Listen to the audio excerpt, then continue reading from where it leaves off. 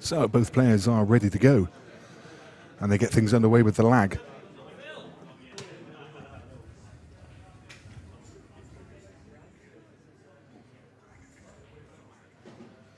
And it looks like George is going to take that one. So George is going to get us underway for the first frame.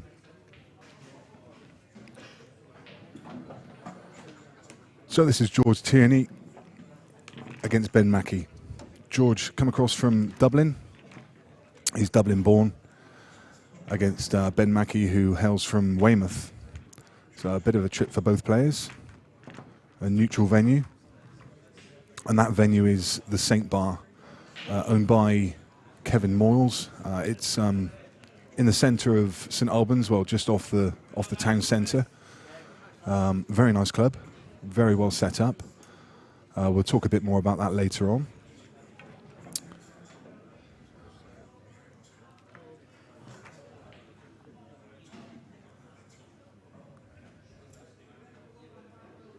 So as I've already mentioned, I will mention it a few times because I understand that people are joining us all the time. We're streaming across 2 platforms today. We're streaming across Facebook and live stream.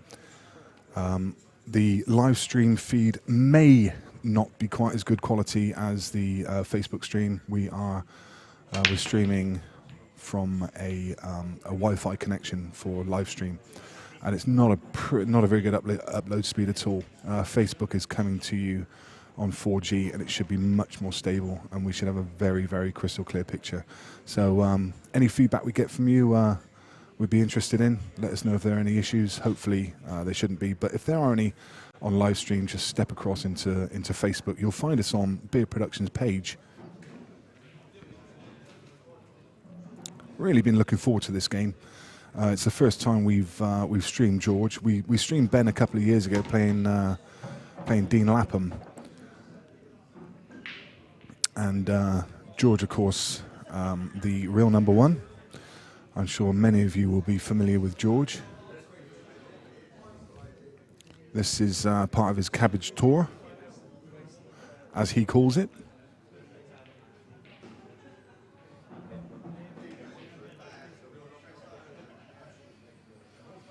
And I had a chat with both players before the game.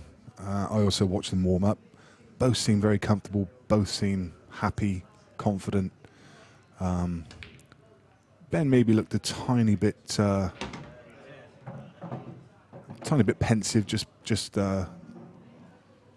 before the lag, but I'm sure that's just a bit of early nerves. £15,000 money match. I think it's just a fraction above that. I think they're playing for just a touch under 16k. Actually, I think it was agreed at about 15,800. It's a race to 25, and we're playing black ball rules.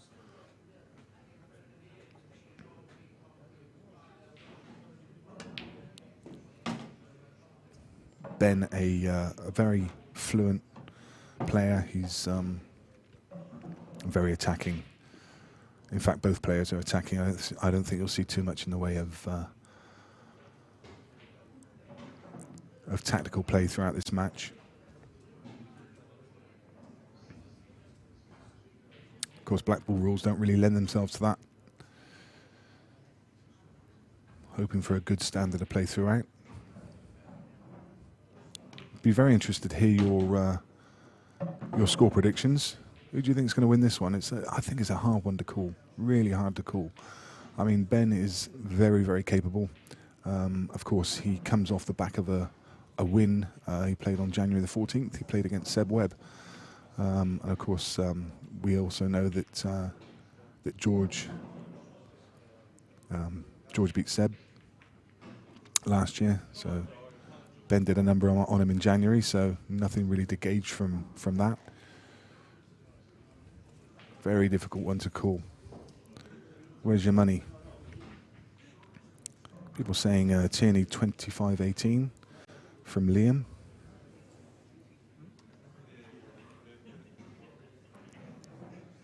I have a feeling it could be a close one. Don't think there'll be too many more than 2 or 3 frames in it.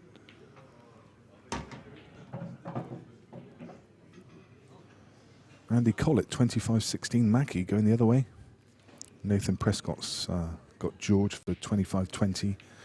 And Ian Cross 25-19 to the real number 1. Rob Clark, George 25-20. So it seems to be edging towards George. People fancy George. And quite understandably so. I mean, George has got a great pedigree in money matches. What can you say about him? He's got a proven track record. He's won his last, I think, 6 or maybe even 7 matches. Out of the last 10 matches, he's probably about 130,000 in profit sterling. But on the other hand, Ben Mackie has played 17 money matches. He's won 14 of them. So both players have great experience in money matches. In fact, they're probably both money match specialists, you could say. Neither of them really played too many tournaments outside of a bit of county. George plays for Dublin. And he's got a great chance here to get an early frame on the board. So hopefully, I'll just describe the club. I mean, there are 12 8-ball tables downstairs and 4 9-ball tables. I say downstairs because we are upstairs. We've set up upstairs. You can see that's the downstairs. George having a bit of a rove around the room. See all the tables in the background. And you see the staircase just behind the table. That's where we're located. So hopefully, shouldn't have to keep my voice down today because we're well out of the way. Bit of a mistake there from George. Certainly didn't mean to run into that red, but I think he's fine. He can see the pot and angle of this yellow, and he should just be able to stun off the rail. And back out for the black. And it looks, for all money, that George is going to get the early honours. He's played that well. Just screwed around the back of the black, played it very nicely.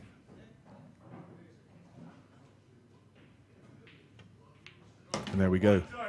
What a great shot. 1-0 to George.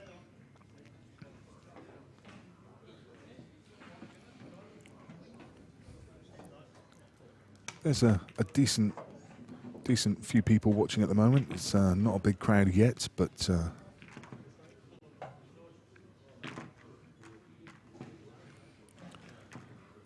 still early on a Saturday evening.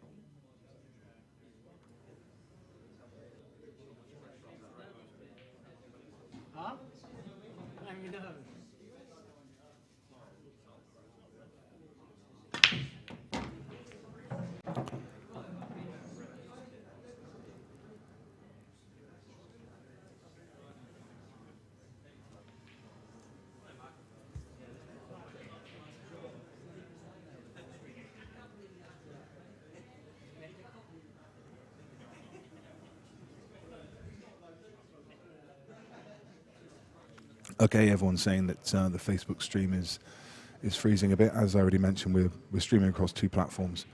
We're also streaming on live stream. So if you go to live stream and search for Beer Productions, and you'll find the game streaming across there as well. So if you get problems with one, just flick across to the other. I'm pretty sure that everyone's happy with live stream. No one's mentioned that there's any issues. So, as I say, if you get any problems with Facebook, head across to live stream.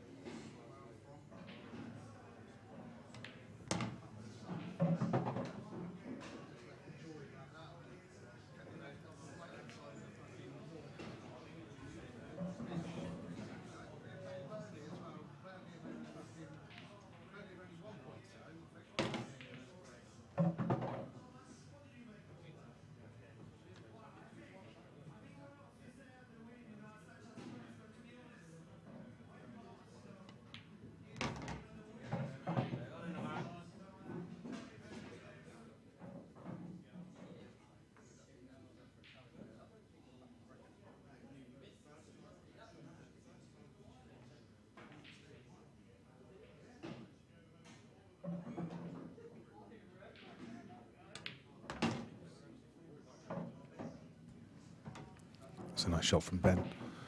And this is a good early clearance. Confident stuff from both players.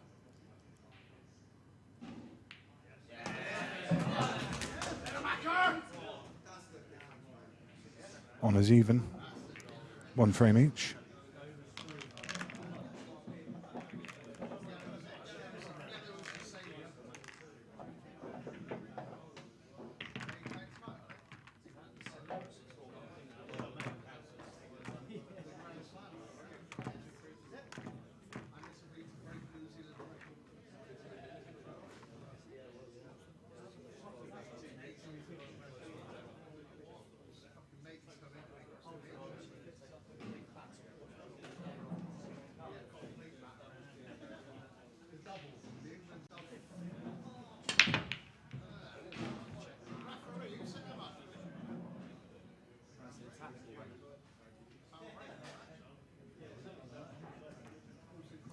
Not too often you see that. A bit of a frozen pack there.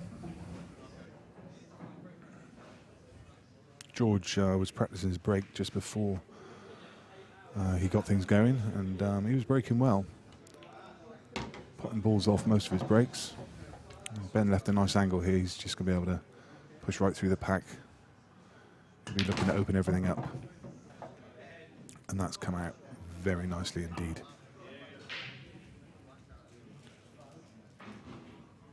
So I'll keep mentioning it, guys. We're streaming across 2 platforms on Facebook and live stream.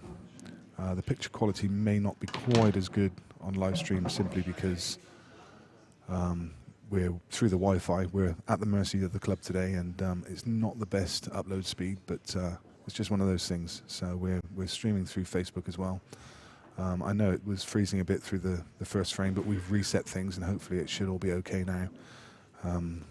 You let us know pretty quickly if it goes wrong. So if it does, we'll try to put it right as soon as possible. But as I say, if you're getting persistent problems, then please do just head across to Facebook to live stream. It's a free download. You can download it on iPhone. You can just go to livestream.co.uk if it's on a laptop, and you can find the stream through the Beard Productions channel.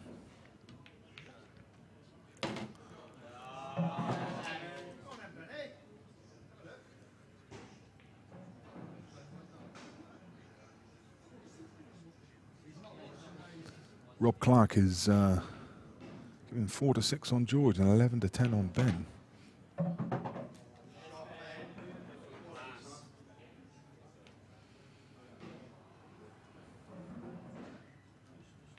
Just as Ben's about to take a lead, 2 frames to 1, and he looks very confident.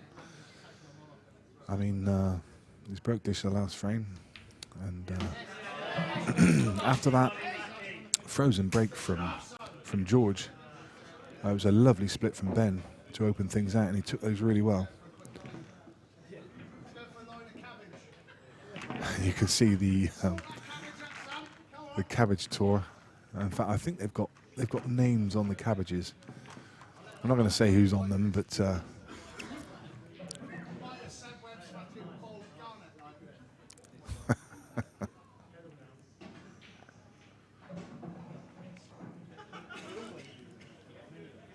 so who are we watching here then? We have George Tierney. George is otherwise known as the real number one, self-proclaimed. He's aged 36 years old, and he comes from Dublin. He was born there.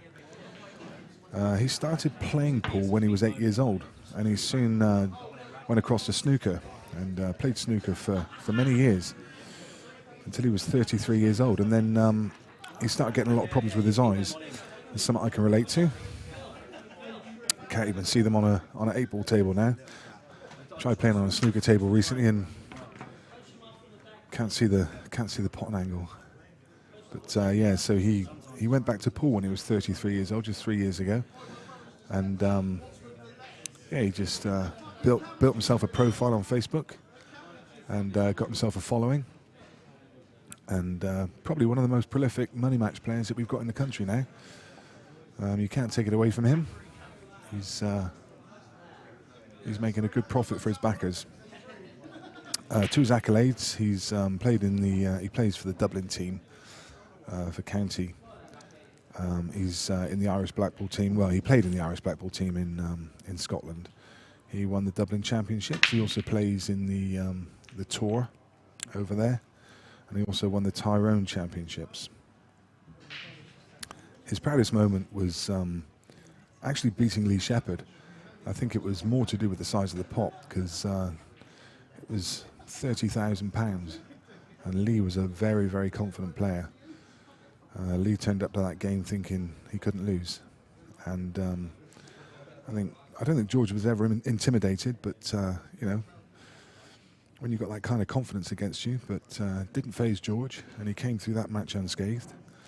Great ending to it, actually. Lee looked like he was getting back into the game, but George pulled off a great couple of clearances at the end, showed some real bottle. His biggest influence was his snooker coach, Shane Ward.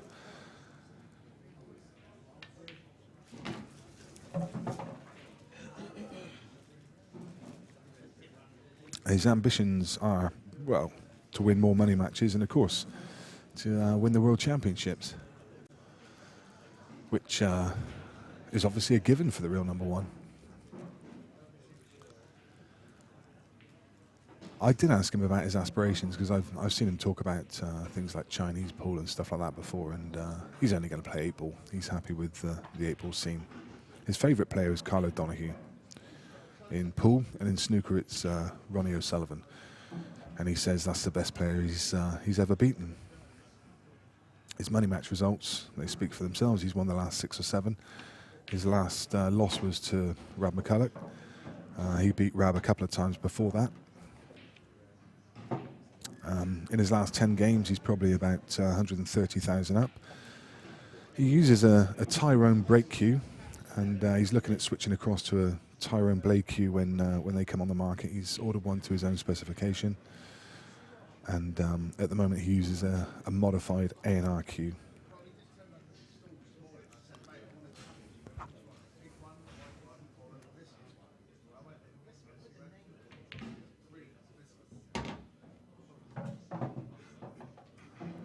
His opponent is Ben Mackie. Ben's from Weymouth. He was born in Weymouth. He started playing pool when he was 13 years old. In his first year, he got an England trial for the B team, and he plays Blackpool County. He played in he was the European under-18 champion, and 2 times national under-16 champion. So he comes with a lot of pedigree from his youth. His proudest moment was winning the Europeans, and he was also the player of the tourney, and he won the averages.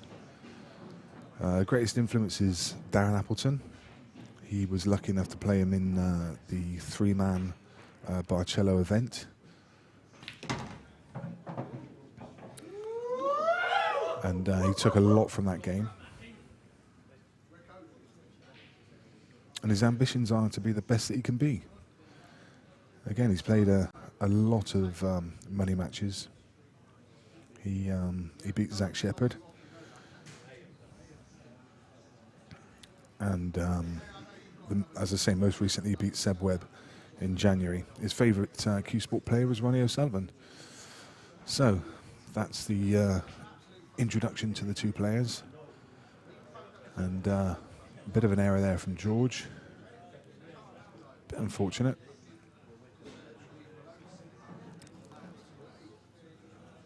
Don't know if he can get to the potting angle off the side rail. Pretty sure he can, but yeah, a bit of a precarious shot, and he's let Ben in with a chance here. I don't think Ben will be attacking from here.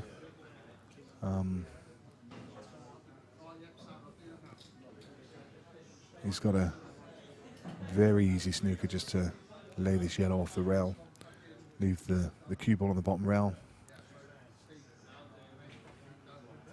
just to put George in a bit of trouble, promote one of his balls. So sensible pull.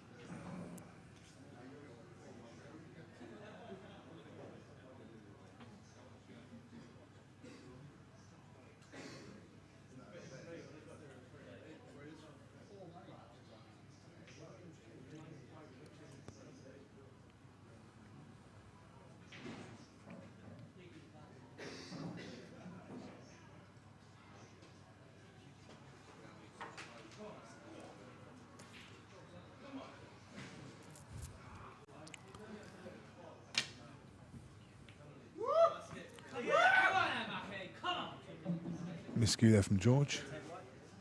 So Ben definitely taking the early honours. He's made a couple of very nice clearances, and he'll certainly be looking to get through these. So he's using his free shot now just to promote his yellow and put the red on the top rail. Just swap positions. Slightly careless there. It looks like he's maybe just covered the angle. He could still just get inside it. He's played it well.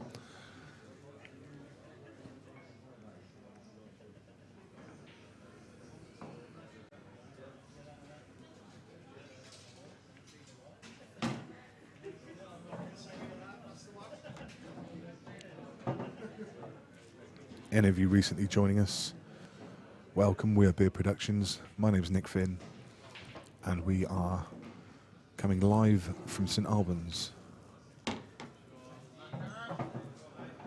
We're at the Saint Bar. I'm sure many of you are familiar with Kevin Moyles, who owns the club. Kevin, a great character of the game. He's here today in his full orange regalia, which he's very famous for. And again, this is a nice confident clearance from Ben. It's very, very simple, but he's still got to make the clearance. He's cueing the ball well. But, it won't phase George. I'm sure you'll remember George's last money match when he was playing Martin. Was it Martin McIntyre? Was that his name? I think at one point he was 14-4 down and pulled himself back into the game. So George is used to adverse conditions. He's been behind in a few of his money matches. But again, Ben, a very experienced player, and this time George just asking if he can rack his own balls after that frozen break he had last time.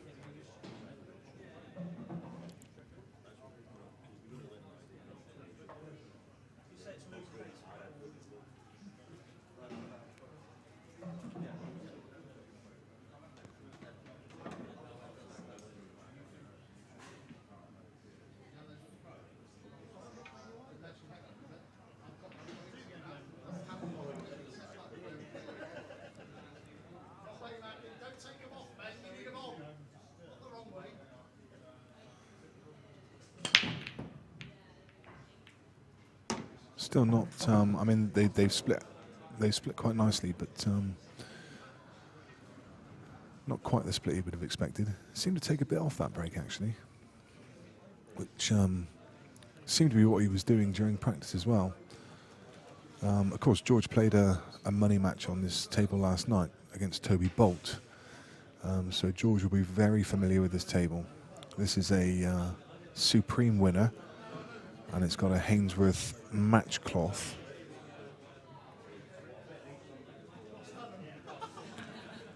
You can see Ben's knees in the background. Ben famous for wearing a pair of shorts when he plays pool. Never seen him playing anything else but a pair of shorts. I think he likes to feel comfortable around the table. And who can blame him?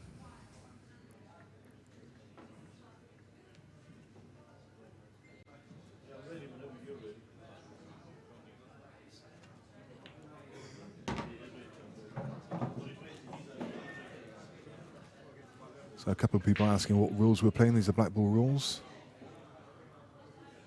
A race to 25.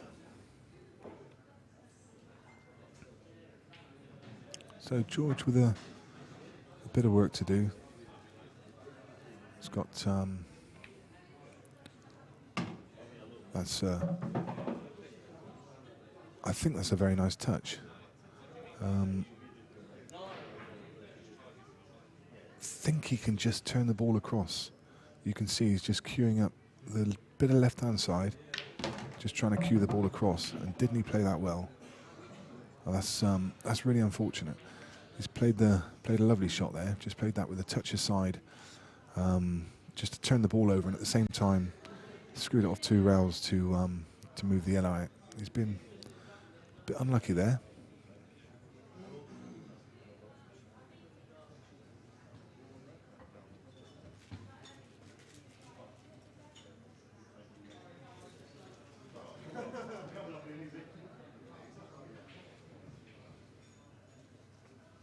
Both players have said that this table is playing wonderfully well. I heard George mention it yesterday after his defeat by Toby, and Ben said he played for it a couple hours this morning. The Hainsworth match cloth, it's a nap cloth, but it's a very short nap. I mean, you can see finger marks in it, but very, very short nap. Very quick table. I mean, after it's been ironed, it's like playing on glass.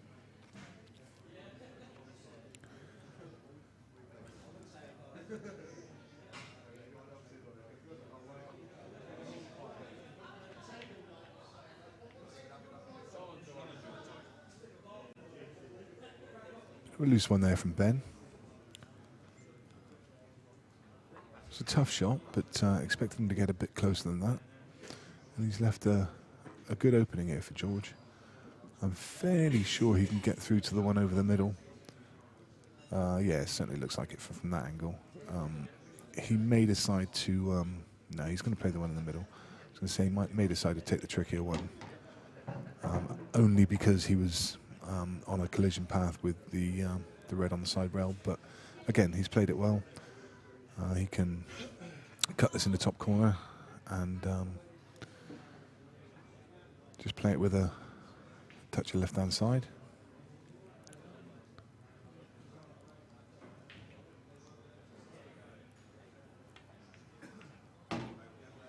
Yeah, he would have most certainly wanted to come by that yellow. He didn't want to collide with that at all. It looked like he was playing it plain ball, whereas I think he needed to play it with a touch aside just to swing the white around. But he should still be okay. He can just drop this in and run up and down the table. Anywhere around,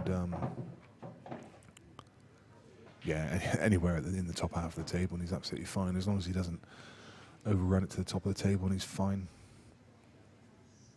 So this one, again, a bit tricky. He's got some traffic to navigate. He needs to find the gap. There's not a massive gap. Somewhere just below middle bag would be ideal. But equally, He may decide to. It may be safer to take the white down towards the bottom corner pocket and have the black in the middle, in the right middle. It seems like it's a more natural path to take the white down there, and it's there's a lot less traffic down there, so it's going to be his own preference. It's a tricky shot.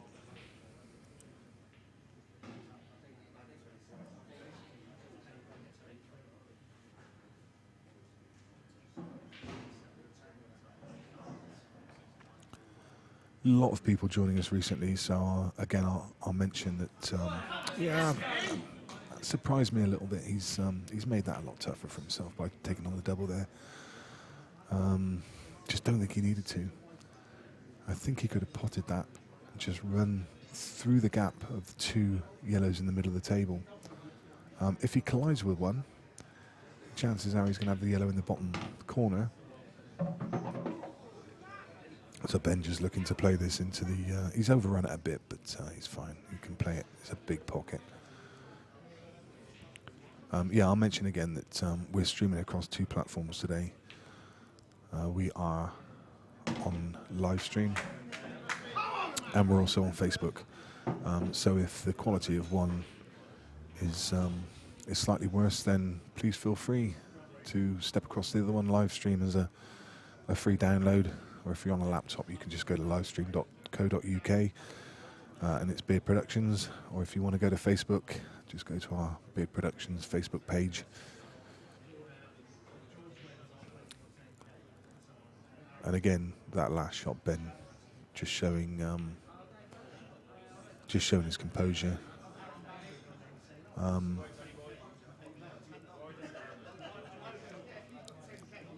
kind of surprised there that Ben didn't go for the out. I can understand why he didn't, because the yellow towards the bulk line only goes.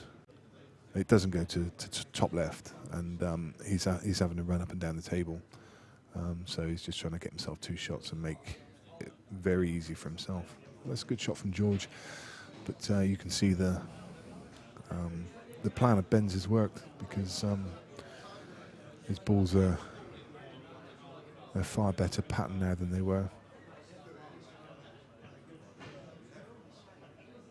Slightly awkward cueing.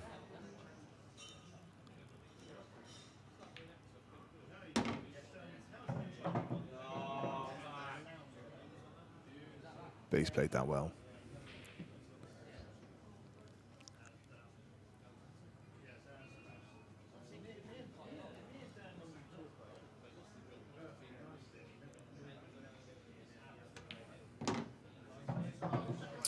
Yeah, as I said to start with, I'm kind of surprised. Ben's an all-out attacking player, really. So I'm surprised he took the sensible option. It's not something you see from him too often, but it shows how well he's thinking. Very composed. Been very impressed so far. I mean, George hasn't done too much wrong. He broke dry, to which Ben cleared up from, and he tried to split a ball out and got a bit unlucky with his positional play, and it looks for all the world that he's going to be 4-1 behind. And there we go.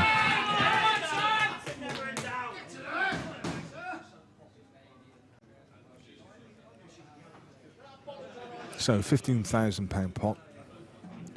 Black ball rules raised to 25. As I said before, I don't think George will be phased in any way. He's come back from some pretty big deficits in money matches before. He'll obviously want to establish himself in this game. He definitely won't want Ben to get away, but the fact that Ben has, George knows that he can pull himself back into it. I think George might be slightly intimidated by what he's seen so far. The fact that Ben is playing very fluently, but it's a long race to 25 to try and keep this standard up over that period, over that length of match. We're going to see the momentum shift several times throughout this game.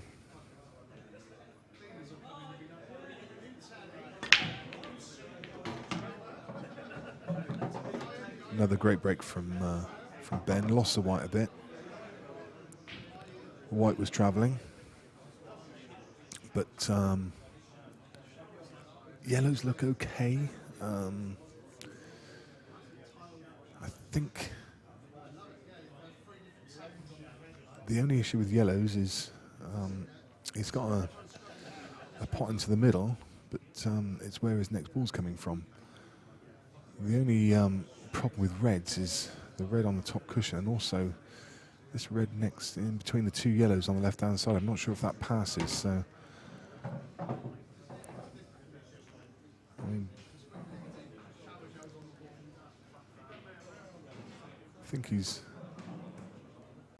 playing the plant here and probably looking to move his awkward red.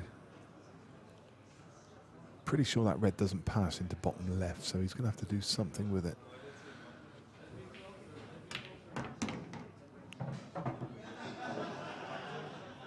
Played that with extreme amount of reverse check side, just to check it back off the cushion. And again, played it really well. Been a tiny bit unfortunate. But again, that's another really good positional shot. He's going to need another one now. Needs reverse again just to check it off the cushion, come back out to open table. And again, he's making short work of these.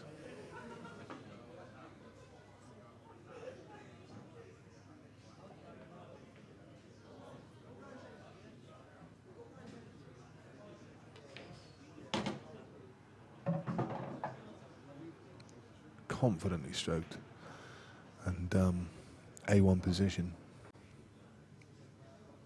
I don't know how much space is above those two yellows. I think it's probably about a ball and a half's width, so he's not going to be able to leave himself too much angle. He's played that well. I think he can just force this around now. He's looking to screw it back, actually. Screw back through the gap for the black in the middle.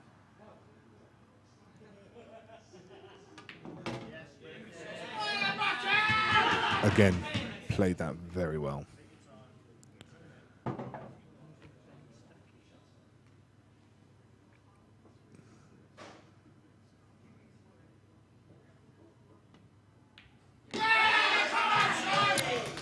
And it's 5 frames to 1 in favour of Ben Mackie.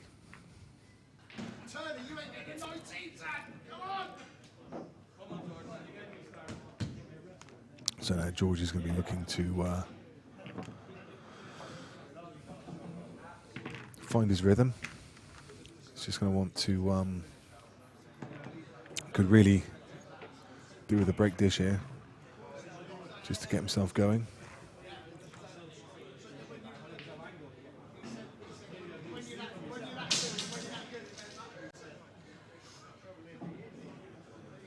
And George has got a massive break. I mean, I've watched George play a number of times, and he's got a huge break. But he's definitely taken a lot of his break on this table. I think it might have something to do. I didn't actually watch his game against Toby Bolt last night, but it was mentioned that he went in off a few times. So maybe the fact that he was losing the white, he's just reining his break and trying to get a bit more control. That wasn't the best of breaks. He didn't catch the front at all. Caught the side of the front and lost the white down the table. But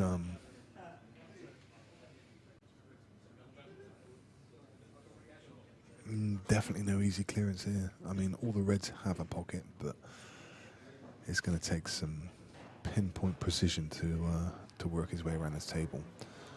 I think his preference would be yellows, but he's not got an opener, so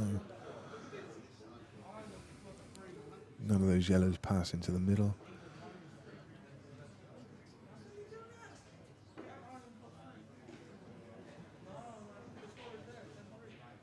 Yeah, he'd definitely prefer yellows here. And again, just lost the white. He was trying to screw back and just hold full ball on that yellow for the red in the middle. But, called it half ball.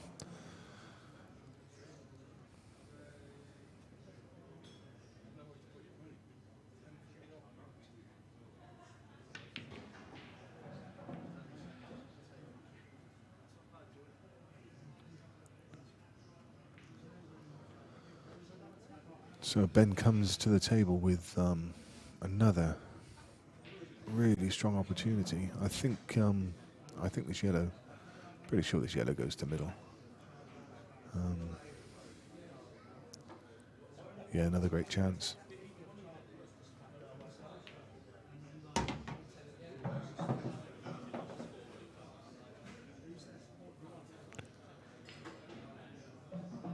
Just about cue ball now. All the yellows have a pocket. Played that really well. He's going to take the bottom yellow with a 3, and then probably work his way back up the table.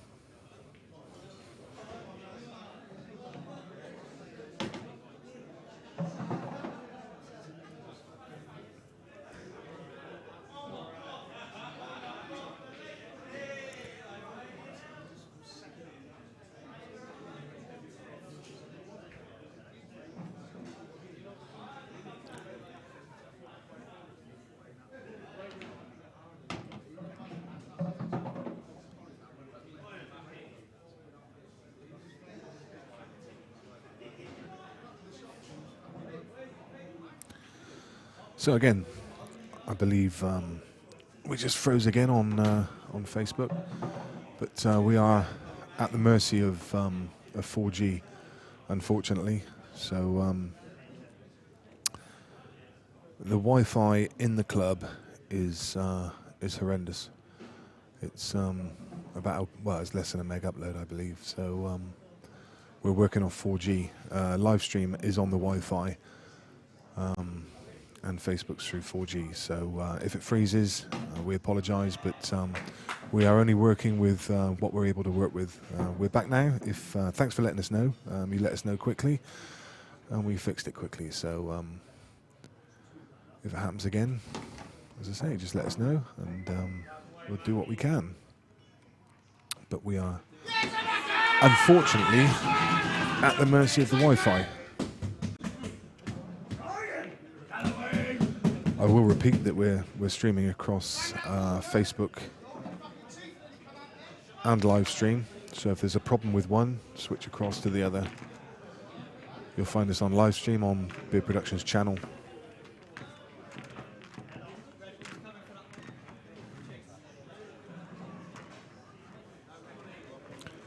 That was a really nice finish there again by Ben. Confidently taken. Few too many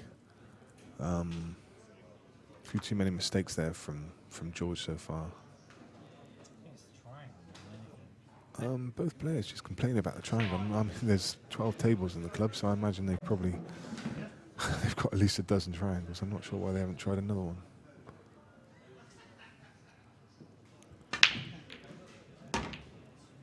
Ben uses a Jason Owen cue, and that's also a Jason Owen breaking cue that he's got. Interesting to see the two different cues on show today. George using the Tyrone break cue. I mean, there's not a massive amount of break cues on the market. I know that Tyrone and Jason Owen are probably the most two prolific, and both on show here today. So yeah, interesting to see how they both perform.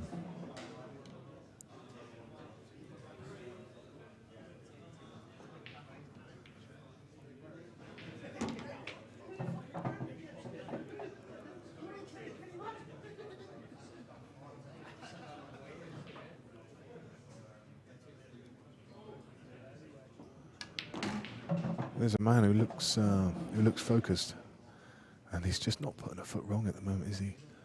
I mean, that was again a lovely little developing shot, just cannon into the yellow to take it off the rail.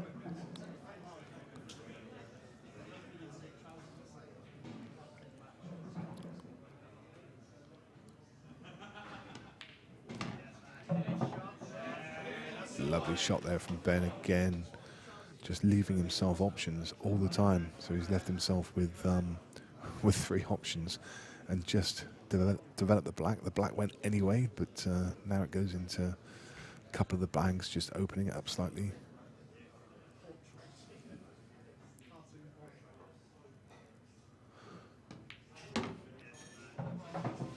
have to say I've seen Ben play a few times before, and he's a very fluent player, but he's bang on it today, playing very nicely.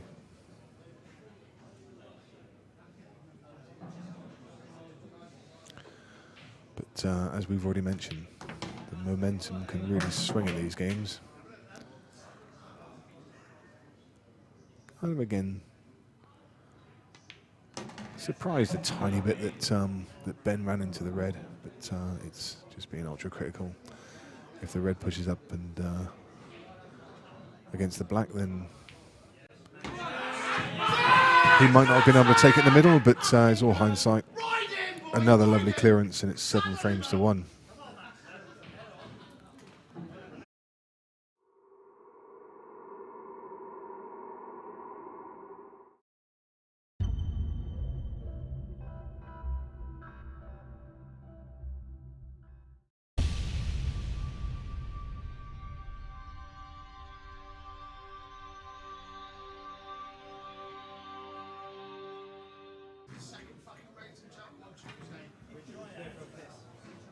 People joining us as the day goes on. Ben just stepping away for a bathroom break, so there'll just be a short break in the action. Welcome to the stream. If you've not joined us before, we're Beard Productions.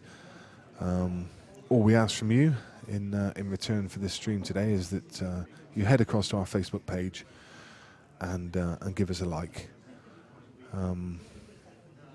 It increases our profile and gets our name out there. We're building quite an army of people behind the Beard Productions team now. Over 7,300 likes, and every like you give us is doing us a great service, and that's all we ask in return from you guys. So if you haven't already done so, please do like our Facebook page. And that's not this this stream, by the way. That's our actual. If you go to Beard Productions Facebook page and just click like on the page, and in return you'll hear about all our upcoming events, all our upcoming matches. We're streaming the UK tour, EPA. We're also streaming the World Championships in June, and any money matches, and we've got the Elite. The Savannah Elite coming up towards the end of April, bank holiday weekend. We're really looking forward to that one. That'll be the second year of that event, run by Val Rusco. It's a wonderful event. Already some great names signed up for that one, including last year's winner, Phil Harrison. Chris Melling signed up for it too, I notice. The current IPA World Champion is bought into it, Craig Marsh. So yeah, we'll be streaming that one in April. So yeah, like our Facebook page and you will get all that information coming through to you. You'll get email notifications from us.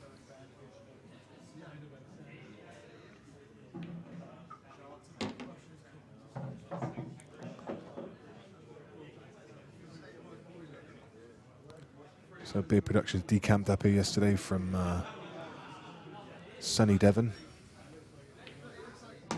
Paul and George doing another sterling effort in putting together this this excellent stream. My name's Nick Finn.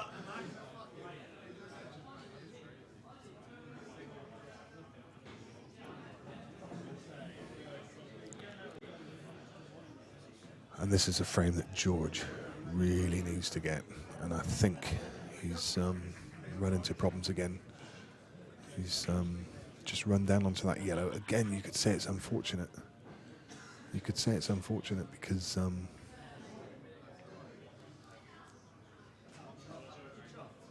he's stuck on the yellow. If the yellow releases, then it's fairly simple. So just playing a containing shot. Ben doing the same thing. But not having the desired effect. He was trying to hide behind the yellow ball. Don't know if the ref called a touching ball. I don't think he did, but I'm pretty sure George can play this to I'm pretty sure George can play this to the cushion first.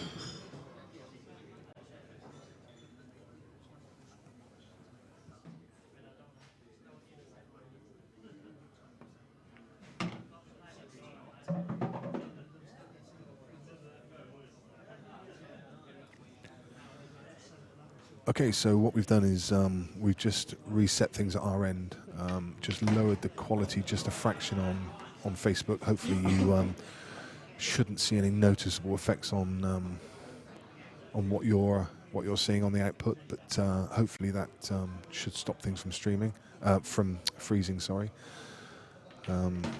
Again, if there are any issues, we can only apologise. We are very much in the hands of the internet.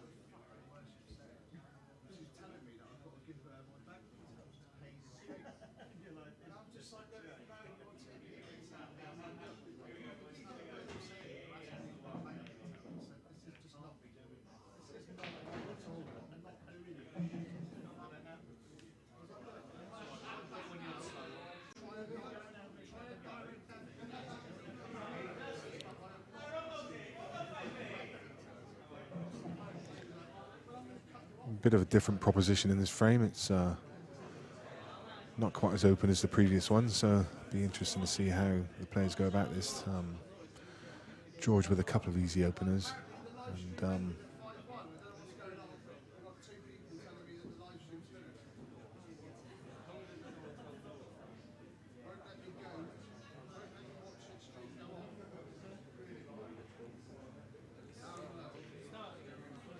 a couple of balls tied up.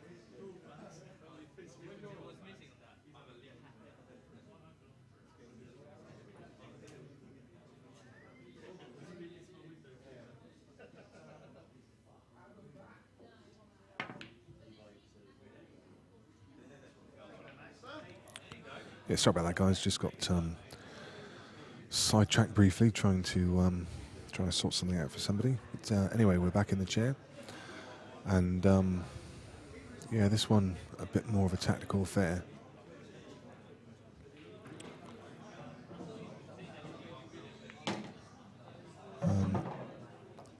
I don't really. I mean, Ben would have dearly love to have got an angle here to try and play some kind of skill shot, just to screw into the yellow and red. But maybe does this yellow jam behind? Oh wow, it certainly did. It went. He could force it. Didn't quite realise he had enough of the pocket. In fact, isn't it amazing how little of the pocket you need to be able to actually play that shot? Sometimes quarter of the pocket and you can just power it through. He's lost that one.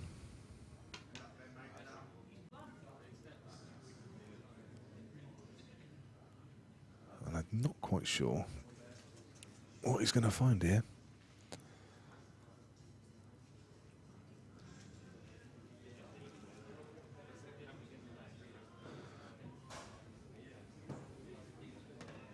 Surely no gap. Surely there's no gap there, is there? I think there might be, you know. But this needs to be quite an obscene shot. To find this gap and get on the black. Oh, do you know what? That was close. Not much in that one.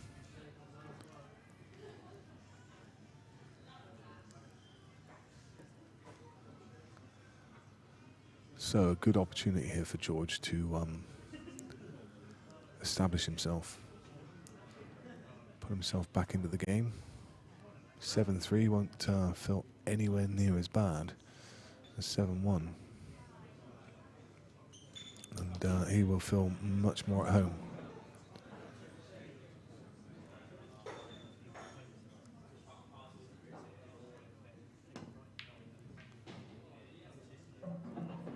That's a great shot. I mean, you know, what can you say about that? That's a great shot. Touch of luck involved? Oh, I don't think so. I don't know. It's big pocket, and he used the big pocket. Great shot. And what a black. What a confident black. And he slaps the table as he walks away. He knew that was a big frame. Establishes his 6-frame lead again. That was a big, big frame. This really is a great double. I mean, he's had to put a lot of side on the white to make sure it avoids the double kiss. And it was a big pocket, and he used the big pocket. And you can see Kevin Moore's just walking in the shot. The familiar orange trousers and the orange shirt. The Tango Man. So that's Kev Moyles. He runs this place. And this place being the Saint Bar in St Albans. We're just off of the town centre. Quite a quaint little town. We had a little walk around there this afternoon. A market in full flow. Quite a nice place. Never visited it before. But super club, really well set up. 12 Supreme winners, 4 9-ball tables, and this little arena that you see in front of yourself, which is set up perfectly for matches, money matches, with seating around it. George doing a great job with the roving camera down there, and you can see the people watching on around the table, being treated to a great standard of pool at the moment. It's got to be said. And we're upstairs. We're up that staircase that those guys are stood on. Up on in a balcony area. There's almost like it's a bit of a nightclub up here, I'd say. There's a bar in the corner, And yeah, I would imagine he uses it for private events. In fact, there's two bars. There's another bar over the other side, and it's got a Jaeger dispenser over there. So if I wasn't driving, I could be very tempted to get weighed into that. Got to get one of those for home. So yeah, it's almost it's got a bit of a nightclub feel to it upstairs. No pool tables up here. It's as I say, just uses it obviously for events, private events, maybe private parties.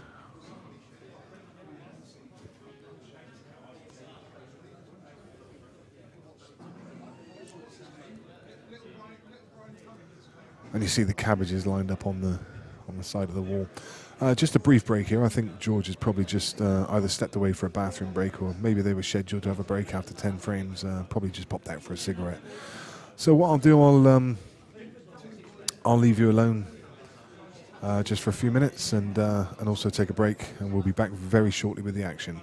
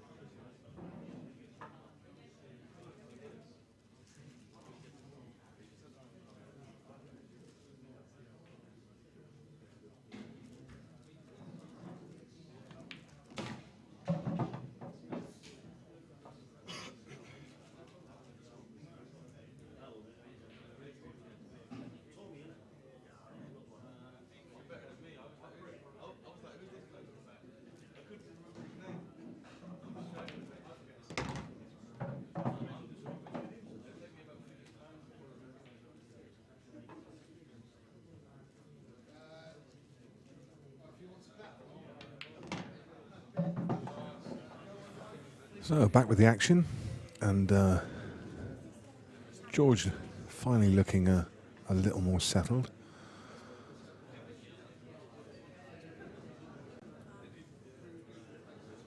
As I say, he just needs to stay on Ben's coattails, not let him get away too much. 6 frame deficit at the moment, but all he can do, just play 1 frame at a time. It's a long race to 25. Just taking his time over this shot, but it looks like should be fairly simple. You can just run the white off side cushion anywhere around there. Who's going to be left with options? I think you can just drop this yellow in the middle, and leave a half ball cut just to come off 2 cushions and back out for the black.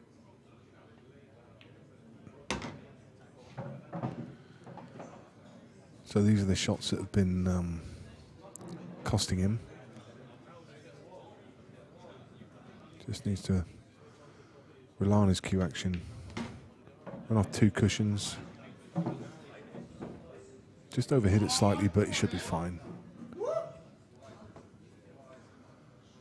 Of course, playing black ball rules, so not concerned in the slightest in potting the red in the centre. You can just use that red to hold on.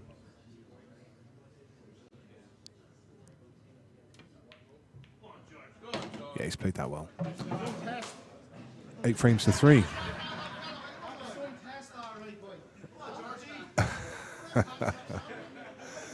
I think a wag in the crowd just said something to George, maybe test the cueing or something, and George just stood up and said, "What test?" Confidently played. Good stuff.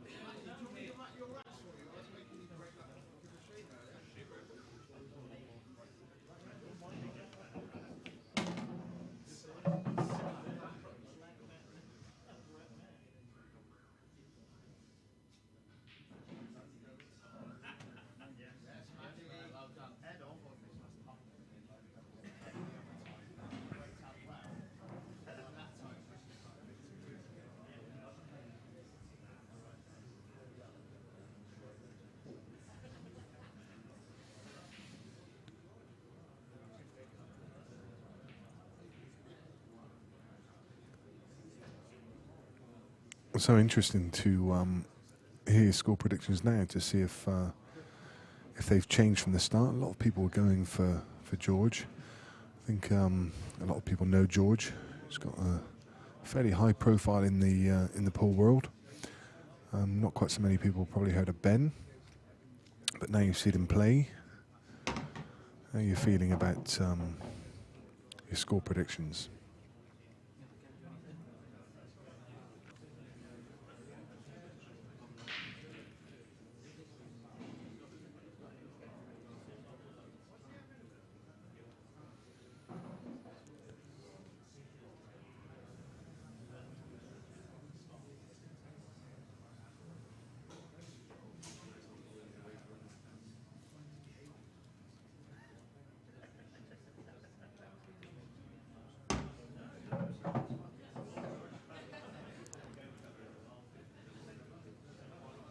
So apologies again if we lost you for a few moments there on Facebook.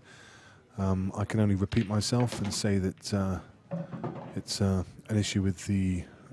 we're totally reliant on a 4G connection here. It just is what it is. I mean, we can't do too much about it. If it goes down, it's just out of our hands. But I just will repeat that we are streaming across 2 platforms. We are on Facebook, and we are also on live stream. So if you're having issues with Facebook, please do head across to live stream. It's a free app that you can download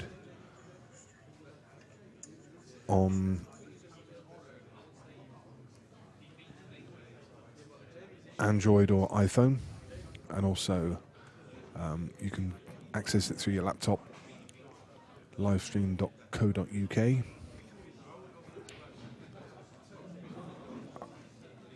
I think I might even be right in thinking that if you access it on your Android phone, you can probably cast it up to your TV and watch it on your smart TV as well. So you can watch it on your 49-inch Panasonic or whatever your preference is.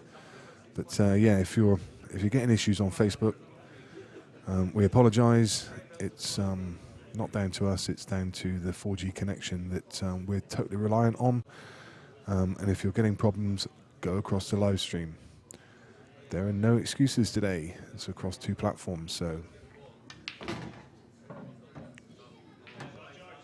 that's a good shot from George. Played it confidently. knew he was going to be running into that red and played it at such a pace. Okay, it's slightly hamper queuing, but you've got to fancy him from this. He doesn't need to do too much for the red. He's going to be left with a cut in the middle on the black, but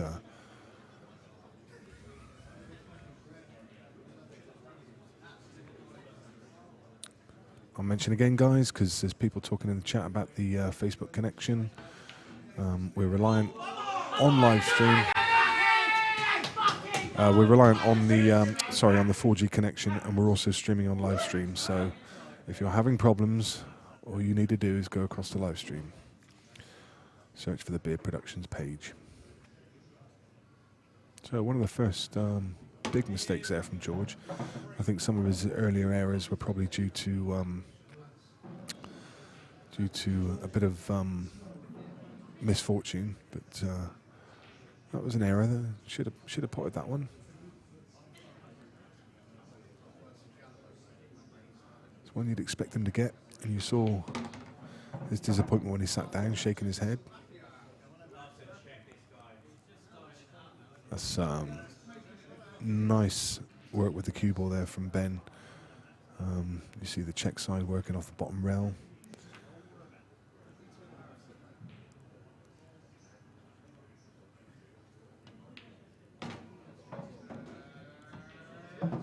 Ben always giving himself options.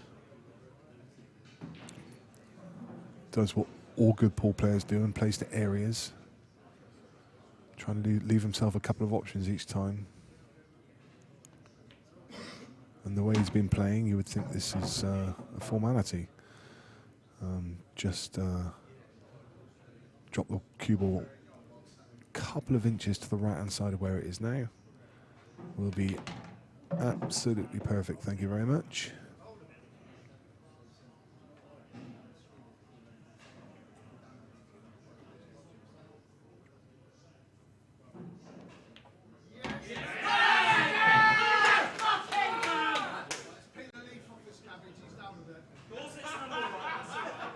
This is George, he's getting peeled away. George, one leaf down, you're getting smaller, George.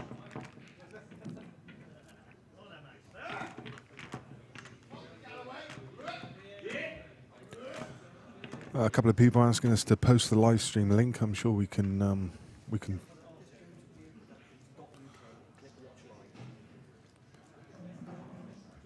If you go on the live stream,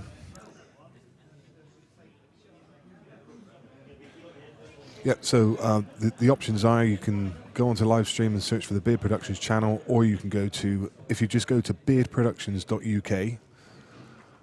There is a link on there that says watch live, and you can just click that link. So if you're on a laptop, just go to beardproductions.uk and click the watch live link.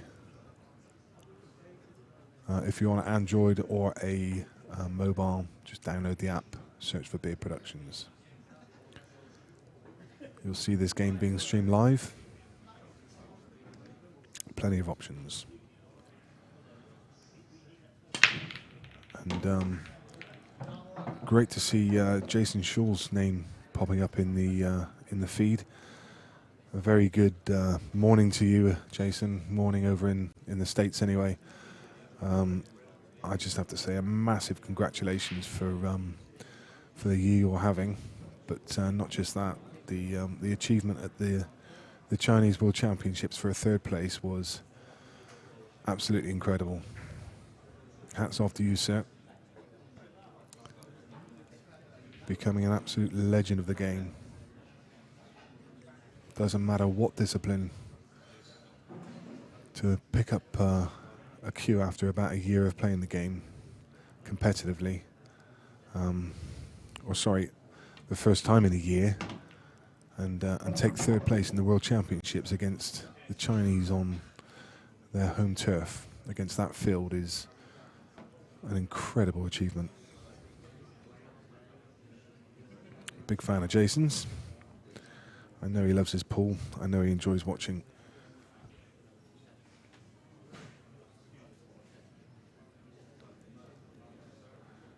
So we're watching George Tierney against Ben Mackie.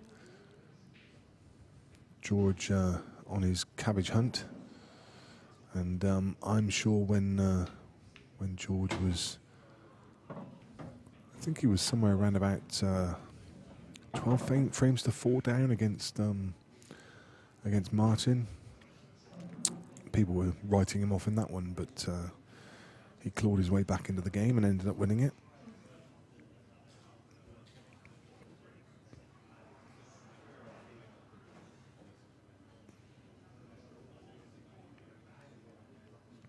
People asking about the table and the cloth. It's a Hainsworth match cloth. It's a nap cloth, but it plays like a speed cloth, and both players have said that it is fantastic. It plays beautifully well.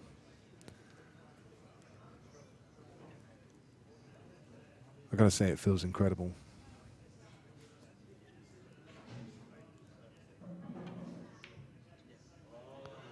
There's another unforced error there from George.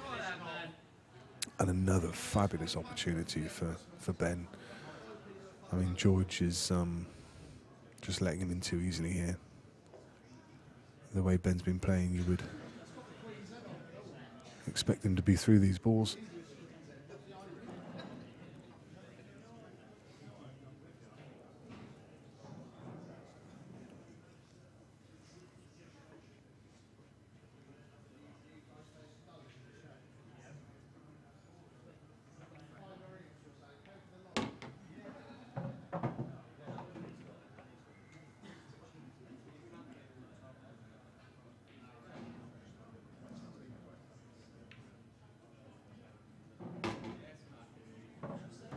Someone just asking who won in the Chinese Worlds.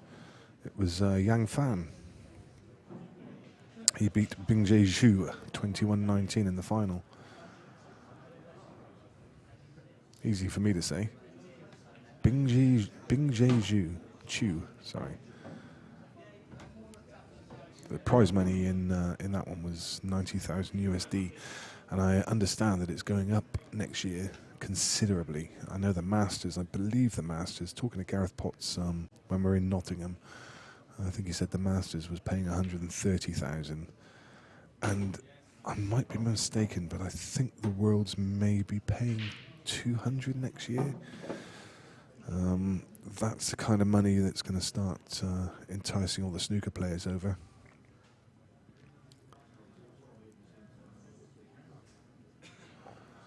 And probably quite a lot of the 9-ball players. I mean, it's a game to suit everybody. It's a hybrid. Someone was asking me earlier that it's played on a 9 foot by 5, kind of a mini snooker table. The snooker table comes in a 9x5, very tight pockets, but they play with the 9-ball sized balls, so it's the oversized balls. So it's a game of pure queuing because the big balls, tight pockets. Wow. Unforced error there from Ben. That's probably one of the first ones we've seen. But, he got second prize. Covered the pocket. But of course this is black ball rules, so George can manufacture some kind of... I mean, he can drop on it. He can drop top side of it and play it into the middle. But if he can manufacture a shot to pot the yellow off of one of his reds, then he will be looking to do so.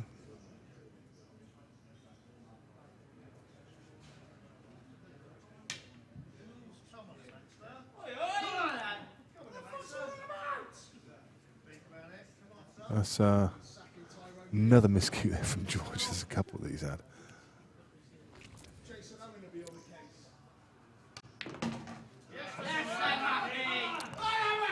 And then you can see him working on his tip. Yes, sir! He's handling to you now. Yes, Mackie, you don't even need chalk after this, mate. Chalk's for beginners.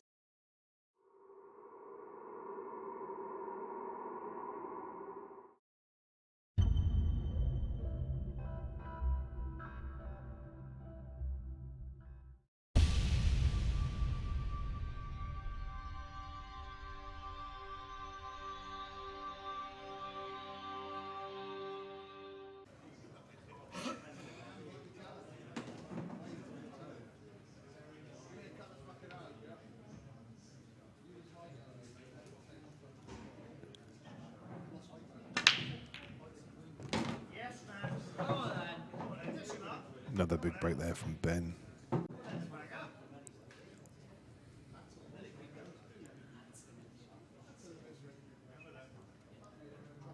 Yellows look to be favourite here. One yellow on the side rail. He'll be looking to play. I think. Not convinced he tried to pot that clean. I think he maybe wanted to just flick the yellow. Unless, of course, it goes. I mean, it may go if he can find himself on the bottom rail. Not sure. Anyway, Ben's been playing well.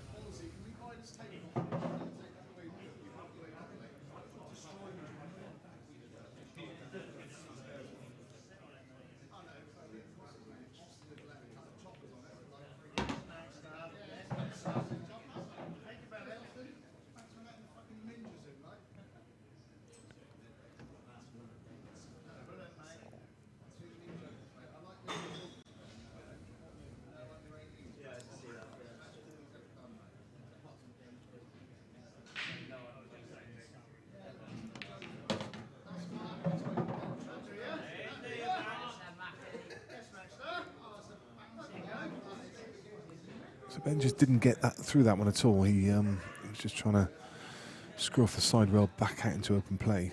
But, I think he can just still, he's just queuing yet. He can just get the thin cut. He wants that to hold up. He's okay.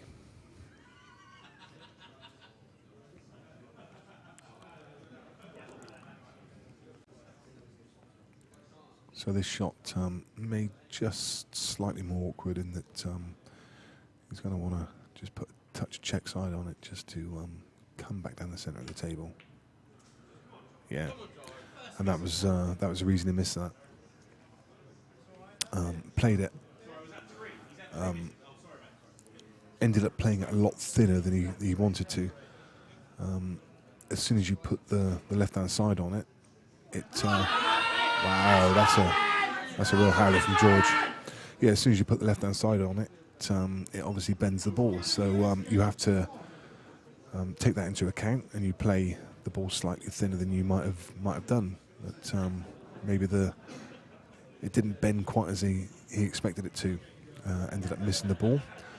But that's all in the past now. As George, wow, there's both players doing it.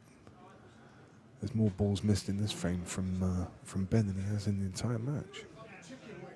The only saving grace there for Ben is that you push the black and the red together. But,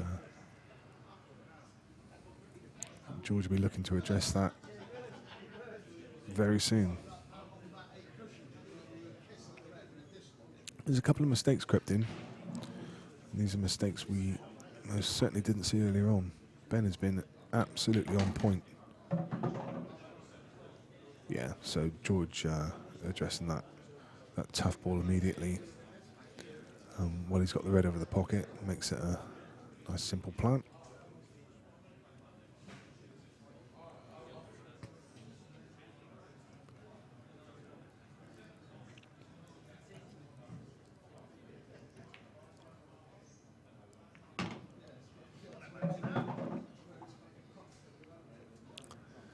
So again, this should be a formality, but it still needs some pretty good cue ball position. He's cueing over the black now, so just makes it slightly more awkward. He's going to have to leave himself a long one to top corner. Maybe he'll take it in the middle. Just be a question of personal choice. I'd probably prefer to take it to middle, but give it straight to corner.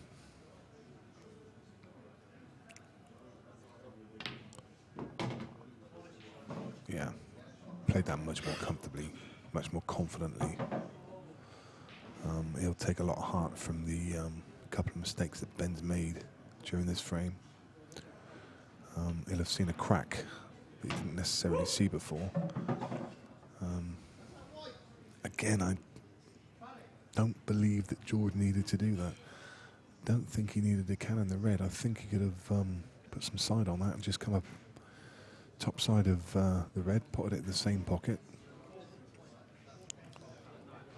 But he definitely chose to move the ball out.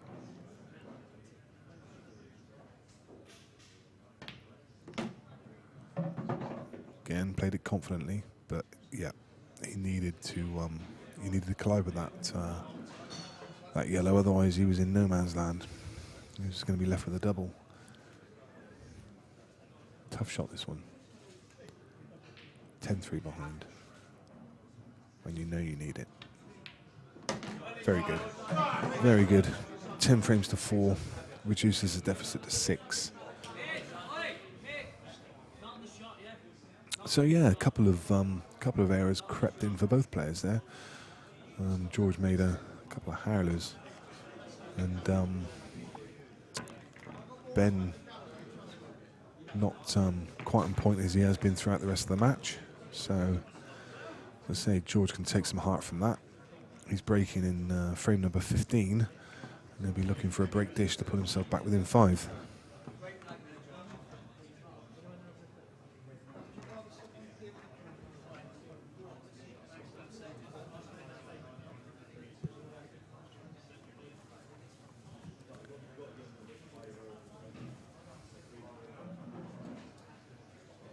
So if you're recently joining us, this is a money match for just under £16,000 between George Tierney and Ben Mackie. George hailing from Dublin, Ben Mackie from Weymouth. Found their way to St Albans Bar, the Saint Bar in St Albans. It's black ball rules, and it's a race to 25 playing from scratch.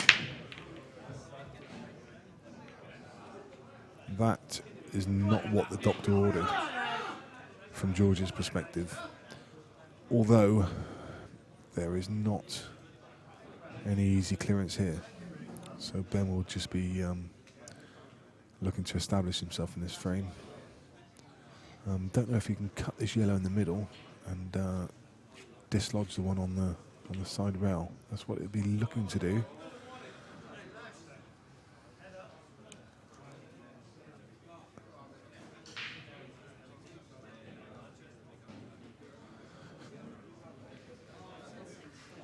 Pretty sure George is going to take reds here. I think he can get this difficult one out immediately. He's played a good shot there.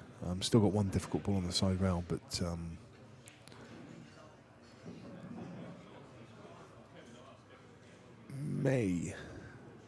may have the angle to pot this into the left corner and screw back into it.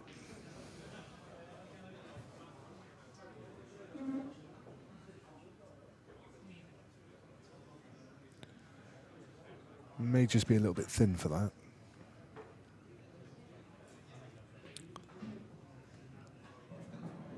Sometimes difficult to tell because I'm just watching this on the monitor.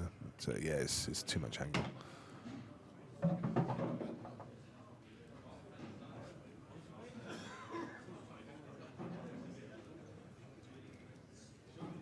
Peter saying that he thinks for a 15k money match he would have got a ref. Well, there is a ref. The players are just choosing to rack the balls up themselves.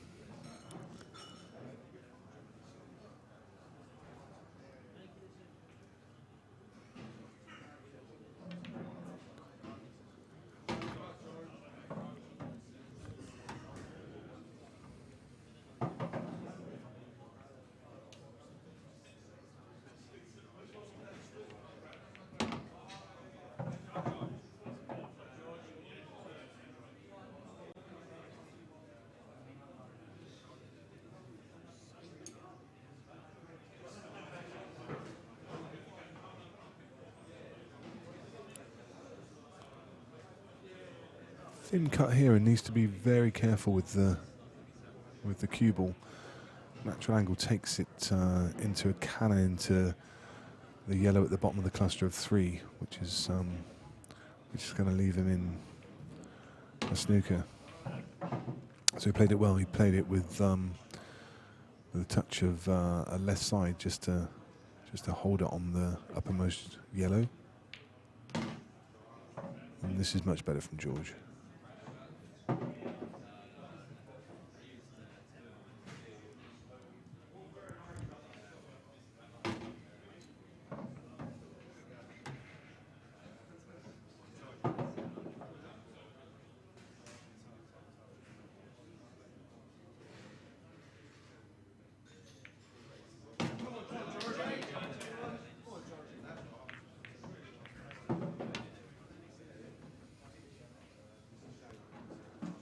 That's 2 in a row for George.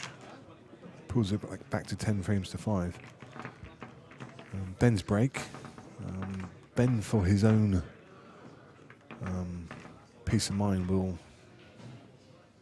just want a nice frame here. He's played really well, and just a couple of errors crept in the last frame, and he'll want to put those straight behind him. He doesn't want to let that creep into his mentality, because that can just make you start to question yourself. And a few more errors creep in, so he's going to want to put that behind him immediately. And look at these reds. It's a lovely natural path from one ball to the next.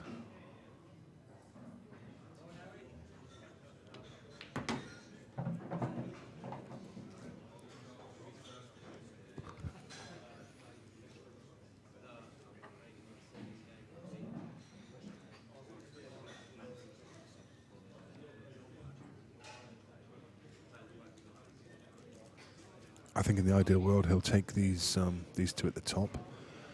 He will come back down to take the one closest to the right-hand side cushion,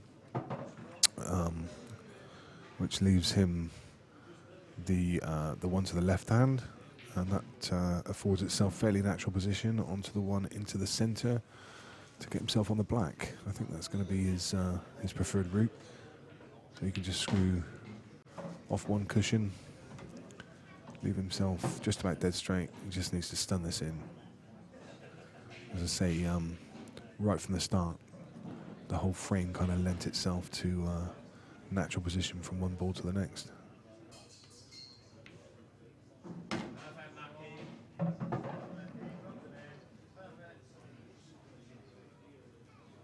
It looks dead straight. I think he might be able to just nick a bit of the pocket. He wants to stun up the table and leave himself fairly straight into the middle. Yeah, he was okay. He could nick a bit.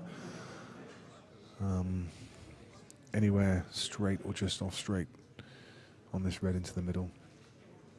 And he's got options here. He can either play through the yellow or he can just stun back. Yeah, this played that well. Could have gone a lot more awkward that. If the white Chinese snookered him. But that's a lovely breaking dish from Ben. And that's what I mean about that confidence thing. He can just put that last frame behind him now. He can forget it, move on to the next one. That's out of his mind now. If he let that manifest itself into his head, he could have...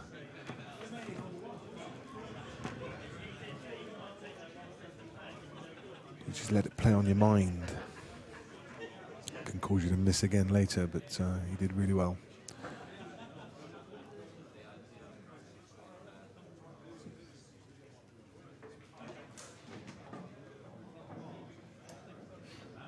From George's perspective, he will take positives. The last little session of 3 frames, he won 2 frames to 1. He's got the break. Is twice in the next 3 frames, so he'll be looking to do the same again. If he can win 2-1, then he's just going to keep closing that gap. And that's all he can do, is just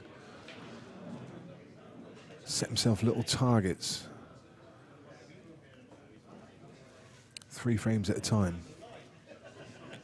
Just set yourself the target to win them 2-1, 2-1, and then maybe pinch one 3-0. And that's how he's going to get back into the game. Unfortunately, his break's letting him down at the moment. Before the match he was practicing, and breaking off pretty much every single one, every time.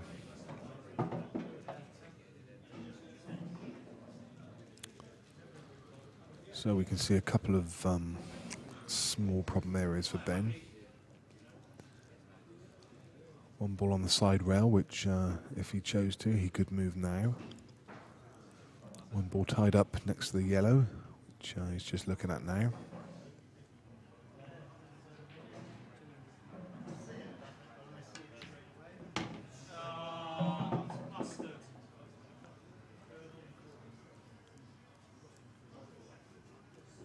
And that's a nice shot. Developed his difficult ball immediately. Just needs to mind his work here. He's just slightly. I mean, he's always trusting the luck where he's leaving the white.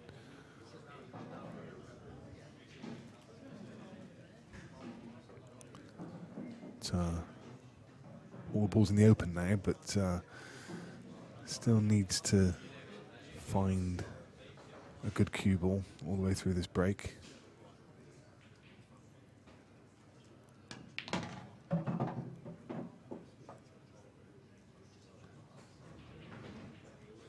Straight away, just marginally higher than he might have liked to have been.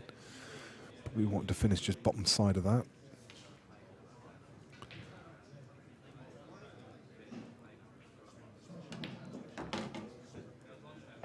That's confidently struck. He timed that ball really well. It was a simple shot, but he just stroked it really nicely. Confidently played off one rail.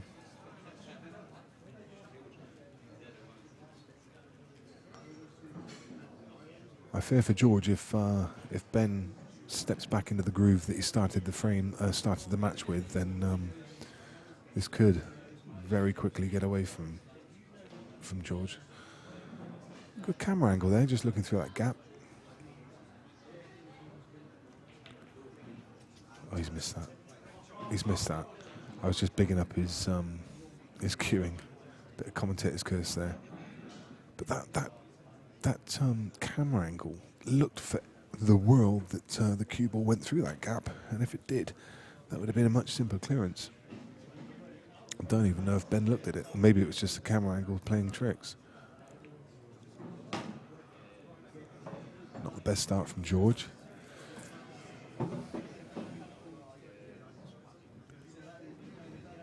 Should still be okay, but white ball slightly out of control now.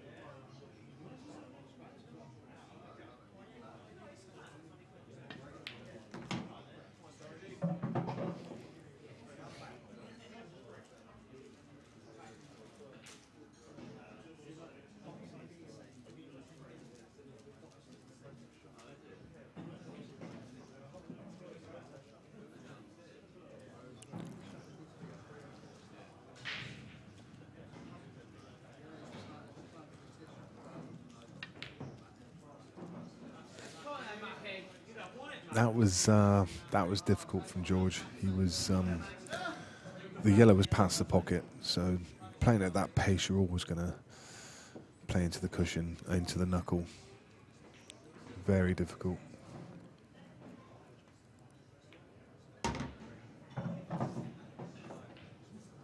This is going to be slightly hampered.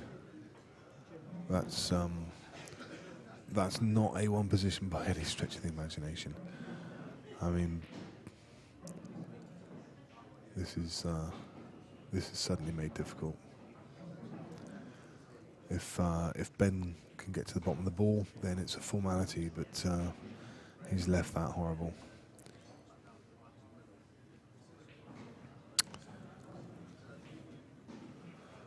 Okay, again, apologies to Facebook viewers. I know we lost you just for a few seconds there.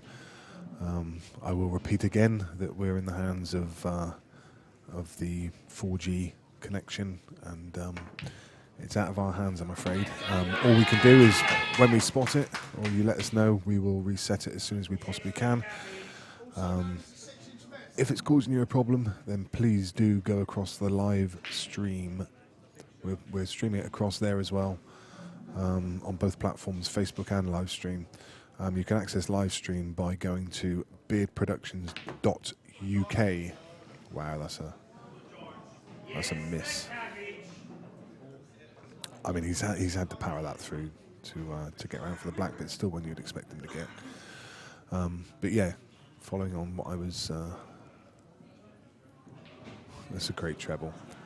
Following on what I was just saying, you can either go to Livestream app, and find us there, where we're also streaming, or you can go to beardproductions.uk, and you'll see a little button which says watch live. Just click on that link and it will take you to our live stream feed.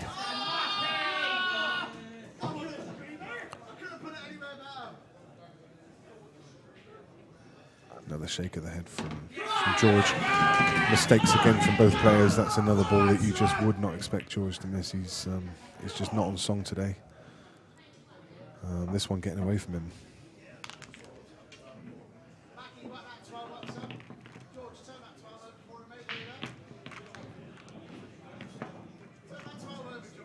So yeah, apologies again if we lost you on Facebook, but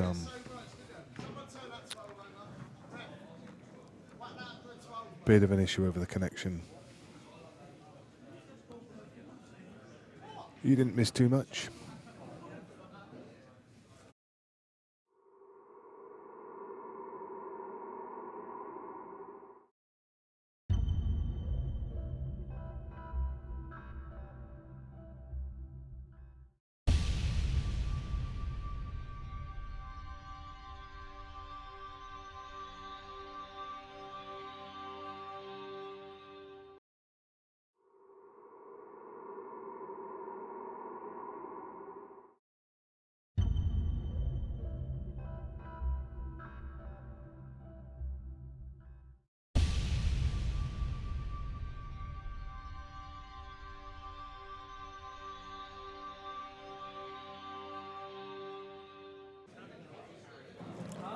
You'll have seen a little message pop up on your screen there, and I'll just reiterate that it's very important for us. All we ask in return for this stream today is that you head across to the Beard Productions Facebook page and just click on the like button. Just give us a like. It's how we get our name around, and in return you'll get notifications for all of our upcoming events. So yeah, that's all we ask from you, is just head across to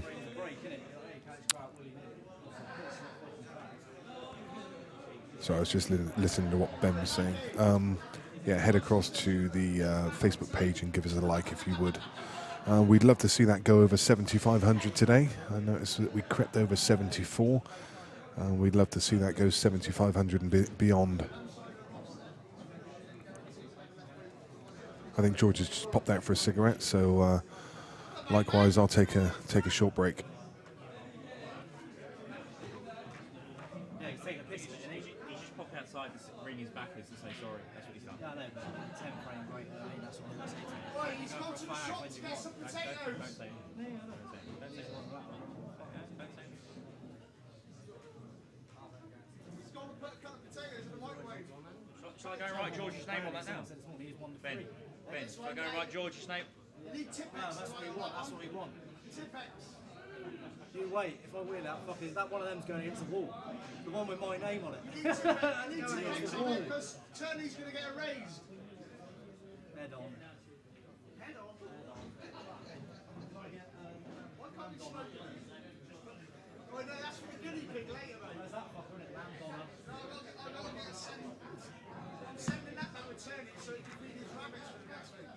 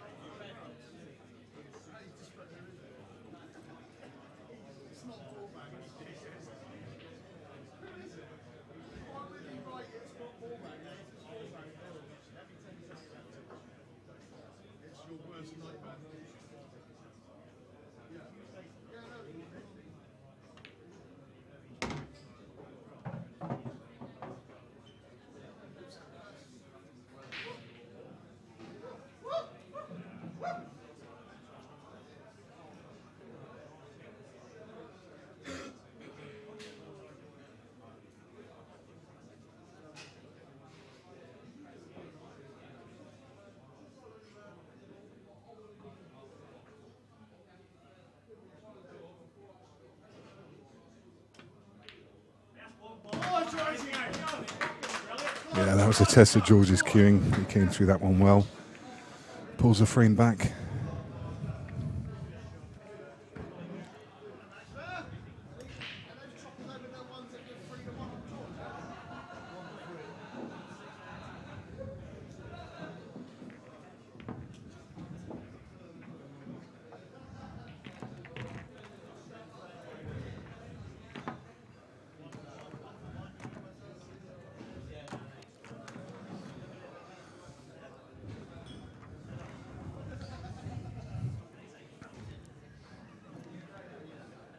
You can never write George off.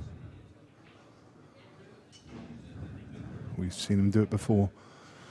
And there are always momentum swings in these matches.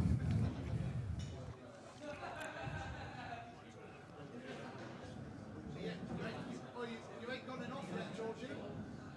Fancy it enough there, mate. Fancy it enough, mate. You set up, I reckon you're not set up.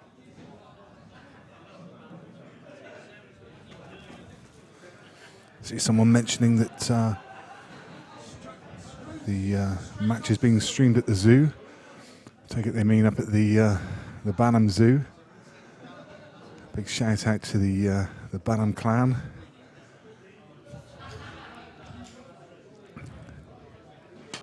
The Facebook phenoms. Oh goodness me! Goodness me!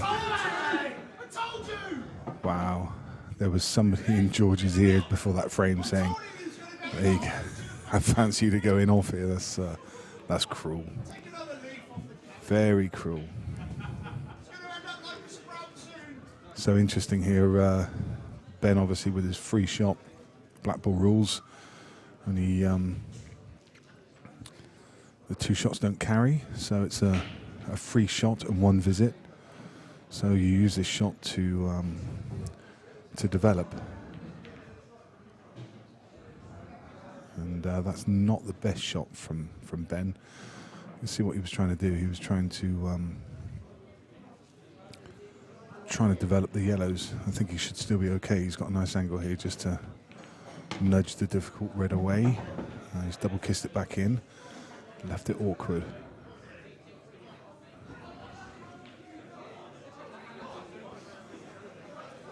Not quite sure where the clearance is coming from here. Again, he's got an angle to either screw across the side cushion and hold on. Yeah, that's a great shot. Yeah, hold on the inside of the red, I was about to say, just as he played it. But still got some work to do here with the cue ball. Got this ball along the bottom rail.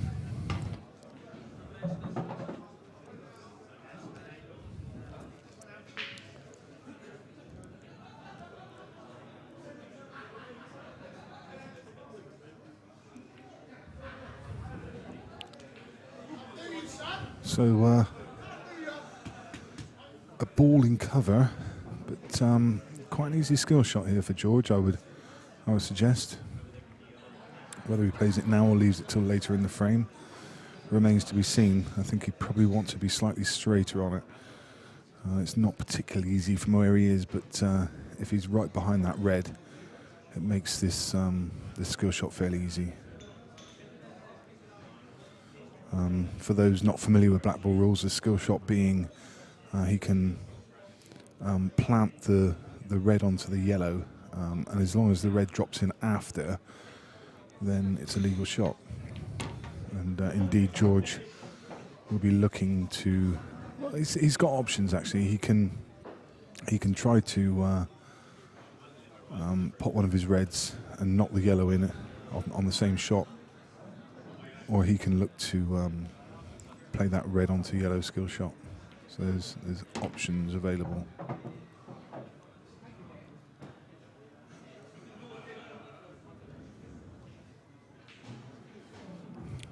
He's got a nice angle here just to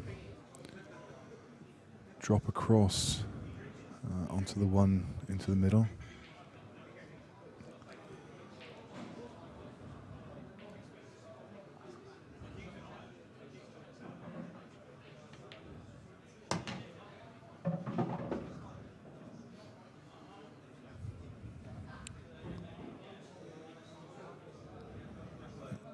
So now he's going to try and play that shot. So yeah, he tried to pop the yellow on the same shot.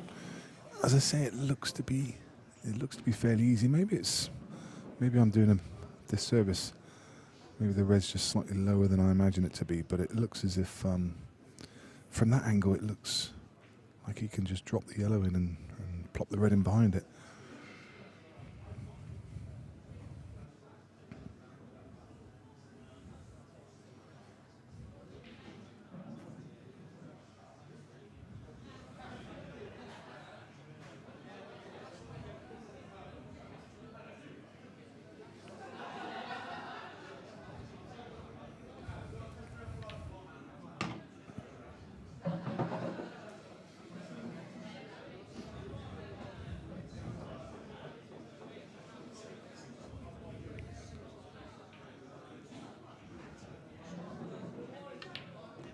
Yeah, and that's a shot. So now he's going to play that exact shot that I've been talking about.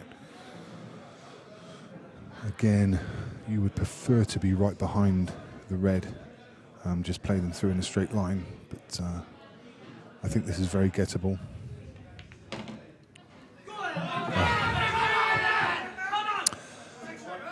And the red hung. So Ben with a free visit. He'll play the plant, yellow onto red.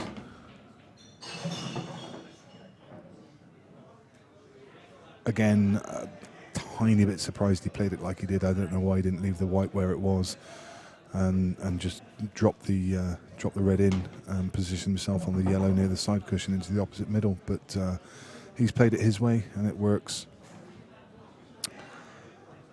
And he's got this drop in for a straight black in the corner to re-establish a 7-frame lead.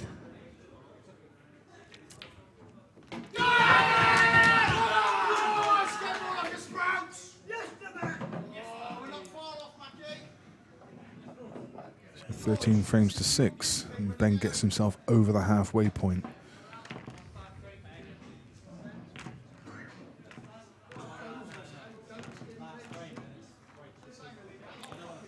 I see people talking about George and wanting to play him. He did actually ask me to mention that if anybody out there wants a game, then please do get in touch with him directly.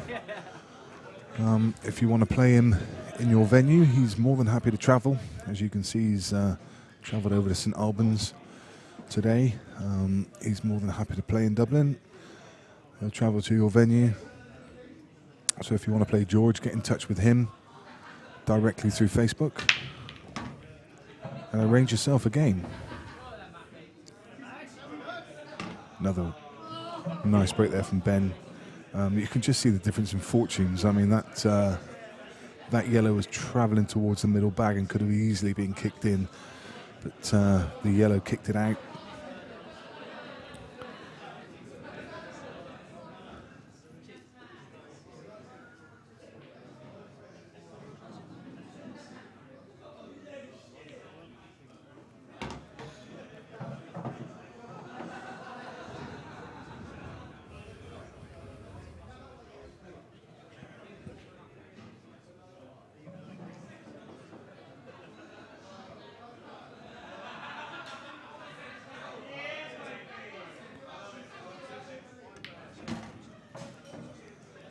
Not got through that one at all. Trying to screw back for the red in the middle, but should still be okay.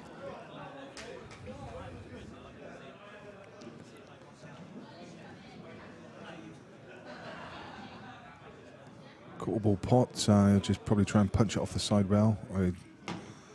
Yeah, that's he's floated the ball. Got a contact on the yellow he didn't particularly want.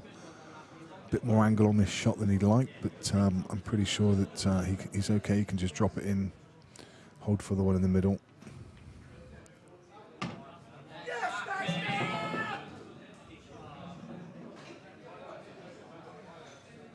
That's looks to be back in perfect position.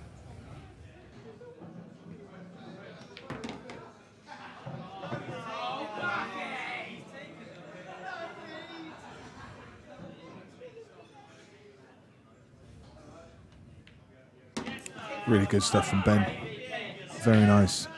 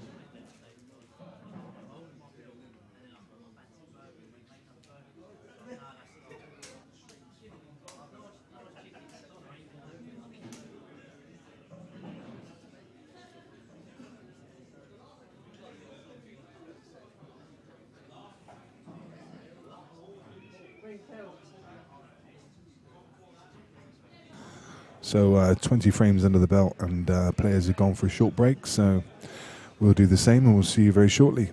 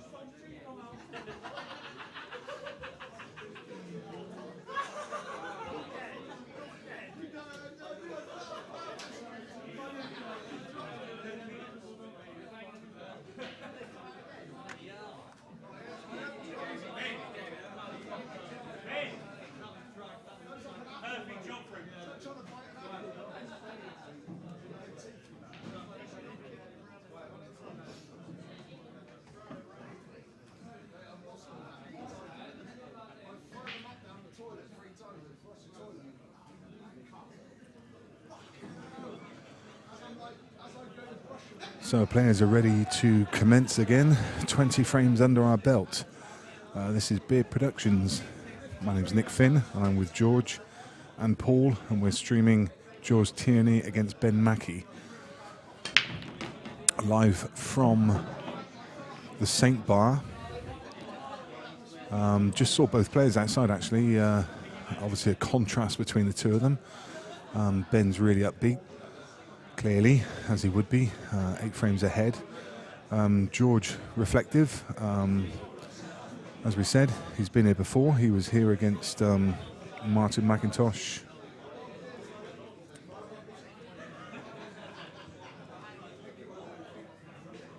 He was exactly this score, 14 frames to 6, and he pulled himself back into the game.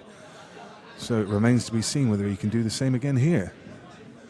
He showed some real bottles, some real class in that game, but Martin did give him a lot of chances, and Ben just hasn't looked like giving him chances in this match. I think Ben's missed 3, maybe 4 balls in the game so far, and things don't get much easier for George, do they? Just cannons into that red and it sits in behind his yellow.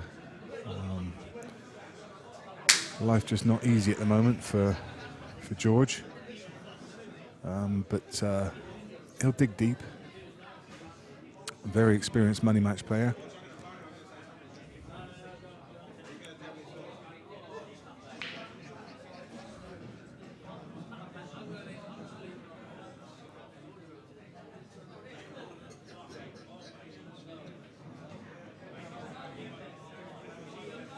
Peter van der Shan saying that if George makes a comeback, he's going to dance through Lancaster naked, singing "Take Me Dancing Naked in the Rain." If that happens, Peter, we'll bring the cameras. We're going to want a video of that. We'll do a Facebook Live video of that one.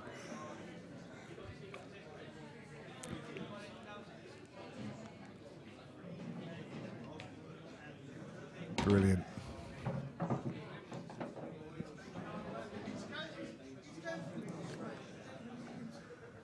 So George needs a plan here.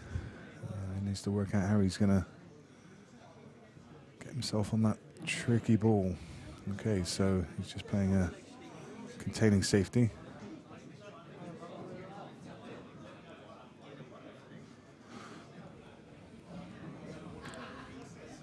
Ben doing the same, getting some cover and fire in on that black. A clever little shot, making sure he buys himself some time.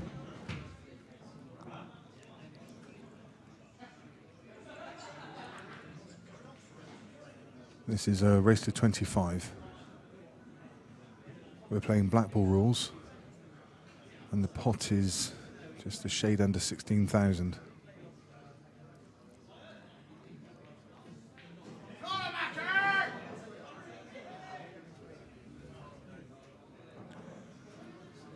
So this one suddenly turned into a tactical frame.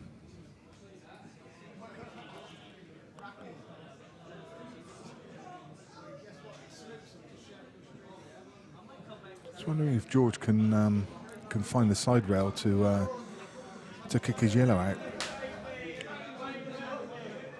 It might be a fairly good option. He's only got this long yellow otherwise. Doesn't do himself a lot of favours. And yeah, that's a good shot. Okay, he's again been a bit unfortunate and tied up one of his other yellows, but Ben's going to clear the path for that one now. That's all George could do really, is make sure he promoted that yellow. So if he does get back to the table, which you think he would, Ben's going for a skill. Indeed not. I thought he was going to try and play the white ball at the table and pot the yellow at top right pocket. Interesting to see what his plan is here.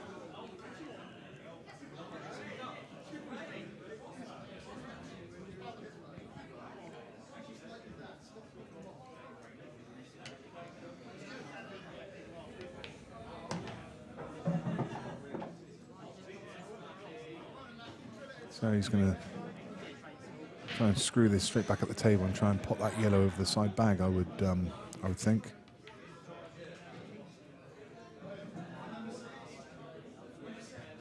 Yeah. So then just taking the more conservative option, trying to put some covering fire in. It didn't get there, so table back over to George.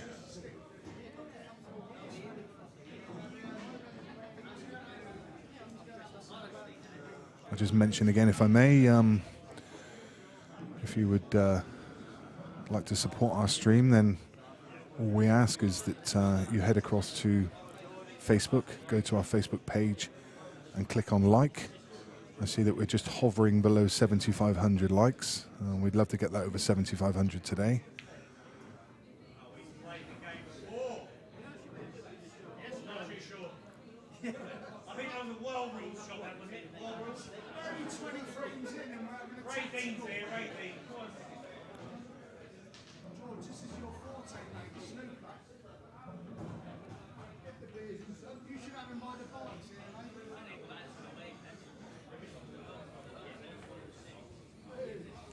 So George really just needs to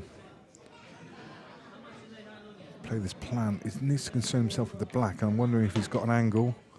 He does. He's asking a question as he played this shot.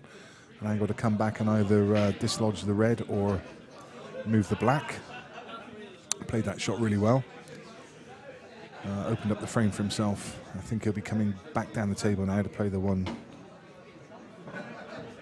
into the bottom right.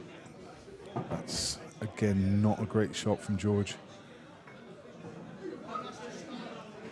Anywhere inch, 2 inches off the cushion, it makes this just so straightforward. And now it's just tricky.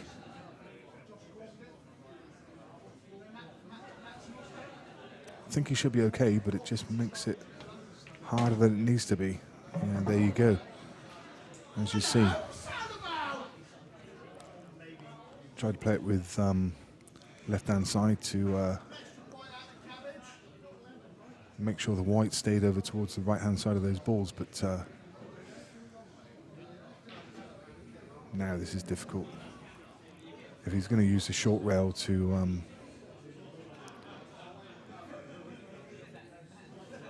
it's just such a difficult shot to play off this side rail, because what you find is the white ball bends after it hits the rail. Might even, yeah, he didn't play at any pace at all. If he'd have played that a bit harder, you would have seen the white ball just bend slightly. It's a very, very tricky shot, that one. And all Ben's going to do here is just plant black onto yellow.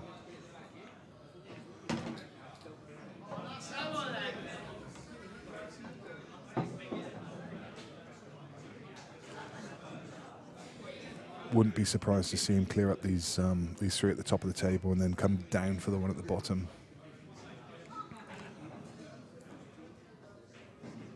I don't think he needs to play the one at the bottom now. He's choosing to. I don't really think he needs to. I'll personally be leaving that till last.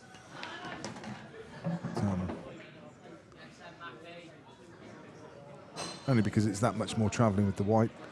Thought he could drop the red into left centre, and then it was just a couple of stun shots to play the next two reds at the top of the table and then play the one at the bottom last. But people see it differently. Ben's happy to play the table.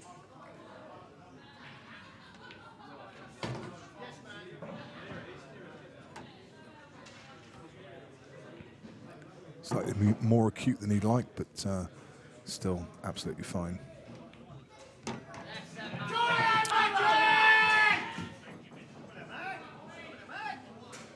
And if George is going to have any claim on this match, he needs to start winning a lot of frames now.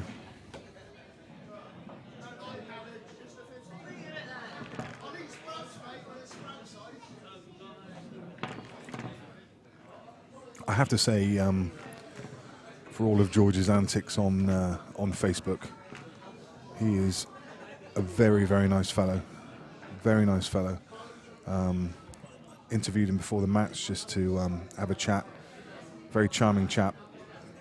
For all of his Facebook videos and all of his antics, he really is a very, very nice fellow.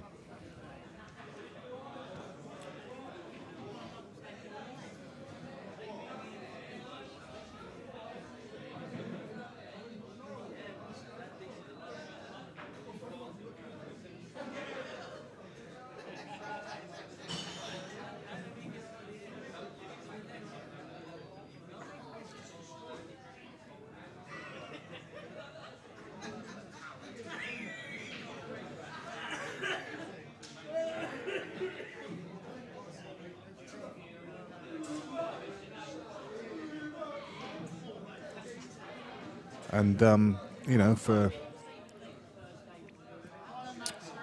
all the scorers at the moment, 15 frames to 6 down. You know, whatever anyone says about George, he's got his head screwed on. I mean, the guy is he gets more money matches than anybody else in the country, and he certainly wins his fair share.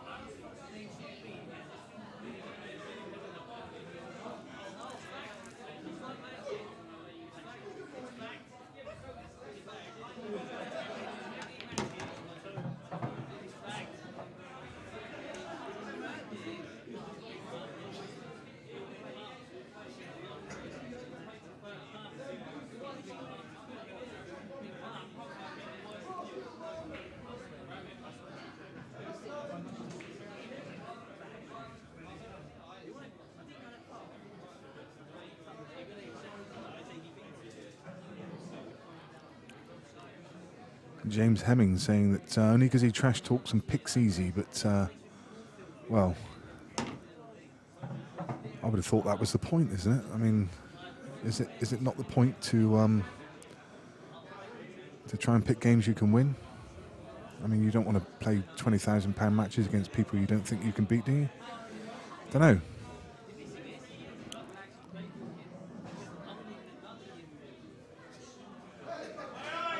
I'm just a fan of the game, so what can I say?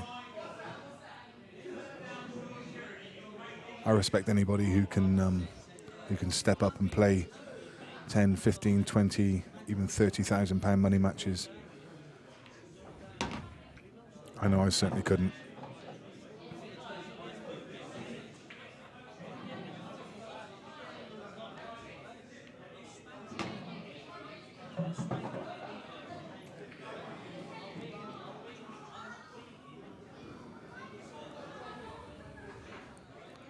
Wrong side there from Ben.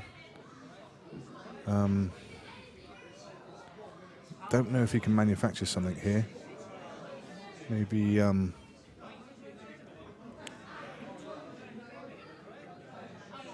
play red to middle and screw back with reverse side to try and get the other one into the same pocket. That's about all I can see. It looks like that's what he's loading up with. Oh, didn't that ping? That. I mean, he had the side on it, which accelerated it off the cushion, but that really did ping.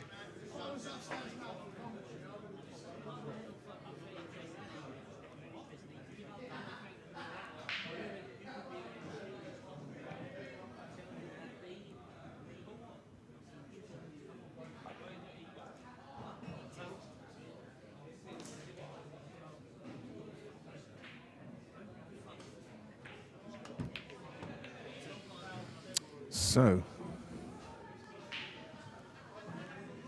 a foul, 2 shots for George. Would almost certainly, well, I would imagine that he would move the yellow below the black, wouldn't he? No, I'm not sure how he's going to use his free visit here. I would have thought he would have maybe wanted to.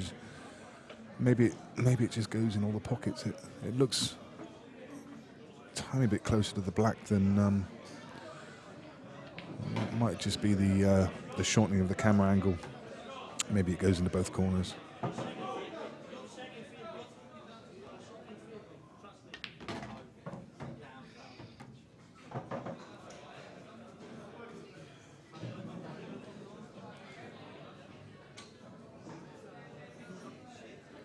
George not cueing the ball quite as well as he has done in the past. That one just didn't get into it quite as he wanted. I'm fairly sure he wanted to play the one down the rail next. And he's played for the one below the black. It looks like it must go. Yeah.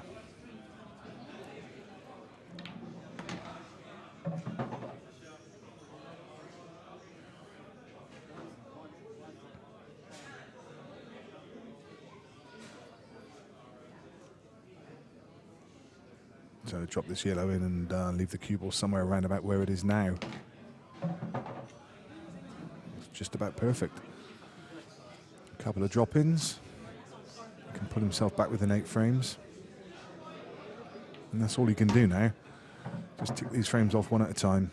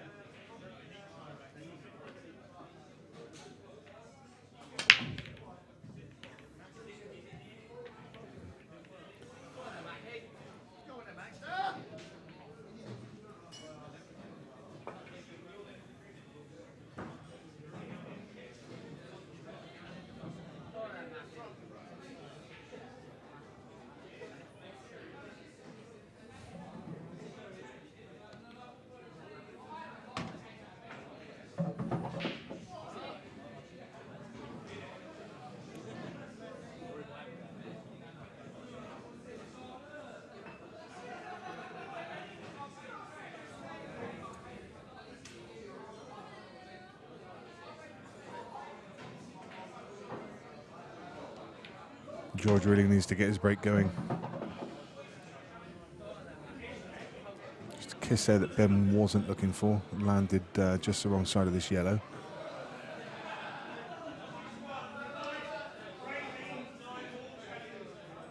Should still be okay. Just top it through with check side, playing up the table. Really nice shot again. Cueing the ball very nicely. Again, apologies for Facebook freezing.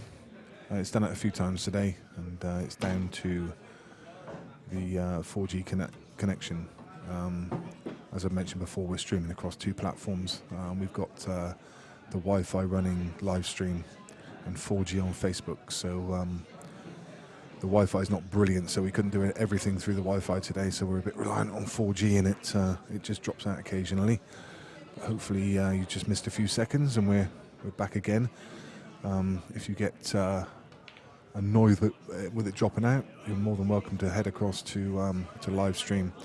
You can find our live stream feed on beardproductions.uk, and there's a watch live button. So another rare miss there from Ben, and again gives George a really nice opportunity. I needed to break those 2 balls out. One of them is precariously close to the middle ball. Just held it on the knuckle. It left things slightly awkward.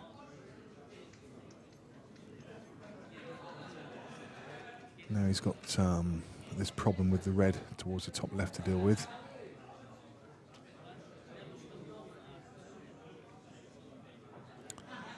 Yeah, the picture is slightly worse on live stream. It's because the Wi-Fi connection is really poor quality, so we're not able to produce the same quality we normally do. Hence, we're streaming across Facebook as well.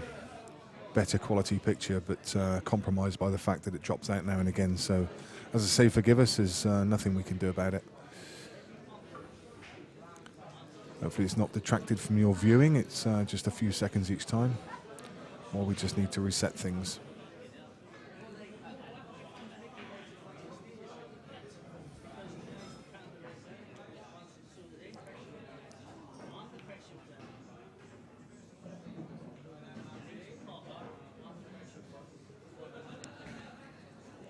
George just overhit that one fractionally. He would have wanted to take away the potting angle on this ball just above the blue spot. But he's left it, and the way Ben's queuing, you fancy him to get it.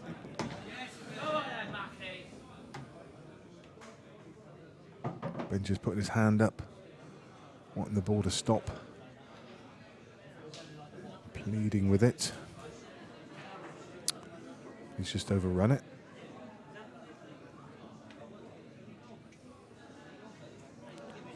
The one, sorry, should I say, probably two cushion escape should be fairly straightforward for a player of Ben's standard, but then you're trusting very much to luck for the positional side of the shot. Needs it off two cushions. One cushion's no good, as he needed the white ball to come around. And the person in the background shouting "dodgy table" is the owner of the club. that was Kevin Moore. So it's not a wag in the crowd. It's just Kevin. Kevin absolutely loves his pool. He loves his pool. He, if you're not already friends with Kevin, then friend him on Facebook, because he's a great fan of the game and plays in a lot of the events. He was one of the head cheerleaders at the Moscone Cup this year. I went up for a couple of days of the Moscone, and here's that shot again from George, that skill shot. Wanting the red to follow the yellow in. He played it much better that time. And that's what I mean, it's a much easier shot when you're dead behind it. Yeah, I went to the Moscone for a couple of days this year, and Kevin was there in amongst the team. In fact, all the Moscone Cup team came down. They were in London for 2 or 3 days before the Moscone started. Just getting acclimatized and getting together as a team. And they came down here and put on a bit of an exhibition and played a couple of practice matches. All the European team were here, and in fact, I think, I'm not sure if I'm mistaken, that a couple of the American players might have been here as well, but certainly all the European team came down. I think they came down a couple of nights running, actually. I know Jason and Darren and Albin were all here. How exciting is that for a pool fan to be able to turn up to a pool club and see all of those amazing players, whole of the Moscone Cup.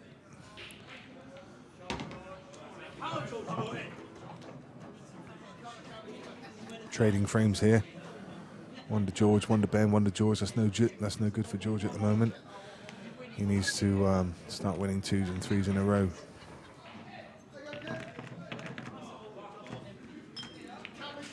Good evening to Julian Lefebvre. Just noticed his name pop up on the Facebook stream. An old adversary of mine on the poker table. Also a very, very good ex-pool player. I think he still plays a bit now, but I think at one time was, I think I'm right in saying he was an England player. Hope you're well, sir. Seen you for a long time.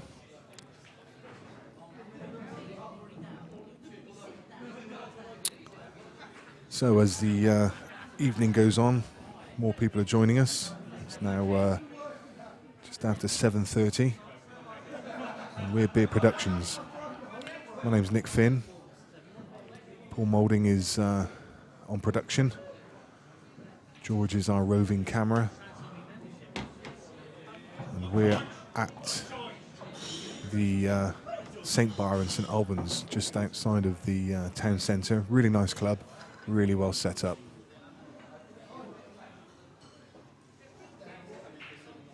Big place.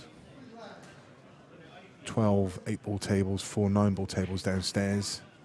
No snooker in the club, just a pool venue. Really nice though, really good atmosphere. Upstairs is almost bit of a nightclub feel to it. No tables upstairs. It's obviously a venue they set aside for events and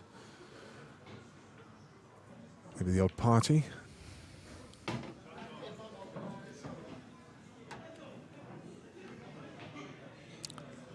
So error from Ben lets George in again. And this is what George needs. He needs mistakes from Ben to be able to win this match.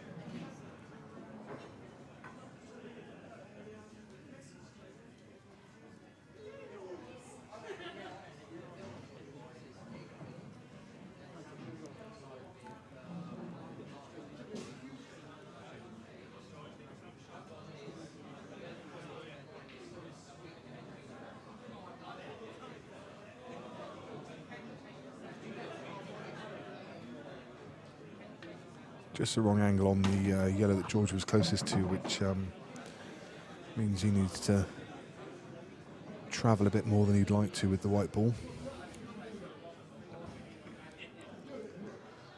Looks pretty straight on the one into the corner. The red also looks like it's almost covering kind of quarter of the bag, but plenty of room there for George to play through.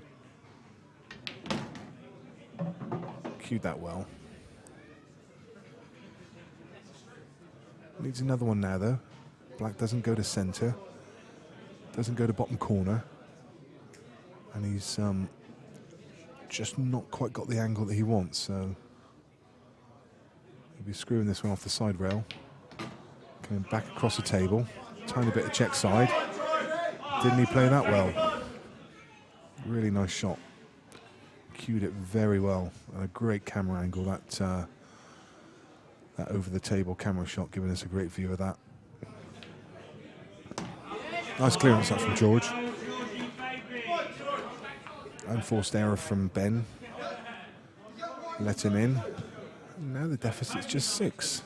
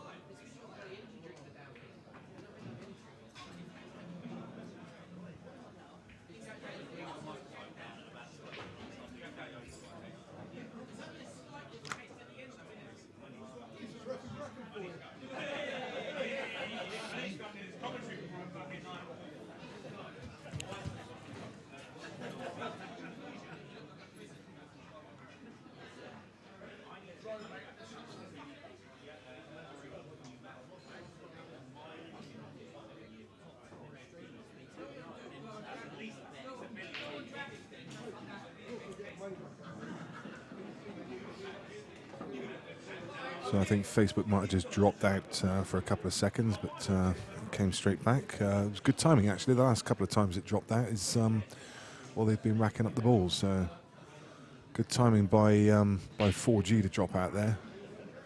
Somebody likes us. The live stream still very stable.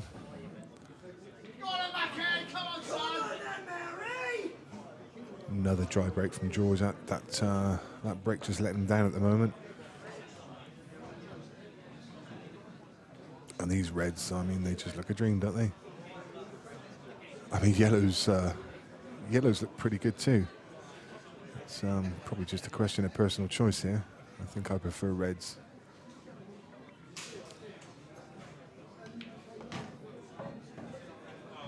He's got into that. He's got into that. Goodness me. Not quite sure. I mean, that really pinged off the cushion, but I'm not quite sure why he needed to play at that pace, to be honest. So he's overplayed that by a good 12 inches. And look at this.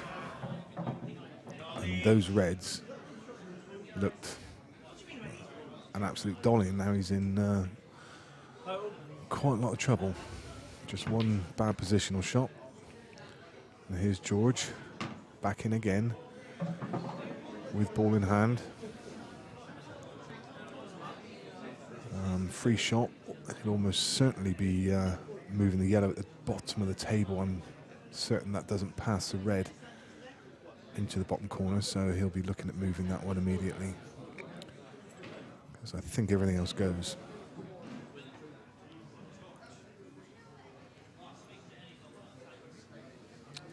Is there a bit of a momentum shift? It feels like it, doesn't it? Just a slight momentum shift back in George's favour.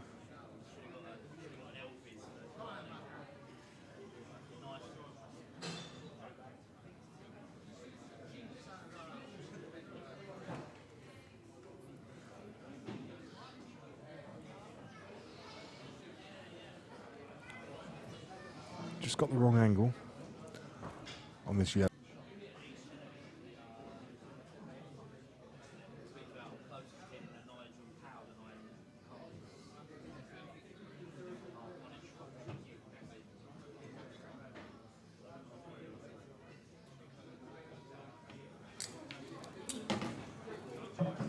Nice opener from George. Again, they all go, but should be a fairly natural path. I think he can pop this yellow in the left corner and then just drift up table, take the yellow in the middle, the one that's next to the black. It's going to leave him on the yellow that's currently on the black spot. And then he can come up table. Maybe just a touch more angle than he wants on this yellow. It looks like he's going to run into the red, so electing to play the plant instead.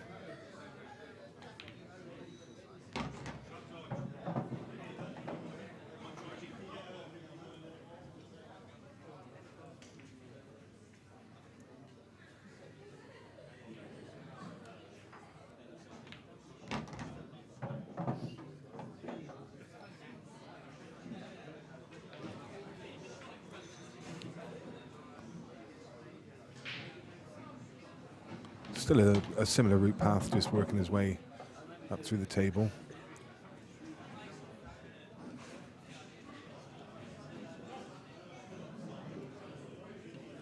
Just drop this in, run off the top cushion and back out. Nice pace.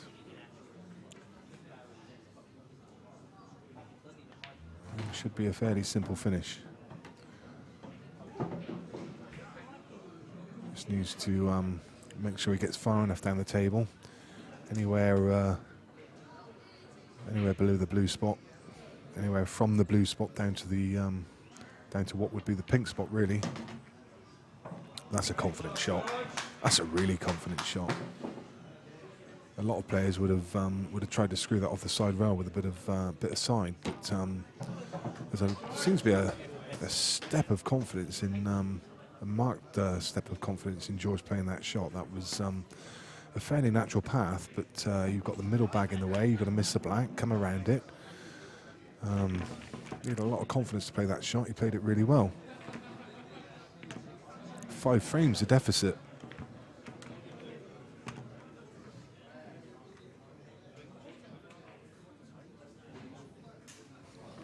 Couple more for George, and this is very much a different game.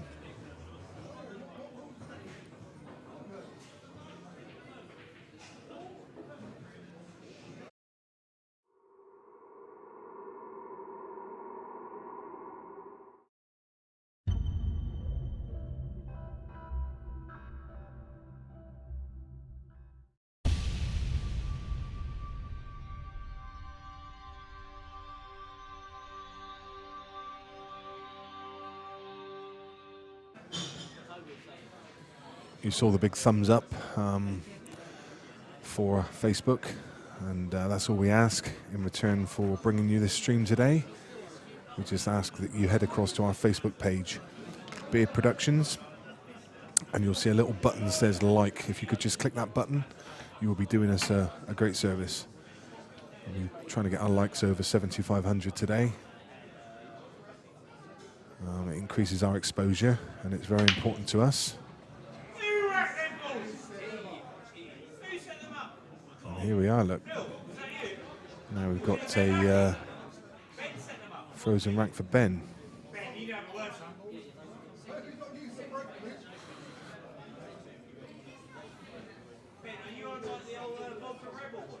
Another couple of frames, and you know, the confidence of George will be flying high, and Ben will start to question himself slightly. Amazing how these games can change.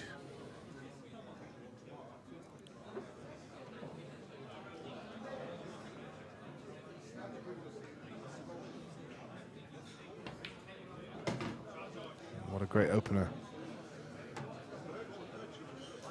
And these are shots that George was struggling with earlier. It's just a different complexion now.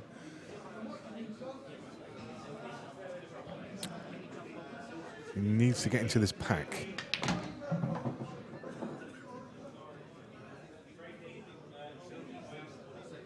Bit unlucky there. I'm interested in the luck on that shot. It's not like breaking open a cluster of reds in snooker, where you just need one to come out.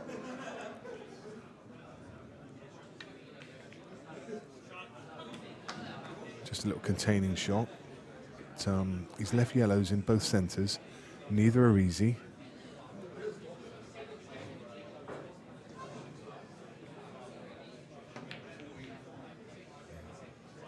But not quite sure why Ben played it at that pace.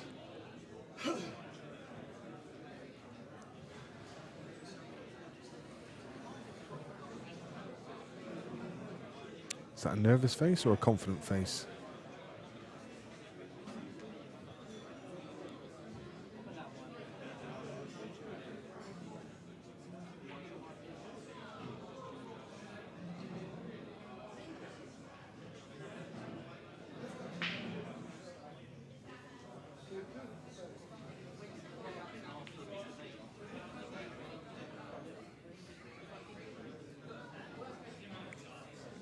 So here we are at the halfway mark, well, just past the halfway mark. 15 frames to 10, 25 gone. What's your predictions now? A lot of people sided with George at the start, and it probably went heavily favoured in favour of Ben. What about now? Ben 5 frames ahead, that's a comfortable lead in any game. But definitely a momentum swing. George looking a lot more confident. Where would you put your money now? Be interested to know how you price it too. Is Ben a 1-2 favourite?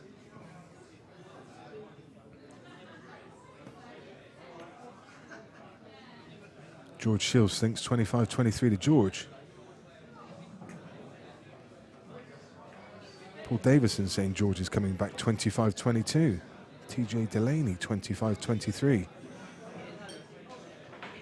Hello to Liam Clipson. 25-15. Goodness me. The big Ben. Ben's going to fly from there. Another 25-15 as well. Darryl thinks George by 4. Ben Holly, George wins. 25-19 for Kevin Howard. Kev Irons going the other way, 25-19.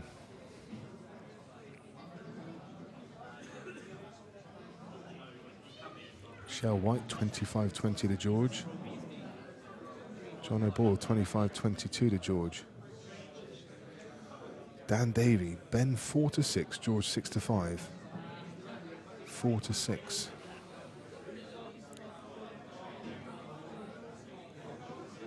Yeah, that's probably fair. Maybe a bit generous on Ben. I don't know. I'm no bookie.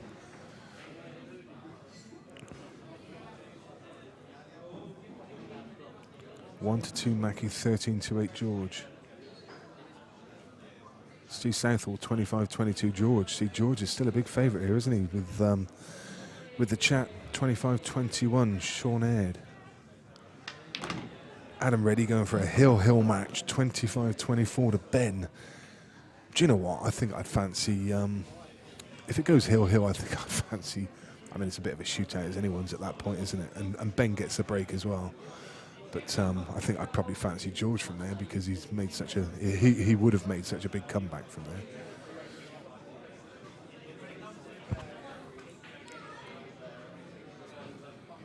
Opinion from Q Sport legend Jason Shaw.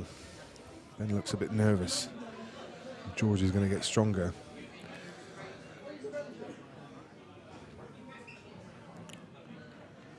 Jason edging it towards the real number one. When are we going to see Jason Shaw against the real number one? That's what the fans want.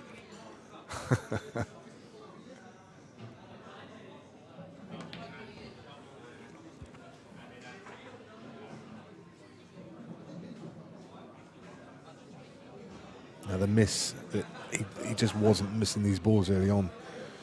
Just wasn't missing these balls. Mervyn McIntyre saying 25-19 George. Barry Keane 25-22 George across on live stream.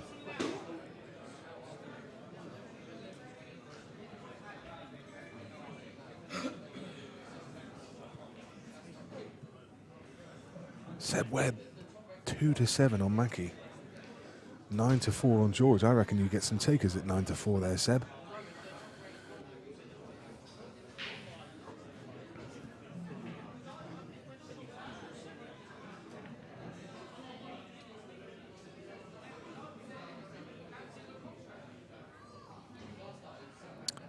Seb, you're absolutely right. Ben doesn't break in the decider. That's my mistake. I'm sorry. I forgot George won the lag, didn't he? I thought, just for 1 second, I thought Ben did because it was a dry break from George, and Ben cleared from the dry break. I mean, Ben started an absolute flyer, cleared from a dry break dish. He was flying from the off. But you're right. The real number one breaks in the decider if it goes that way. So you fancy that game then, Jason? You fancy playing the real number one? I reckon you probably do. Probably at any discipline. 8, 9, 10, one pocket, banks, Chinese, anything you like.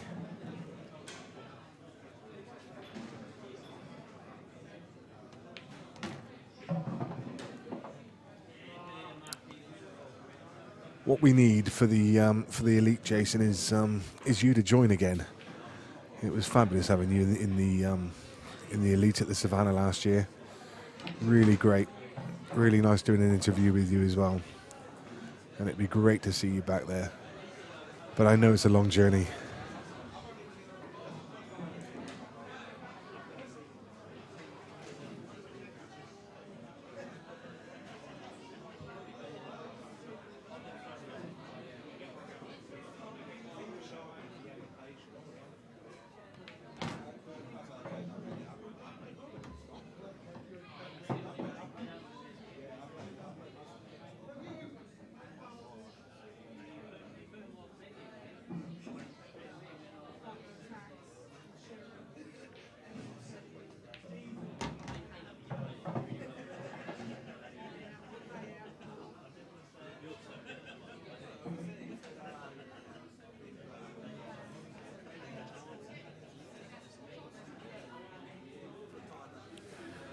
Samantha's asking for me from Max Nosko. Goodness. We must be talking about the infamous Samantha Banham from Banham Zoo.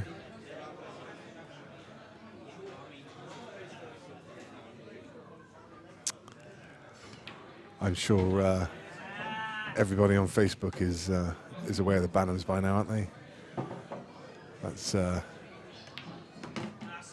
That's some family, especially the new additions. I especially like Makosi. Wonderful. Always worth a watch, and they're definitely old school.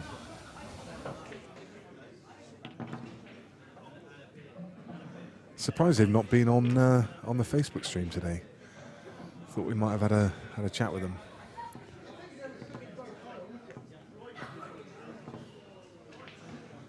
Apologies again for Facebook dropping out. I will continue to say it. You're probably getting bored of me saying it, but it's we're reliant on 4G, and of course, everyone in the club uses the same 4G connection. And if it drops out, then all we can do is reset and come back. We apologise. Live stream is still pretty healthy. Almost 1,000 viewers on live stream now. Wonderful to have so many people join us on Saturday evening.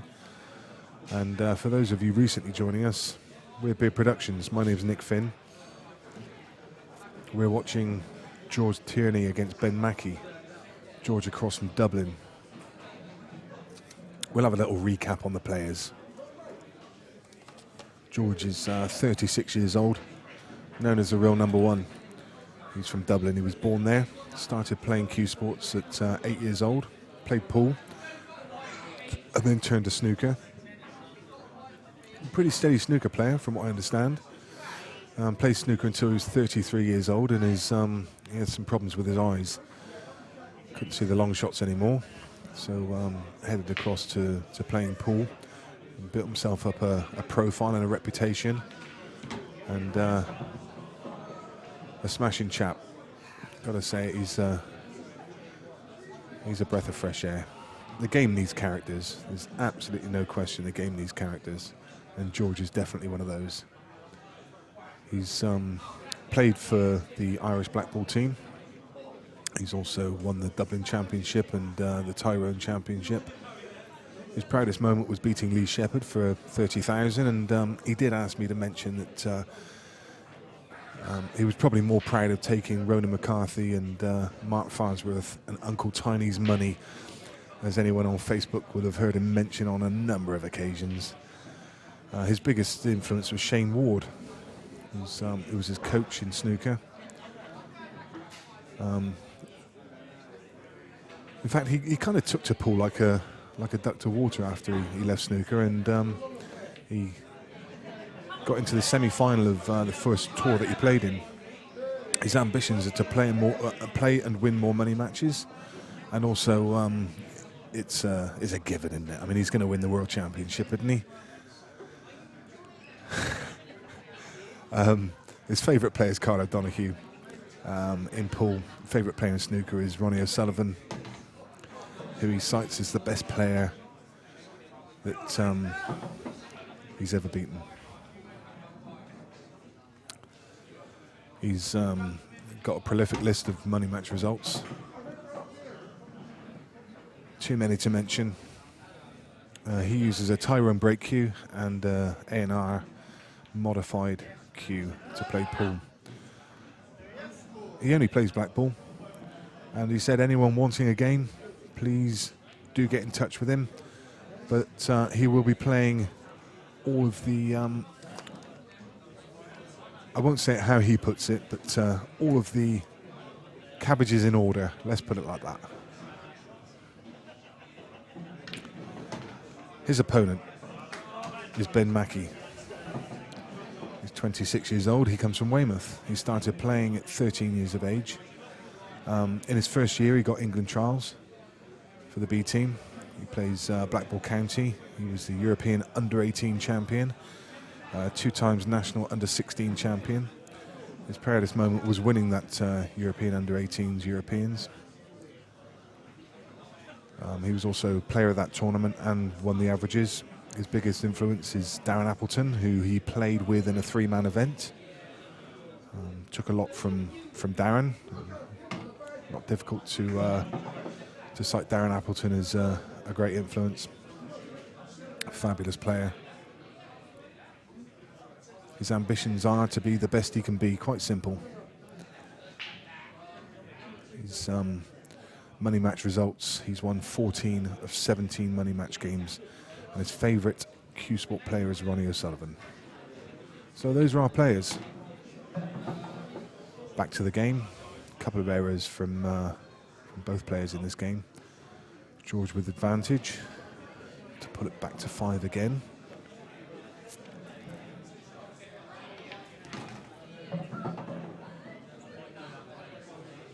Again, you saw the side take off that second rail. When it hit that side rail, the ball really pinged. As soon as the ball hits that side rail with a touch of side on it, it really does fly.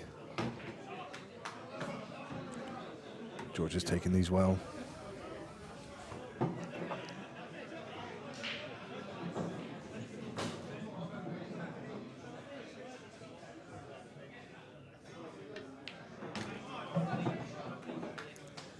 Desi Burke arguing with George's resume. I can only go by what he told me. I can't believe George would have told a couple of white lies in there, would he? As I said, I've met George a couple of times now, and pleasure of a man. As I said earlier, for his antics, he's very, very nice chap. And when he tells you his stories, he tells you them with a twinkle in his eye.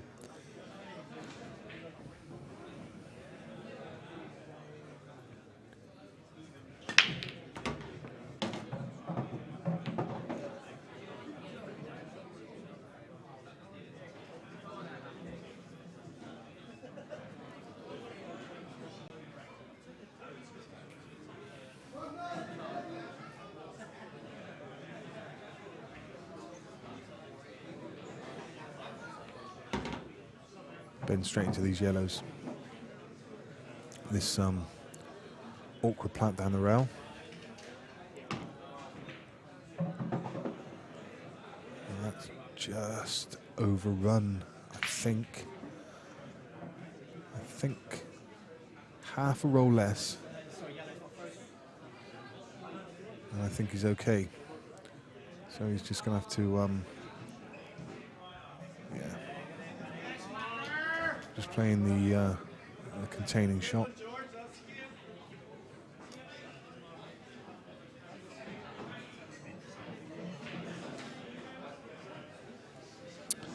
And Scotches, I totally agree. It's definitely Ben's to lose. It's 5 frames ahead. He needs 9. I mean, George needs to win 14-8 from here, which I mean, we've seen it before. He's capable of doing it, but if Ben can re-find the form that he had in the first 8 or 9 frames, then I don't think even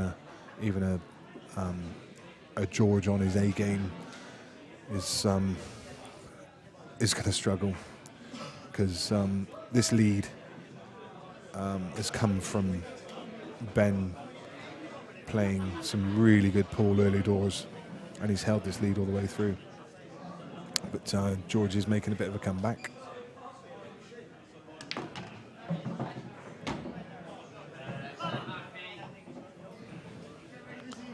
I'm not sure if Ben was trying to do that, or whether he was just trying to nick an angle and just flick that yellow out.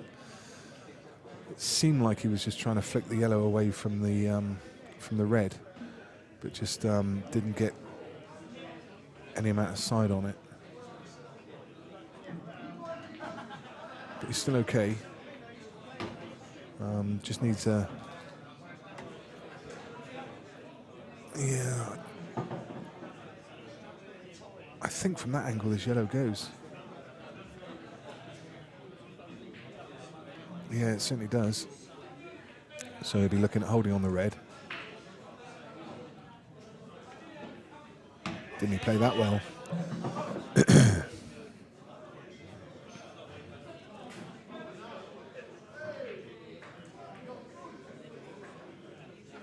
Ben just doing what he needed to do. He's not playing the same kind of pool that he was early doors, but if he keeps trading frames, then that's pretty much all he needs to do. It's George that needs to make the inroads now. He needs to play flawless pool.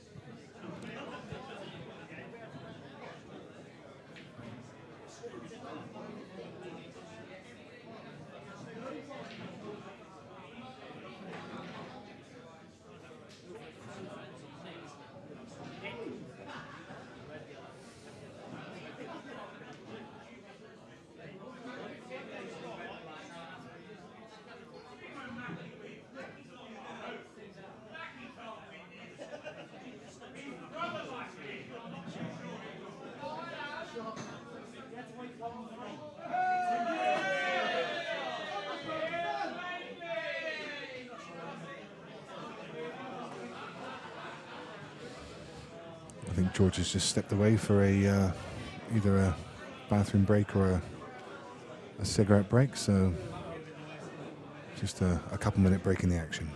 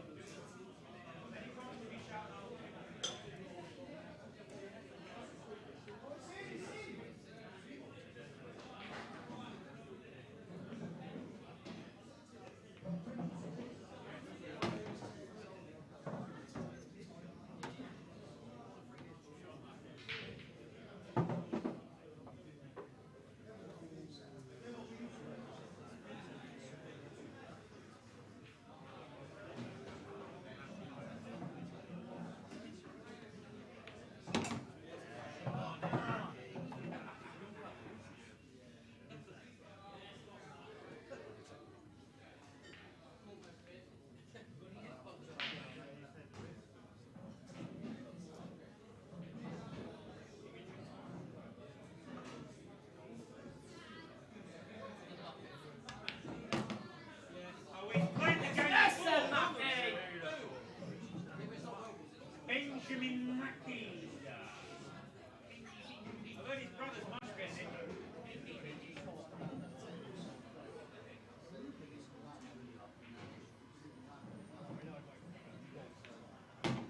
Come on, then. Come on, then! Come on! Let's fucking go!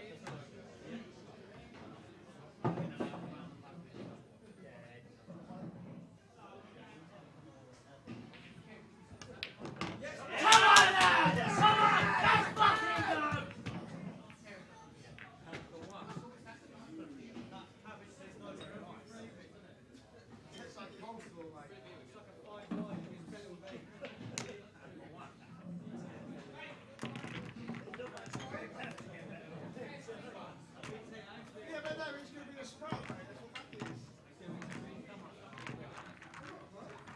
It's a sprout, mate.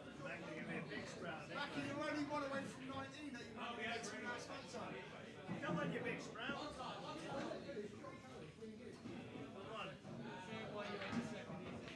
Hit him through, mate. Hit him through.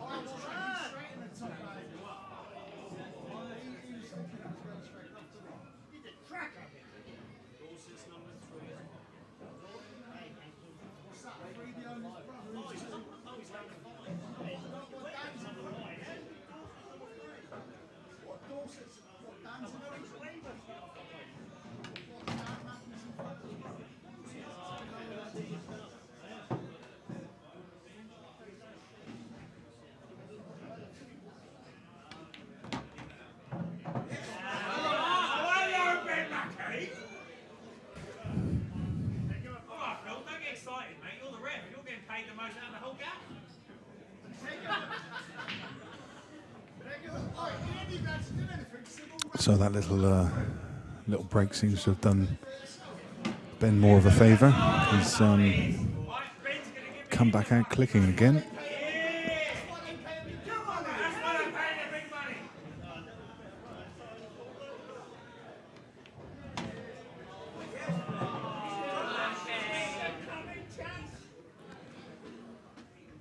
This looks fairly straightforward from here. Just stand across.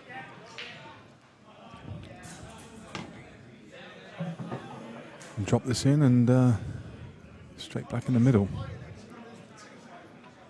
Should go 19-11, and that's the point that George said that he would never get to. George said that Ben would never get to 19.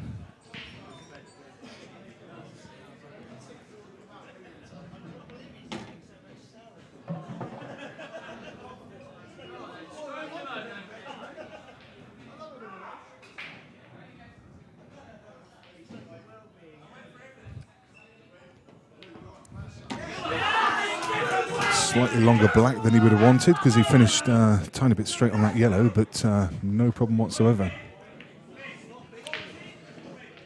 He's playing well again. You would never ever get to what school? You would never get to 19. Wait, lads. And you can hear the Ben Mackie fans and Kev Moore's reminding George of what he said. You'll never get to 19.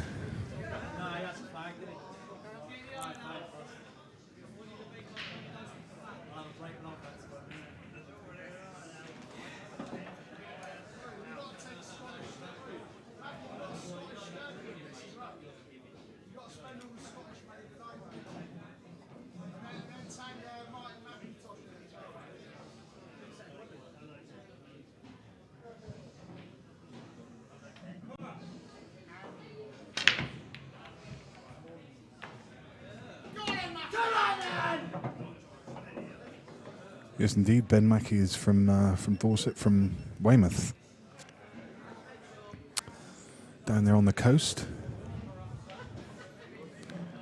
Nice area of the world. Just a half-hour drive from where we are in, well, from where I am in Somerset.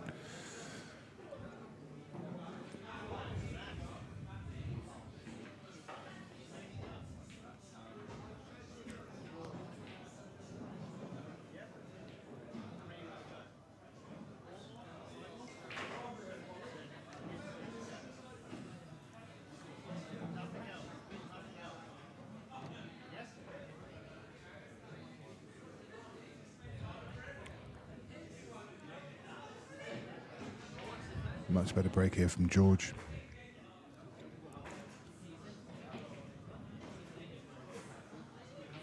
Ben just looks keyed up. He just wants to be at the table.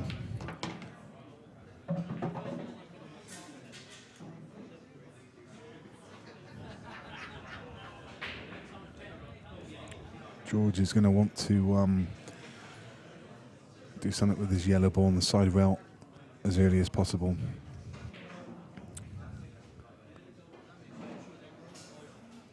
That's his key to the frame. Doesn't want to leave it too late.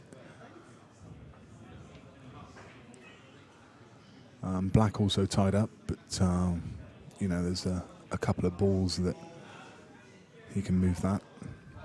So I think his focus needs to quickly turn to that little cluster of 2 yellows, 2 reds and the black.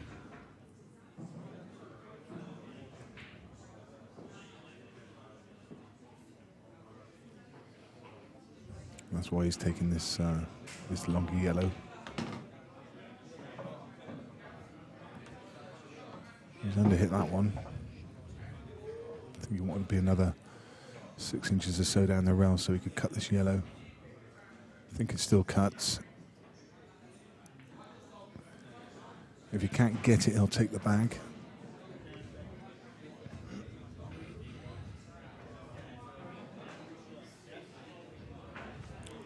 He needs to move that. This is why I said he needs to attack that ball as early as possible, because he needs to move that yellow off the rail before he tries to do anything with the black. Because the chances are, if he tries to move the black, he's going to cover the path for that yellow. So he needs to address that as soon as possible.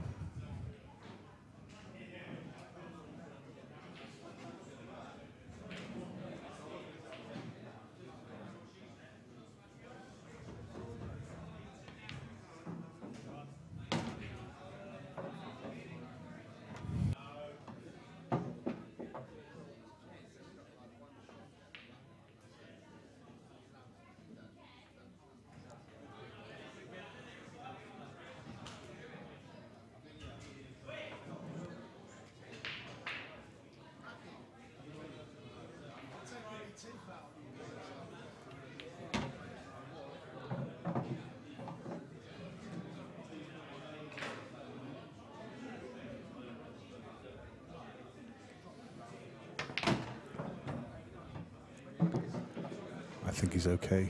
He's having a concerned look at it.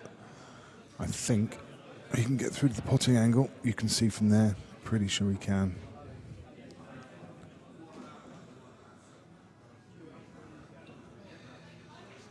But the issue is then the black, because I don't think the black passes that red.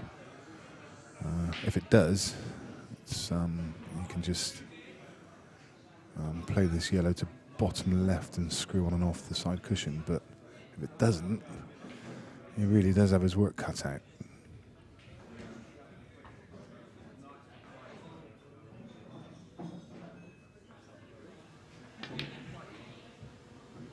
Yeah, it clearly didn't, so he had to try and power that that yellow in, try and come around the back of the black, but he's in off.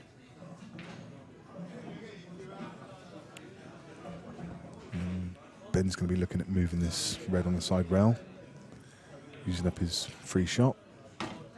He pots it, which is also fine, because now he can just focus on the top half of the table.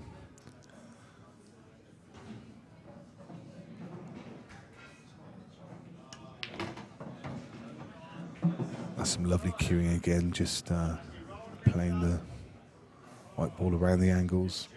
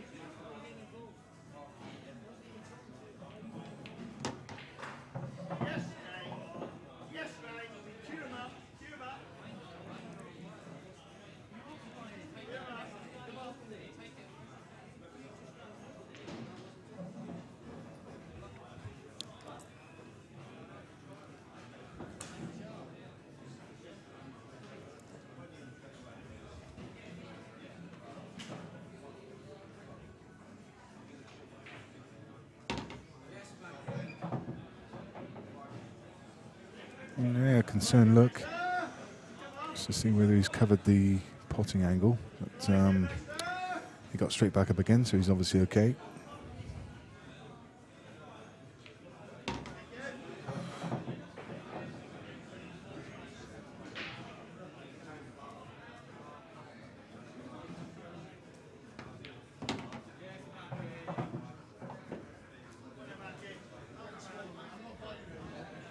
That's absolutely fine.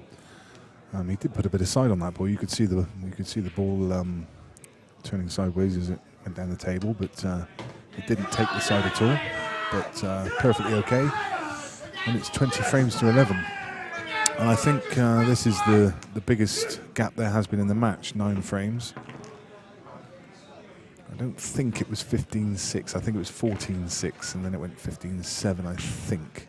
So I think this is the biggest margin.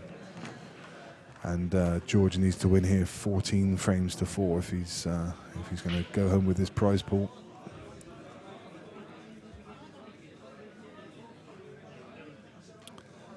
But Ben is flowing again, as he was at the start of the match. Had a couple of frames in the middle where it just got a bit sticky for him.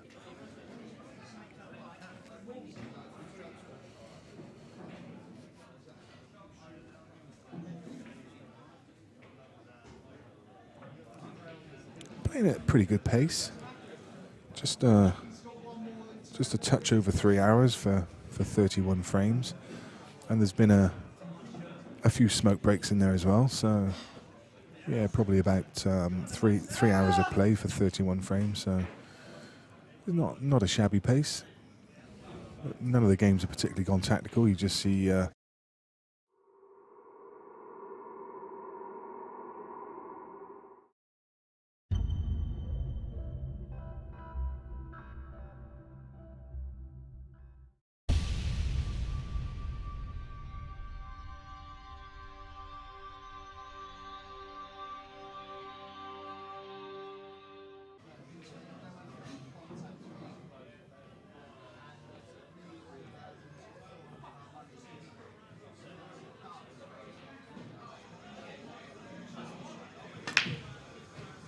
so frame number 32 underway, and that's the third time that the balls have frozen.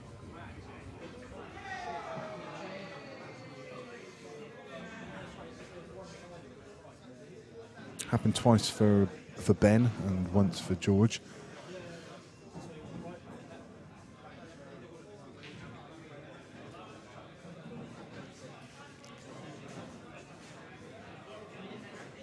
And as we approach 8:30, I'd like to say a very good evening to everyone joining us across live stream and Facebook. Hope you're having a very good evening. Welcome to Beer Productions. We're watching well, I guess we could call it the middle stages of Ben Mackie against George Tierney. It's a £15,000 money match. We're playing black ball rules. And it's a race to 25. Ben just needs 5 more to get to the finishing line. And Ben very much worth his lead at the moment. He's good value for this lead. Yeah, that's a nice shot. Nice shot to take control. He knows he needs to shift a few balls around, so just trying to take control of the game.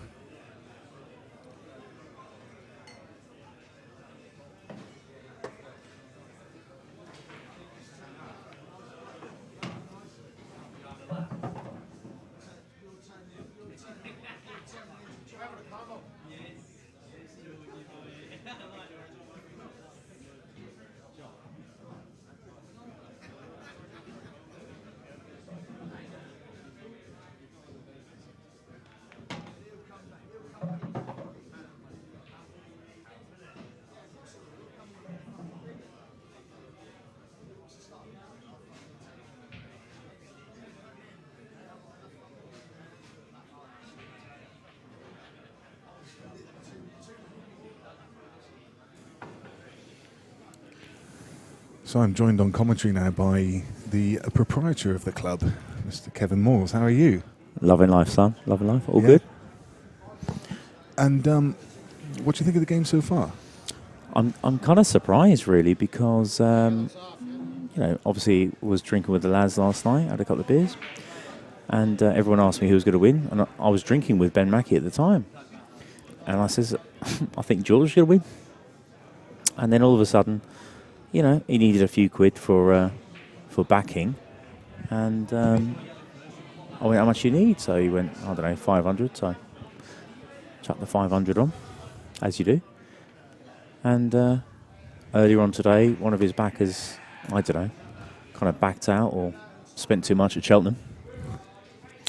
And he needed another 400, I think, or 500. So I currently have 900 on this on Ben Mackie. Oh, wow. And the funniest part of it was I was tipping George to win. Yeah. I couldn't see Ben winning. So you're loving life at the moment. Well, I love life, win or lose. So, but yeah, it's all good. So, Kev, tell us a bit about the club. I mean, how Yeah, long so have you been here? I bought the club about, that was a bit controversial. Did no one think I was red? Yeah, got the club in August 2015. It's been fantastic. I mean, we've had every single player here. To be fair, name a pool player that's not been here. Yeah. I mean, to have Stephen Lee here recently was fantastic. Yeah, I saw the game playing John Sullivan. Yeah. Yeah, I mean, John's a class act. Yeah. And he's played everybody for money, quite frankly. And of course, He's not shy of a game, that's for sure. oh, he's some fun to be out with. I promise you, I've got so many stories I couldn't tell you. But yeah, we had obviously Stephen Lee here, and backed by Matty Summers, a good friend of mine. And I think Matty's actually not here tonight. I think he's up looking after Craig Lakin. I think Craig's playing a very good friend of mine, the boss man. Playing Scott Ross. Yeah, That's a great matchup, isn't it? Well, I don't know the score. No, I don't at the moment. Really? I'm sure someone will tell us on Well, the feed at the moment. Can someone tell us the live score on that, please? Yeah. Because I mean, Scott off the back of a defeat against Carl O'Donoghue. Yep. Carl Scott is unreal, though. Yeah, I mean, Scott's a fantastic player, and of course Craig's off the back of a recent defeat against Brian Hargrove. and he doesn't lose. No. So all of a sudden, these are the kind of money matches that are going around now. Where the favourite, one would assume, is losing, which makes it very interesting. So everyone's telling us it's 5 frames all. Is it really 5-all? Oh, That's he's what missed. they He's say. missed. He has missed that. Is he saying it's rolling? What are you trying to say, Ben? You're saying the tables are dodgy? Like, do you know what I mean? They weren't. There was no problem in the first 34 frames, son. No.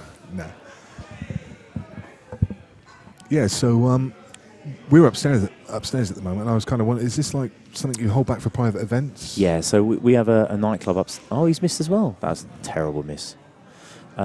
Yeah, we have a private nightclub upstairs that we have for private events and 40th, 60th wedding anniversaries and stuff, parties.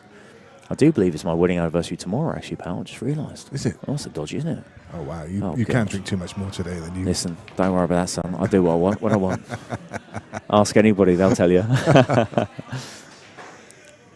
Yeah, you can't have too much of a hangover. No, there's no such thing. It's all good. It's all good.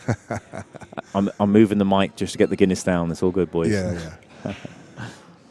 I mean, you're obviously you're a massive fan of the game, aren't you? I mean, I was up at the Moscone Cup, and you're one of the chief cheerleaders at the Moscone. And absolutely. you had all the players down here. That's a great shot. Oh, yeah. I had all the Moscone team down here. Yeah, it was absolutely fantastic. Alban Usham. We had Darren Appleton. Jason Shaw. Who's on the... Is Jason on? Yeah, he's been watching. Jay, how you doing, son? Let's not do any more, what do they call them again? Not Jaeger bombs. Cherry bombs or something? No. JJ. We're up at JJ's up in Manchester. I was in a 500-pound a man tournament. Oh, yeah, we were covering it. And that was The fantastic. elite, yeah. Oh. Is that going in the middle, boys? No. So, but yeah, I had a great drink with Jay. Never a boring moment with that chap. He's great banter, great crack. But look, 2011. I mean, I should be like jumping around the gaff, but I might have 9. Oh, I don't know. I've got 900 quid in this, boys and girls. 900 quid on Ben Mackie, and Oh, I mean, George is a massive personality in the Oh, game. huge, isn't he? huge. And like yourself, I mean, you're a big personality in Thank the game. you. You love it, don't you? Thank I mean, you. Yeah, I love the game. I love the game. I love the banter. I love the old hashtag Malls You Must Watch, the old MMWs. Yeah. And you know, I was saying last night as well. You know, I was having my old haircut and the old beard trimmed by Paul Murray, and all of a sudden he starts talking about George Tierney and Seb Webb, and I'm like, what are you talking? How do you know them? He goes, well, I watch all their videos every time they go live. He says in their hairdressers, we sit there and watch it. You know, it just shows how the game has changed over the last 10, 15 years. Oh, He needs a bit of fortune here. He's got a double. he has got a double. I expect him to take this out. Do you know the crazy thing as well with George is even though it's 2011, potentially 2012, we both know that he was like, was it 14, 4, 49? I can't remember. What was it? I think he was 14-6 Oh, down against... Jesus. Yeah, wow. Expecting to get that one. Yeah, he was 14-6 down against Martin Macintosh, yeah. Yeah. A little He's not happy. shake of George's head. He knows he needs these frames. Desperately needs these frames. A little funny story. When he was playing Macintosh, he was 14. Was it 14-4? 14-6, I think it was. Right. Yeah. So 14-6. We'll let him play a shot. He was 14-6 down. Is he on that? Yeah. I think he's on that. So really quickly, he was 14-6 down, and all the lads were backing him. I'll let him pot this ball first. Look at that. Look. What a stream. 21-11. Who's the cabbage now, boys and girls? Who's the cabbage And now? that's definitely the biggest deficit in the match so far. 10 frames. I mean, That's huge yeah, at this level. It's just you huge. know. But yeah, just to let you know, I'm chatting downstairs with the boys, and you know, when he was, I think George was 14. Yeah, 14-6, yeah. 14-6 down. They all left and went to a local establishment that might be for gentlemen's only. Ah, right, okay. And knowing that they've lost their money, Yeah. and they're having a great time and laughing away, and then all of a sudden, 2 or 3 hours later, they look on the stream and he's winning. I did a similar thing without the gentleman's club. I think I actually switched off at 14-6 because I had something else to do. And someone said to me, "Oh, George is making a bit of a comeback." And when I went back on there, it was something like 21-20 to George or something. It was It's absolutely unreal. ridiculous. You know, the guy is a machine. Yeah. Like, he was playing Toby last night, Toby Bolt, and I mean, we all know how good Toby is. Toby's an absolute machine. One of the best players that I know currently. But we all know also the reason as to why he played him was obviously to grab some more money. Yeah. And it worked. Oh, no, he's on it. He's okay. Just. I Oh, don't no, he's know. not. No. Oh, no, he's not. Isn't it amazing what a camera angle does? It looks like he's on it from there, but then change the camera angle. Can he turn it No. over? No, he can't, can he? It's, I'm thinking he's going to go off the... Well, exactly what he's going to do. He's going to Yeah. go off the cushion and go across for the cross double. But, I mean, he can't really go wrong. Well, I say go wrong, but if he doesn't get it... Oh, my great shot. God. Great shot. That's why Ben's paid the big money, boys and girls. That's going to hurt George. Yeah, of course it is, yeah. 22-11, come on. Quick action replay of that I'm one. loving the action replay. I have to say thanks to the gentlemen that are doing the Old Beard Productions. It is such a professional stream. We've never had it here before. As you probably can realise, it's always been Facebook Live. It's always been a little bit of Facebook Live, and it's in. But you know, so incredible, and obviously, I mean, it's been heavily publicised on Facebook that George was very unhappy that someone else is making money out of this, and blah blah blah. Well, just to let you know, boys and girls, one off and one off only. For my birthday present, I do believe, lads, you gave me this for free. So I just want to thank you very, very much. Absolutely, yeah. Hopefully the incredibly guys at home professional. are enjoying. I think really we need to take photos of everything you've got here. Oh, that's bad. Yeah, that's not a good shot. He's obviously played to That's nick it, but, Yeah. but I think I'd have tried See, to play it. He needed to commit to it a bit more. Just yeah, totally. For me now, he's just looking to cover the pocket, but really to cover the pocket, he's got an easy one. What's the odds in him potting this? I'm going to say he's going to pot it. Oh, he's going to love that. Oh. You're a lucky, lucky boy. He's very happy with that. That's landed plumb.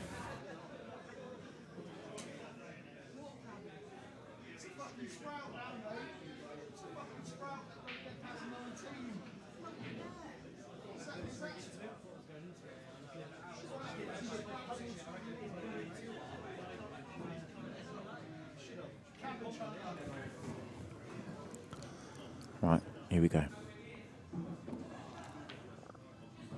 That's a great shot, son. Very nice opener That's a from great George. shot.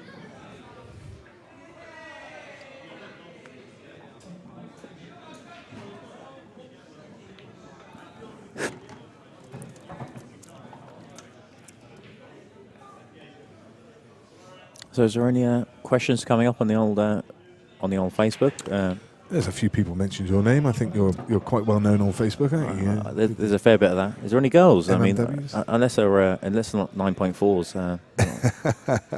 Don't tell the wife though. The wife. It's our wedding anniversary tomorrow. Of course, yeah. Well, we were just talking. I'll tell you what. She's such a lucky girl. You know? Yes, of course, yeah, yeah. Obviously, she's not tuning in because she's far too interested in. I don't know. Oh my dear God! I don't How has believe he missed that? It's reminiscent of the kind of first 7 or 8 frames. It was doing a similar thing then. Well, he definitely missed that though, didn't he? I mean, that was Yeah, kind but of shocking. I mean, as I say, he did that. He did that several times during the early frames. Mm-hmm.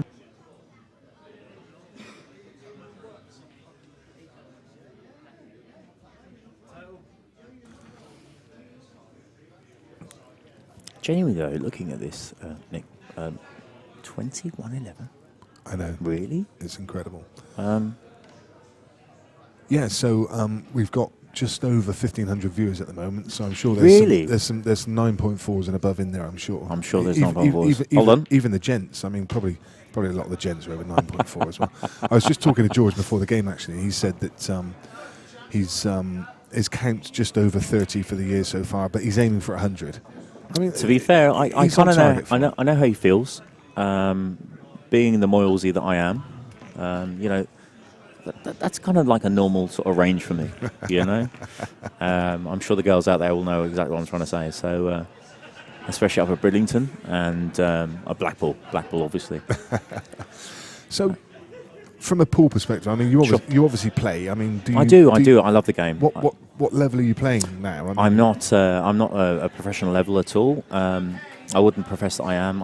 I wish I had more time to dedicate to the game. I mean, at the end of the day, I'm a good pool player. I'm a good pub pool player. And by the way, I'll play anyone downstairs for cash. But just saying, I've already had a few offers. What, even the two on the table Listen, at the moment? I'd love to play them. Don't worry about that, son. Don't worry about that. I might have to play one-handed though, just to get the money on the table. Is that an offer? There's a lot of pool players watching at the moment. I'm sure there is. I'm sure there is. They're more than welcome. Are you looking for a game? Listen, Mackie Summers has got me for 10 grand. Kit Wong is the one I want to mention. Kit Wong, a very, very good friend of mine. He owns a pool club over in Hatfield, which isn't very far from here at all. There's a lot of lads downstairs from Hatfield, and it's lovely to see them over here, you know. And Kit Wong has been a very, very good friend of mine from when I was a kid at school. We then owned a company together, and love the guy to bits. So, Kit Wong, if you're watching, give us a little comment. I know he's very, very busy at his club. He's got a very, very busy club over in Hatfield, so they're probably all drinking and gambling over there, and fair play. But yeah, Kit, if you're watching, let's get this game on, son. I've heard it was, you know, £2 grand money match. Can be as much as you want, son. Don't worry about that. Let's get the old bankroll on it. So you're on the scene for it then? Oh, 100%. You're on the scene for a money match. Do you play many? I've not seen. Yeah, I've played a few money matches. I played Carl Beattie back in the day. Carl's a good mate of mine. Carl Beattie beat him for £1 grand or something, and then I played. Kieran Marin, a fantastic mate of mine, which was hilarious because actually Kit Wong actually backed him. Kit Wong, right, drove over to my house and handed me £480 when I counted it. And he goes, that's for your money match against Kieran tonight. I went, what, you're backing me? He goes, no, I'm backing Kieran against you. So I counted Give it, it to and I said, but there's 480 there. And he goes, it won't make any difference. You're going to lose. So I don't remember the exact figures, but it was first to 21. And I think I was 11-7, I don't know, up or down. But I think I won 10 frames on the trot. Yeah, 11-7 up. And then I won 10 frames on the trot. So nice little pick up there. And yeah, I've played a few money matches for fun and games and stuff, but you know, it is what it is. But yeah, Kit Wong, definitely. I'd like to play him for some dough. So if there's any takers on, Yeah, on who the wants me? stream, Who wants me for let us cash? know. Go on, boys and girls. Emma Cunningham, by the way, I've watched her clearance a few days ago. Yeah, I don't think I want to be playing her for cash. Emma's a good mate of mine. She's a lovely girl. And also Donna Evans as well. Let's give a little shout out to Donna Evans. Yeah, Hello, Donna. How are you, darling? Donna Are you on? was, Is she on? Is she online? she was in it. Yeah, I think I'm sure she is. She loves it. She loves it.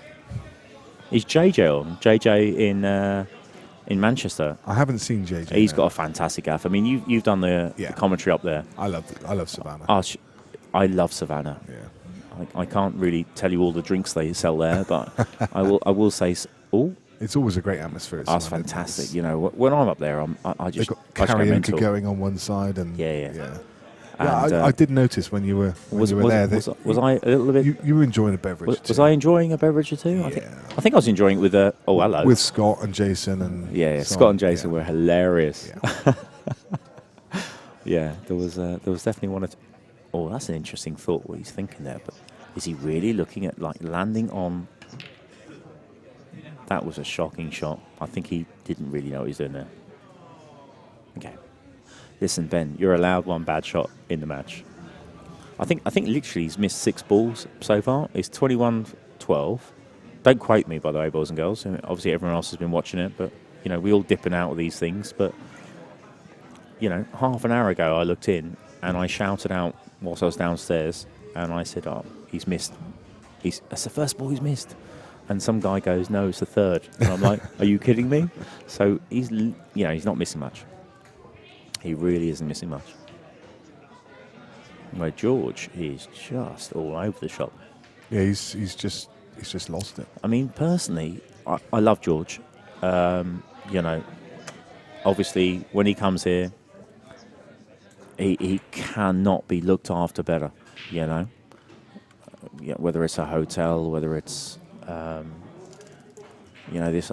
See what we've got coming up here now. We're doing commentary from upstairs in the nightclub upstairs. We've actually closed down the nightclub just to make sure this game happens. And we've just had a chap walk upstairs. And I do believe his name is Ray Dean. Ray Dean, who is Ray. You gonna come over and say hello? So we've got Ray Dean here, and obviously being the we've got Ray joining us. Do you want to? Hello. So we got Ray obviously joining us, and obviously Ray knowing so much about black ball rules. I mean, They're absolutely shit. there's no need for bad language, but we all know. But Ray, obviously you have pool clubs, and you've got a pool club in Luton. Yep, but- I have, yeah. And I can't wait to come across. Actually, I've got a business partner over in Luton. Actually, and I need to come over. Whereabouts is your pool club, please? Just down by the railway station there, Ray's Place in Luton. It's quite a small club. We only got 6 pool tables and a couple of snooker, but yeah, it's worth coming over. Are you there very often, or? Yeah, I'm always there. He's always there. Listen, boys and girls, the lad is always there, and I can't wait to go across for a drink because the guy loves to have a Jaeger bomb. Oh, love the shot challenge.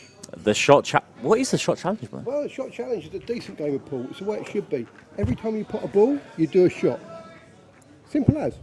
Okay, boys and girls, I'm now actually scared. That sounds Oh like yeah, a you should be scared. Can you drink? Are you a drinker? I have been known to have 1 or 2 drinks in my life. Well, I've noticed you've got an empty glass in your hand. So I didn't presume you're a drinker. It's not empty yet, but give me 2 seconds.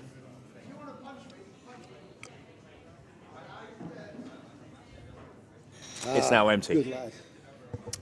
So, So, it's a bit of a shockish result tonight. It sort of seems to be going a bit one way at the moment. This result here tonight seems to be going a bit one way at the moment. So Ray, I mean, you're obviously now up here commentating on the game. So, I mean, who have we got breaking now? It looks like with those legs. Look at the penguins on that. Ah, what a pair of legs. What a pair of legs. So obviously, here we go, George. That is a great break. He has got a great break, to be fair. But what we'll say is that 22-12.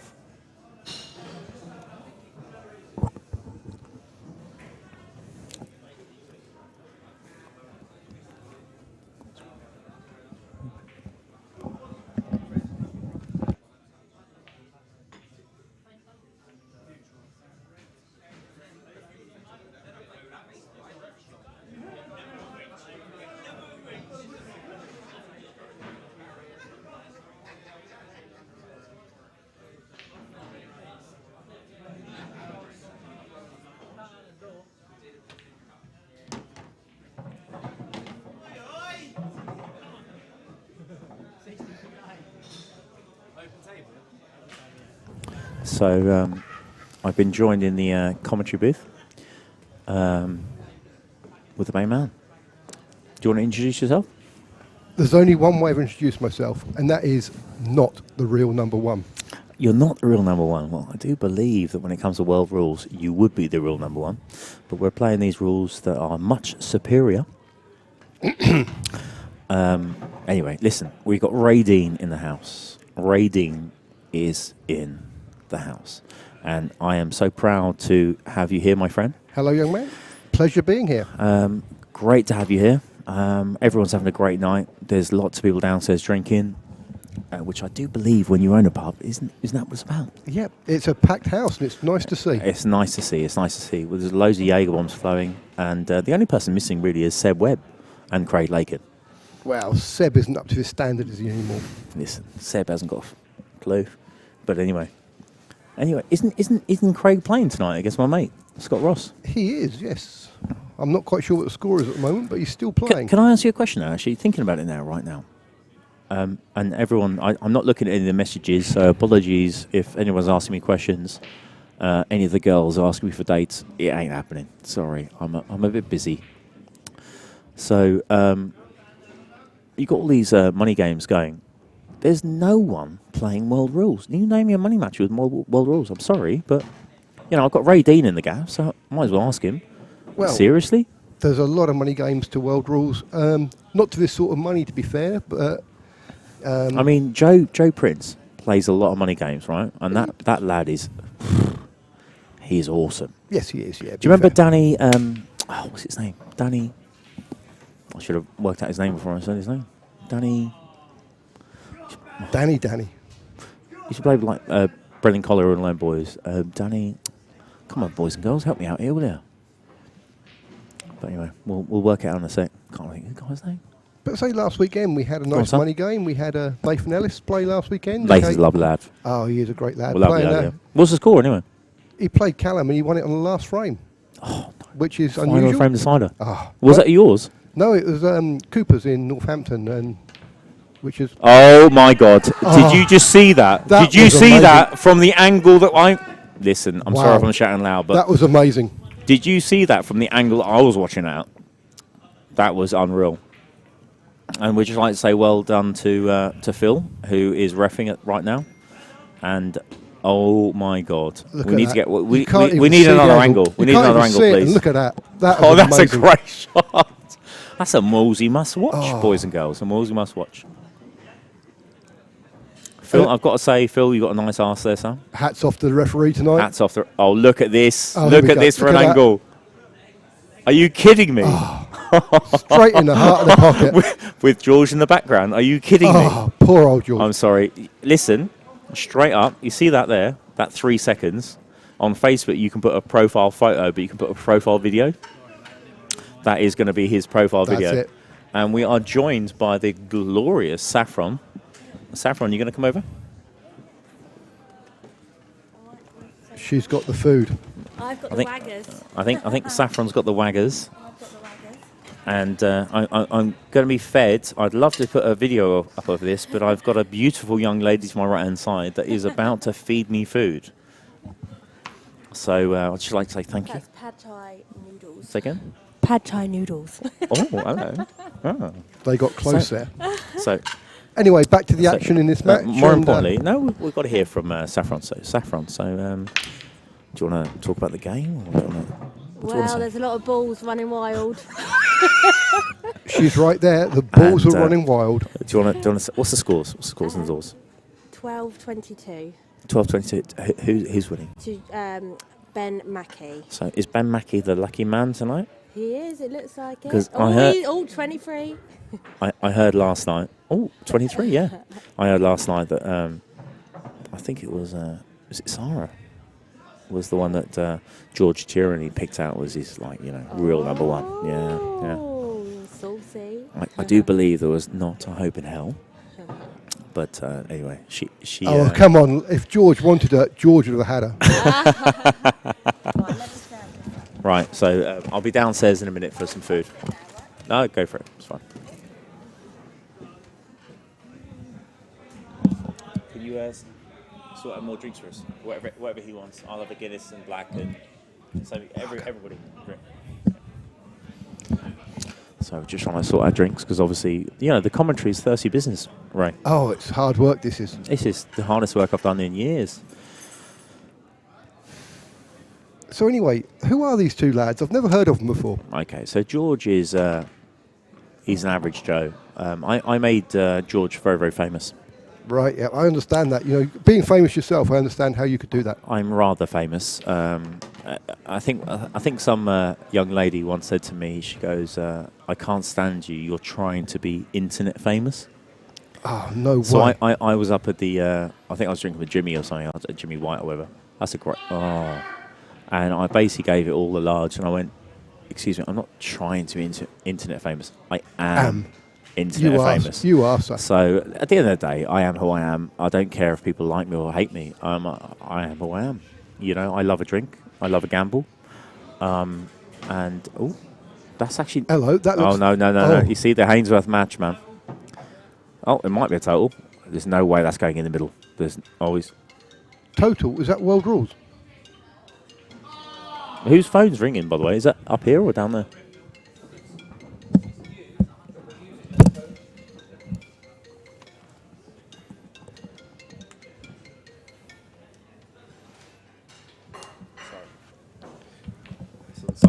Well, as Kevin's phone's just gone off, I think I'll put mine onto silent.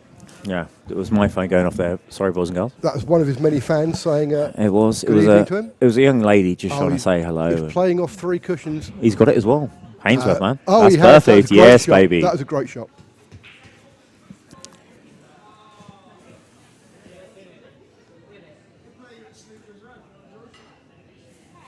But we've seen George playing this. He's probably going to go for this here. It's yellow in the middle. I'd personally obviously brush it and play the snooker, but the way he's playing... No, he'll go for this. Well, I don't know. Will he? That's perfect. Yeah. Oh, that's a great shot, to be fair. Well, look, listen. If he doesn't make it 23-13 here, it's game over. Yeah. But to be honest with you, Ben Mackie, 23-25. If I'm playing for dough, I am literally... Do you know what I call this? Damage limitation. Oh, yes. Oh, darling, leave me alone. Oh, that's better. Sorry about that. He's just playing on my bits down here. I was just making sure his mic was in the right position, and obviously knowing Ray Dean as we do, his mic is not always in the right position. Isn't that right? Right. Oh, it sometimes flops a bit. It's age. We all know. It's a world rules thing. Look at that for a bit. Look at that. Look. That is beautiful. Well, I don't know. He's hampered by the red. Would you really want to queue over it? No. But all I care about is I've got another beer coming towards me. Thank you, darling. Gotta love the bar Chloe. staff. Everyone loves the bar staff at the same bar. And my favourite at the moment is... Well, I can't really say, can I? To be fair, all the staff here are absolutely brilliant tonight. No, they are fantastic. They are absolutely fantastic. They look after us. Yeah,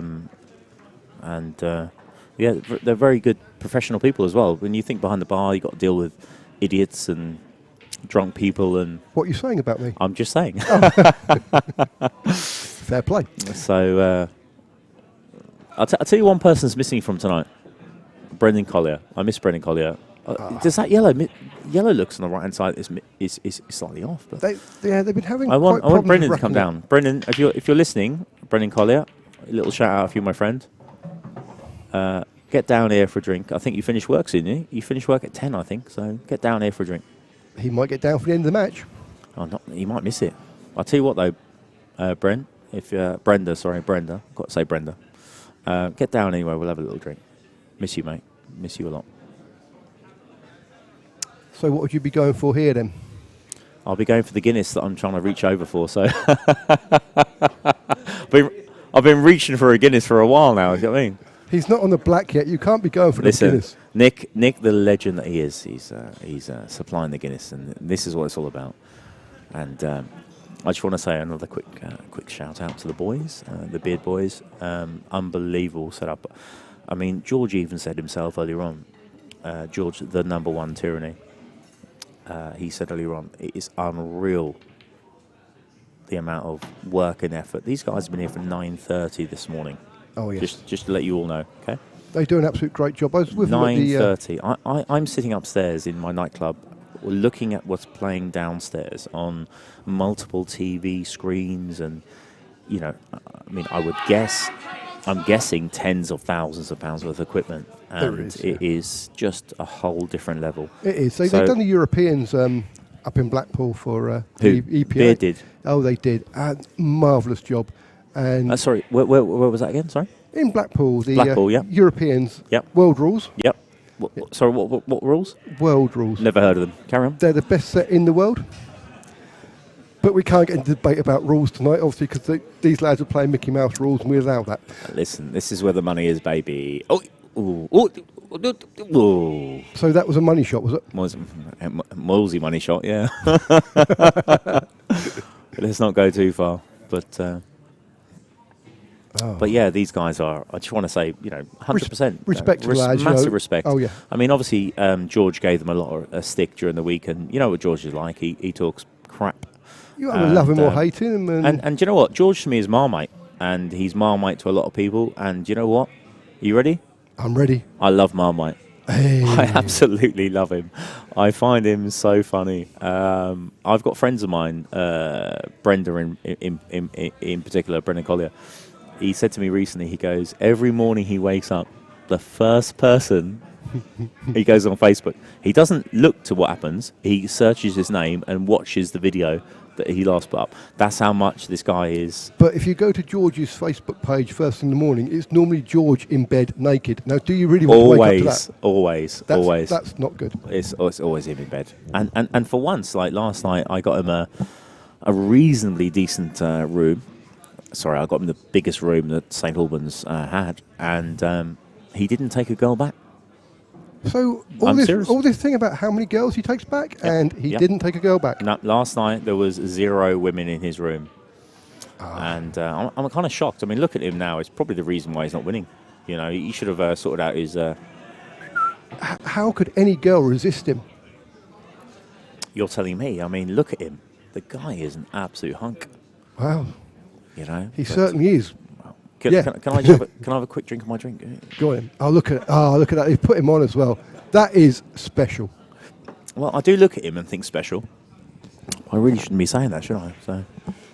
But It's a bit of a needy thing to say. He is definitely special. So here we go. Anyway. What's this for? Don't tell me this is 24. I mean, I can't be dealing with this. No, this is the penultimate frame here. Is JJ on? What's JJ got to say for himself? JJ, so tell me what you think, JJ, about your tables. The Simonis 681, I do believe it is. 861. I've just been corrected. Thank you, sir. How are they playing, and what is everyone saying about the longevity of the tables? I mean, I've heard they're amazing. Look at this. Look, you couldn't get a better view. That's just unreal. At the moment, there's no pressure on the lad. This is he knows. It's like a walk in the park. Yeah. It's like me playing you, son. Do you know what I mean? I'll play anytime. All right, let's go after this. Oh no, that's a bad shot. And he's got lucky again. Oh, stop Who it. is this guy? He loves them all. You must watch this, lad, I tell you. Oh, he's even having a little. He's doing. He's doing Hollywood. Hollywood. He's missed it. Who is he? My. No, this. Listen, boys and girls. Even the great Ray Dean would never miss that. Ray Dean couldn't miss this. Listen, he's 23-13 back. Don't go in off, mate. That would be awful. That's a great shot. Absolute great. He's 23-13 down. The real number one. I have got 900 quid on Ben Mackie. I don't care if he wins or loses. It doesn't bother me at all. How funny would it be if George wins? How funny would this be? Imagine George winning from 23-13 down. Well, if he does, I'd take the hat off and he would be that real number one. He would be the real number one, for sure. At the moment, he's running in third. Even the ref's doing a better job. The ref is doing a much better job. Phil is doing a fantastic job. To be fair, I would say as well that Phil's arse is nicer than George's. So, when it comes to arses, I think Phil's winning. I prefer Ben's. Oh, most men do. That's what I heard. But, is what it is. Does anyone want to let us know what the score is, by the way, on the Scott Ross, Craig Lake? Look at the arse on that. Look, sorry, that's a builder's bum. Jesus. I actually own a building company. I think I might have to employ George Tierney. You couldn't afford him. Really? Look at him. He looks like £6 an hour. Look at the fella there. He looks more than £6. He's definitely more than £6. He's put £6 on this game. Look at the arse on that. That arse is horrible. Trust me. That's no good, son, is it? No. So here we go. Racking the balls up. So what's the score there? We can see on the doors is 23-14. Is this a comeback? Will he come back? Honestly, nothing would surprise me with George. And I mean that as well. I really, really mean that. I've seen some games. I think myself and Nick were talking earlier on. He was 14 something down and come back and won. Yeah, so with all the people who are backing him, right? Yeah. All the people who are backing him left, right? They all went to the local gentleman's club, as one does in London. Oh, yes, of course. And then realised an hour or two later, after a few sambucas, the guys actually come back and winning. Then they won. So you can imagine they all went back where they started. Back to little club. I was talking to George a minute ago. No. Oh. Who done that? That was Ben. I can't see. That was terrible. Yeah, it's Ben's watch, so Ben. Yeah. Yeah, I was talking to George a minute ago. I have to say one thing about George, though. What an absolute fine figure of a man he is. And what I will say is that the sponsors obviously have got the T-shirt size down to a T. They have. And, I would have got him a small as well. Absolutely. Personally, XL isn't really cutting it. XXL is, look at the white. Don't you dare. No. That'd be hilarious. That is the cloth. He knows the cloth to a T. He does, yeah. I mean... So this is Strachan what you were using? No. Well, we had Strachan 6811. And... You've got to love Strachan cloth. I love Strachan. I have the best man in the world, which you'll see all the... when they go to the left-hand side, the right-hand side, Q above the rest. Oh, yes. Q above the rest. The owner is? He does all the snooker tables. Yep. I think my mind's gone blank. I was going to say John, but... No, it's not John. No. I've got him on my phone, but... Yeah, I think his name in a minute, yeah. So he does my snooker tables, in fairness to him. Yeah, Q above the rest is by far the best. If you want to get your tables reclothed, I would go with Q above the rest. Fantastic service. Never let me down. When I had a money match down here and Seb was playing, and I got the table reclothed, and it cost me £222. Sorry, boys and girls, to put the money out there. Wow. Just being honest. And then I had I was travelling over to Ireland and working, and all of a sudden, I turn my phone on a Saturday or Sunday morning, and I get all the abuse about how slow the cloth was. I was like, "There's no way that could be slow. I mean, how could this cloth be slow? It's brand new." But supposedly some. Oh, there's a bit of an argument going on here. What's going on here? Yep.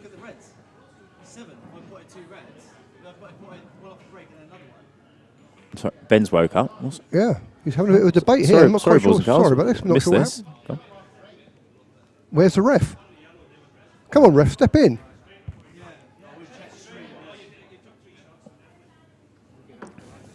Check the stream. We can check the stream. There's no problem with that. But I do believe there's a ref there, Phil, who's getting he's getting well paid. I'm not being rude. If he can't sort this out, he shouldn't be paid. I don't disagree, my friend. And quite frankly, it should be you down there refereeing, really. I mean, you are the number one ref in the country, so... I might be a referee and a reasonably good one, but I'm sorry, I would not be reffing these rules under any circumstances. Oh, well, you put it out there. I do believe he might not be a Blackpool ref. So the rules here would be what, then? I'm joking. I haven't got a clue. What are we on about? I don't know. I think it's some sort of black ball malarkey. Yeah, the black ball's the thing in the middle of the table. Oh, the here we black go. ball's His guy's kicking off already. Listen, someone. I'm going to start swinging. Yeah, that's normal. I actually do love... Don't go in off. Go on. I do love black ball, in fairness. No, black ball is the thing what you pot in world rules. Yep. Yeah, when you pot the black ball in world rules, you win the frame. Yep. And you'll find, though, from what we've all worked out from all these... Oh. Great shot. This looks good. You would have to say, though, obviously, it's not rocket science. When you look at the money games that are going on around the country, you've seen what we've produced here. From Dave McKenzie, the absolute legend that is Dave McKenzie. I mean, we should really give him a shout-out. Ray. He deserves it, yeah, fair play to him. He does deserve it. I mean, you know, the dedication. I mean, just to give you all a little heads up, boys and girls. I remember March last year. I'd love to find the post. I was sitting in a hotel in Swindon, and I was having a nice bottle of Malbec. I do love my Malbec. So if any of the girls out there want to get me a drink, by all means, buy me a bottle of Malbec. So I was sitting there anyway, having this bottle of Malbec, and I thought to myself, I've owned this club. That's a great shot, son. I've owned this club for, I don't know, Great 6 shot. months. Great Ray, shot. do you know what I mean, Ray? And how am I going to put this club on the map? How am I going to make my club the one that's noticed? So obviously we did the old Moylesy 6-ball challenge, which I'm pretty sure... he's got a queue over the black I'm pretty ball sure here. everyone knows about. But we'll come back to this in a sec. Let's watch the end of this game. You've got to do is just roll it in.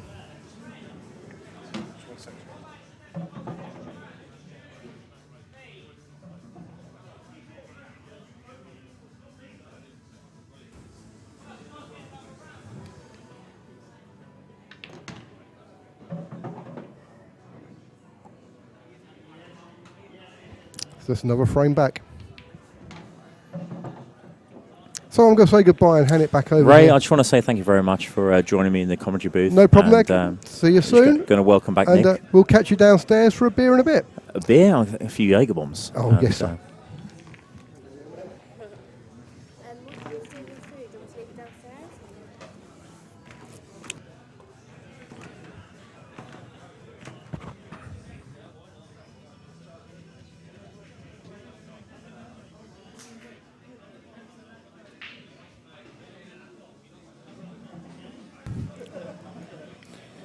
So anyone recently joining us, we're Beer Productions. We're streaming from the Saint Bar in St Albans. And it's I guess we could say the closing stages. I don't know. It's possibly got a number of frames left in it, but it's a match between George Tierney and Ben Mackie. It's a race to 25 for £15,000. Let's say we're Beer Productions. My name's Nick Finn, and I'm with Kev Moores on the commentary. So, a little bit of a resurgence here from George. It is, but you know, you look at 23-15, you think, you know, what can happen here? But you know what? Anything can happen. I swear to God, anything can happen. Nothing would surprise me that'd be 23-23. You know, it can happen. It won't happen. It won't happen. I'm going to have a quick word here with a good friend of mine, but huh? James Ball. James Ball. James Ball. He's just going to come inside here and have a little commentary. Obviously, a fantastic language, so it's all good. So, Amazing. so I love you. most men do. Most men do. So, James, how are you, son? I'm very good. Yourself? I'm loving life, son. So, listen, how's it gone there? I mean, 23-15. Quite frankly, I didn't see that coming. No, it's very unexpected. Last night, George said that Mackie wouldn't get the 19. It's very, very true. it's- I was drinking with the all you boys last night. We had a great St. Patrick's Day, didn't we? We had a great drink, didn't We're we? already 4 past 19 already. I'll be quite surprised if George gets to 19, to be quite honest with you. That's a blow, isn't it? Isn't it? Oh, I'll tell you what, that's a little comeback for him tomorrow on the old Facebook. I do believe, though, boys. I actually think he'll deactivate his account tomorrow. No, he won't deactivate his account. No, he just- won't. just for a day. No, he won't. No, he won't. Because he knows he's going to get more and more cabbages Look to at come Mackie's along. legs in the mirror of your... Listen, just tell us Absolutely a beautiful. little story, son. What are you going to do today? You're going to go to the old market and do a little video, I've been to the market. and you're going to do a little video for tomorrow. Oh yeah, we've got a couple of videos lined up. So tomorrow I'm going to go see the woman at the market. If Mackie wins, we're going to go sort out. And we're going to go ask her if she's got a George Tierney, and she's going to go. A George Tierney cabbage. Do you want a cabbage? Yeah, I want a George Tierney cabbage, and she's going to 20p? say. She's going to say, "What's one of them?" I'm going to say, "Well, just your cheapest cabbage." And she's going to say, "Well, I've got this little mouldy cabbage over here. It's a bit of an Irish cabbage. Yeah. And it's going for like 20p. Yeah, it's going for about 10p, I reckon." So how's the cabbage going downstairs? Because I do believe you've been hilarious downstairs tonight. Oh, Oh, look, there he is on the stream. Can you see that? Oh, Boys and girls? that's the white cabbage. Is that one Seb doesn't- Webb? That one doesn't taste very nice, you see. You see the little one in the middle? Oh, the little cabbage in the middle? Yeah, the little cabbage in the middle there. They're zooming in, they're zooming in, they're zooming in on it just for you, baby. At the start of the Look night, at that, look at that. At the start of the night, George Tierney, I asked him which cabbage Mackie was, and he said he's not any of them. He's a sprout. There you go, So my aim tonight is to make that cabbage as big as a sprout. there you go. Listen, get downstairs, get me a Jaeger bomb or two, and we'll be upstairs in a sec, yeah? We'll be downstairs in a sec. Absolute legend, and I want to thank him very, very much for his time. Thank you very much. Thank you very much, my friend. Okay, apologies to Facebook viewers. We just dropped out there. The 4G just letting us down. But as I said earlier, we're streaming across 2 platforms. We have live stream and Facebook. So if one's not working, you can always switch across to the other one. Have them both lined up. If you need to find the link to Beard Productions on live stream, just go to beardproductions.uk and you'll see a button which says Watch Live, and you can just click that. So there's the old queue above the rest, as you can see in the background. Fantastic guys that look after us here, reclothing the tables. The cloth I need to talk about, actually, because we always used to use Strachan 6811, I believe. Yeah. And the current cloth we have now is the Hainsworth match. And I was halfway through a story, actually. I forgot to kind of go back to it. But I was over in Ireland, in Cork, and we have no reception over there, where I was. And all of a sudden, that's an awful, lucky, awful shot. The adjective was kind of going to change halfway through there, from like brilliant my to God. awful to lucky. Do you know or- what? I don't even know. Can he see the cut? I don't Can think he he see can. the cut? Well, he's got it in the exactly. He's got it top right, and he's got a big pocket. So To be fair, I love the guy to bits, but the potato head is literally looking at this cut, and I think he's going to get it. No. Ben moved it with his legs. He's gone. yeah, Ben. You saw Ben in the background nudging that out with his. Does he want to take this on? his backside. I think he's going to just take it on. I'm pretty sure he'll you know, go for the clear here. I mean, he needs to at 23. He's so far ahead. He's just going to go. Yeah. Well, he's going to go a little snooker here, surely. Nick, I what do you think reckon? he has to now, doesn't he? Yeah. And he's hit that with perfect pace as well. To be fair, the guy has not played a bad game. But He's not played a bad frame. You'd fancy George to go close one cushion. Yeah, one cushion near the middle pocket, just 2 or 3 inches up, is perfect. And I actually fancy him to pot this. To be fair, I'd be surprised if he didn't pot this. Oh my God! Thank God my money's not on George.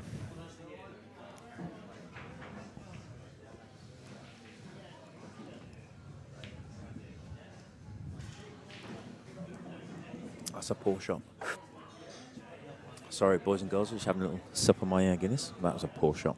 I'm not being funny, but from here, I think you can swerve this and make some damage. Oh, you should have got that, mate. Come on. Yeah, it's still a tough ask here for Ben. Well, If he's got some balls on him, he'll go for the tough one first, which always makes sense. You don't pot it, you lose the frame. Do you pot it?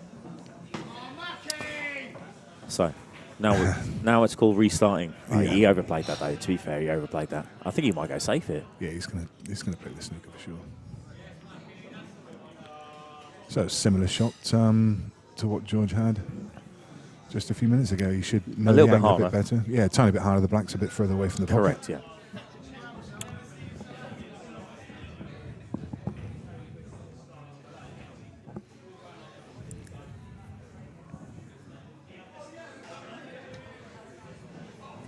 That's better. Oh.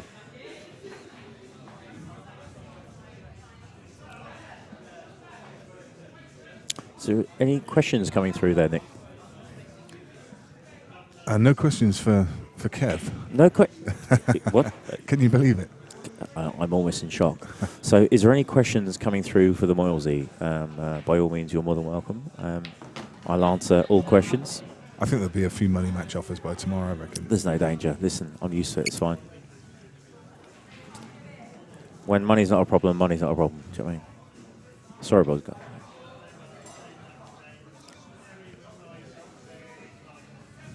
I think this is 24? yeah, pretty straightforward here for Ben. For me, it does look it that way. Yeah. He's played very, very solid, to be fair. He has, You know, all the way through. I don't even know him. You know, he's a new mate of mine, and obviously, as we all know, in the pool world, we have it's a great world. I love it. I think Ben's quite an unknown. He Totally. he kind of plays within his own area. Is it down He's Bristol from and Weymouth. Somerset? Yeah. Is Well, it Somerset? No, Or Dorset. Dorset? Yeah. Dorset. Oh, blimey, miles away from here then.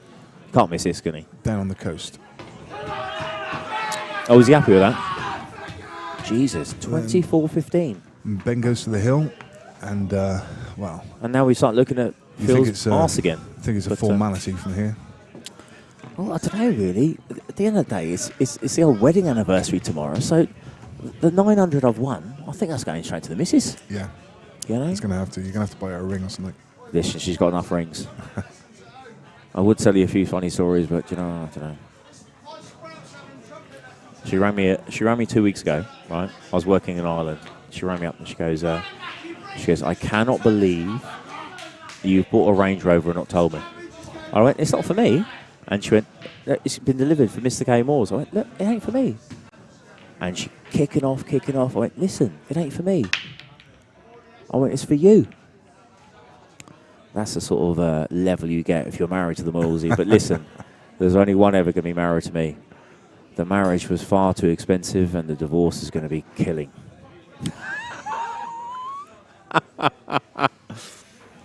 So, no. Louise, you are my one and only for the rest of my life, darling. Don't worry about that. Because I can't quite afford to lose you. I just heard a groan from somewhere. No, it's all good. It's all good. To be fair, though, mate, really, Nick, you don't know me that well, but who would put on with me? It's all good.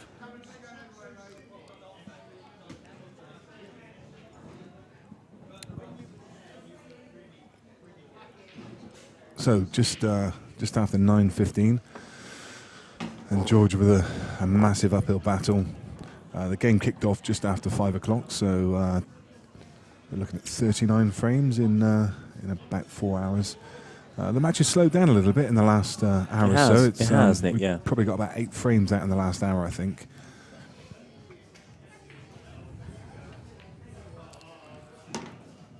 And I'll take the opportunity to thank Kev for having us up here, and also to thank Paul Moulding and George Sartorian for doing a fabulous job, as they always do.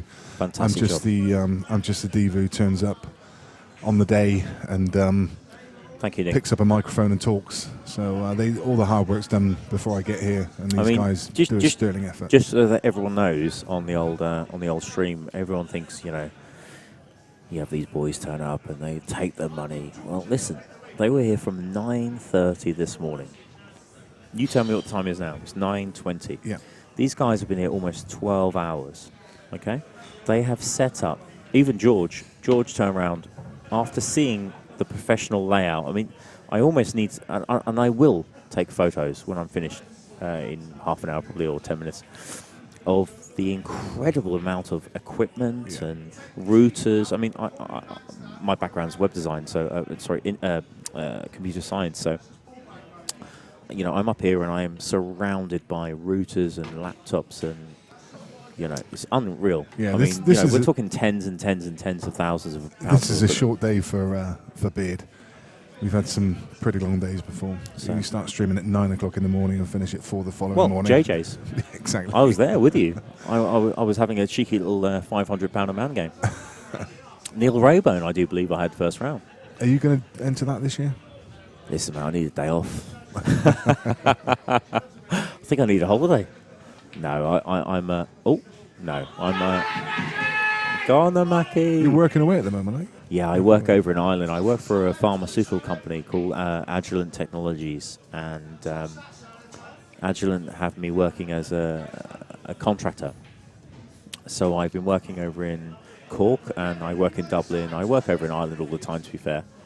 And a lot Do you of play time, while you're over there?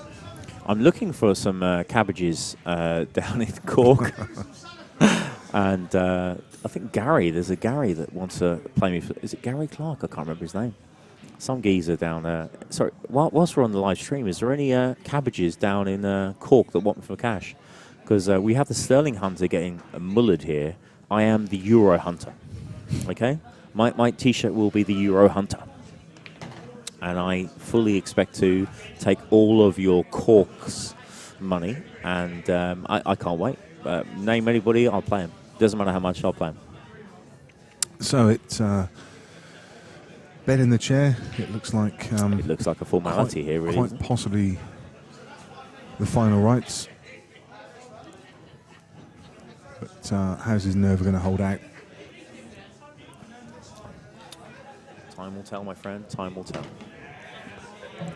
I got to say, it's been a great stand-up from Ben all the way through. Oh, George fair play. won't be happy with the way he's performed, but Yeah, but listen, Nick, we both know.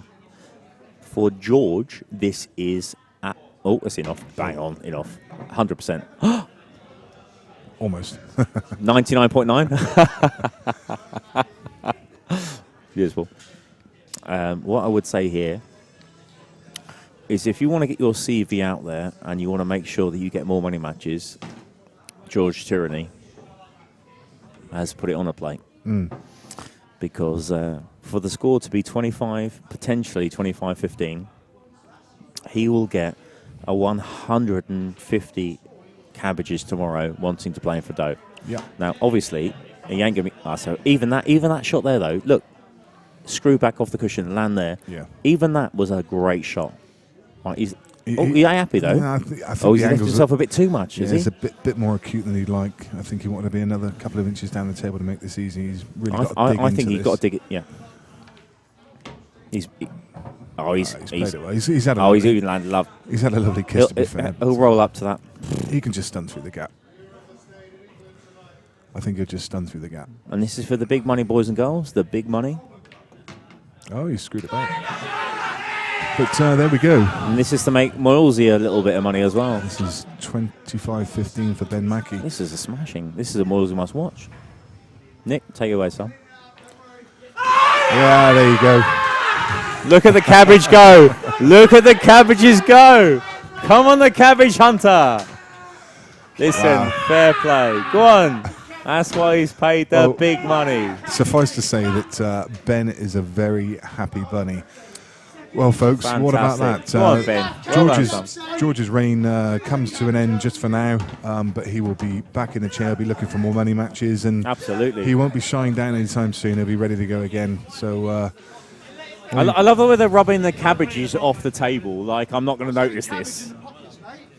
No cabbages in the pockets, please. But okay, no, we're gonna try and catch a couple of interviews downstairs in a second. So yeah, stick 100%. with us, Please stay with us, and we're gonna do it. And thanks very much for everyone for joining us. Thanks to Kev for a great evening. Thank you very much, Nick and Paul and all the lads. Here we go. Look, listen, this lad here is an absolute legend. He actually said to me earlier on, "I'm going to do." No, we don't really see that. Thank you. He's going to do what he's going to do, and he's going to clean it up afterwards. He's going to get a brush and clean it up. He actually asked for it about an hour and a half ago. He certainly did. So fantastic. Great to see, and we'll look forward to the interviews, Nick. Thank you very much. Thank you. So with Ben Mackie. Ben, they said you wouldn't get to 19. Well, George said you wouldn't get to 19. I'm pretty sure he didn't get to 19. How was that for you? I mean, big celebration afterwards. You're obviously overjoyed to win that. Well, yeah, to see that apparently to some people he's 1 to 3 odds on to beat me today. I found him a little bit disrespectful towards me, thinking he'd beat me with 2 broken arms and just things like that. So I think I didn't rise to it. Just sort of fueled the fire, and he had it today. So yeah, I think that's probably just part of George's stick as well. I'm not going to defend the guy, but you know, I mean, it's how he gets his money games, isn't it? So yeah, I think, I mean, from what I've seen, I mean, he was fairly respectful tonight, and he was. you know, hats off to him. He didn't bring his game today, but you certainly did. I mean, brilliant game from you. Yeah, I'm the one walking away with 15 grand. Absolutely, Happy days. Yeah, for sure. So right from the start, you just got off on an absolute flyer. I mean, just take us through those early frames. Well, to be honest with you, I've not really practiced a lot. I've had 2 days practice before the match, so I was real hungry for it. So as soon as I'm on the table, I'm just keen, concentrating. I think you can overplay, which obviously tonight I haven't, and I was fresh. I think towards the end as well, I've missed the black to go 24, 14 or whatever it was. Choice between 2 shots, but other than that, I've not really missed a lot. I probably missed 9-10 shots within the whole match. So that wins you matches. Was that starting point for you, because it was an absolute flyer? I mean, he broke dry in the first. You dished the second frame. To get off to a run in front of him, that's what you want to do, to put him under pressure. Because to be honest with you, he has got kahunas of steel. He don't really miss a lot. So you've got to try and get him under it. And like you said, his flicks and that weren't coming off tonight, but.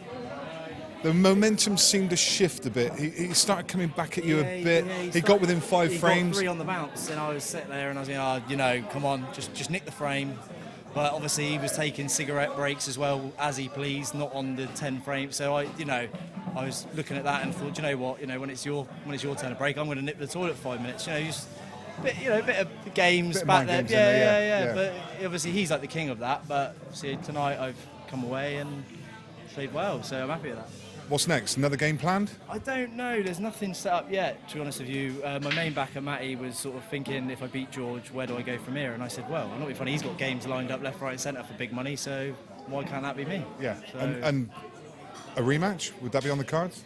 Again, I'd have to speak to my people. Obviously he's come over here thinking he can't lose, and yeah, we'll see. To be honest with you, I doubt we'd travel to Ireland. No. Because we wouldn't get the following over there. It's obviously an intimidating place to go, but maybe over here again, we'll see. But see what happens. Great stuff. Well, Ben, wherever it goes from here, best of luck to you. Cheers, well played today. Thank you. That was great stuff. And we'll see you again soon. Thanks, Nick. Cheers. Thanks very much, everyone. This has been Beer Productions again. Thanks to the team. They've done a great effort. We're going to wind things up here from the Saint Bar. We've had a great day, and we're off home. So see you all again soon. Good night.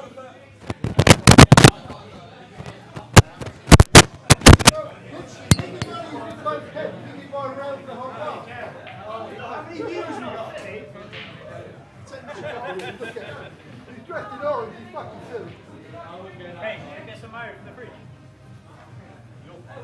Fuck, what's that, 900 quid? 900 quid, mate. Get them in, son. That's penny to me. That needs to get them in then, son. Go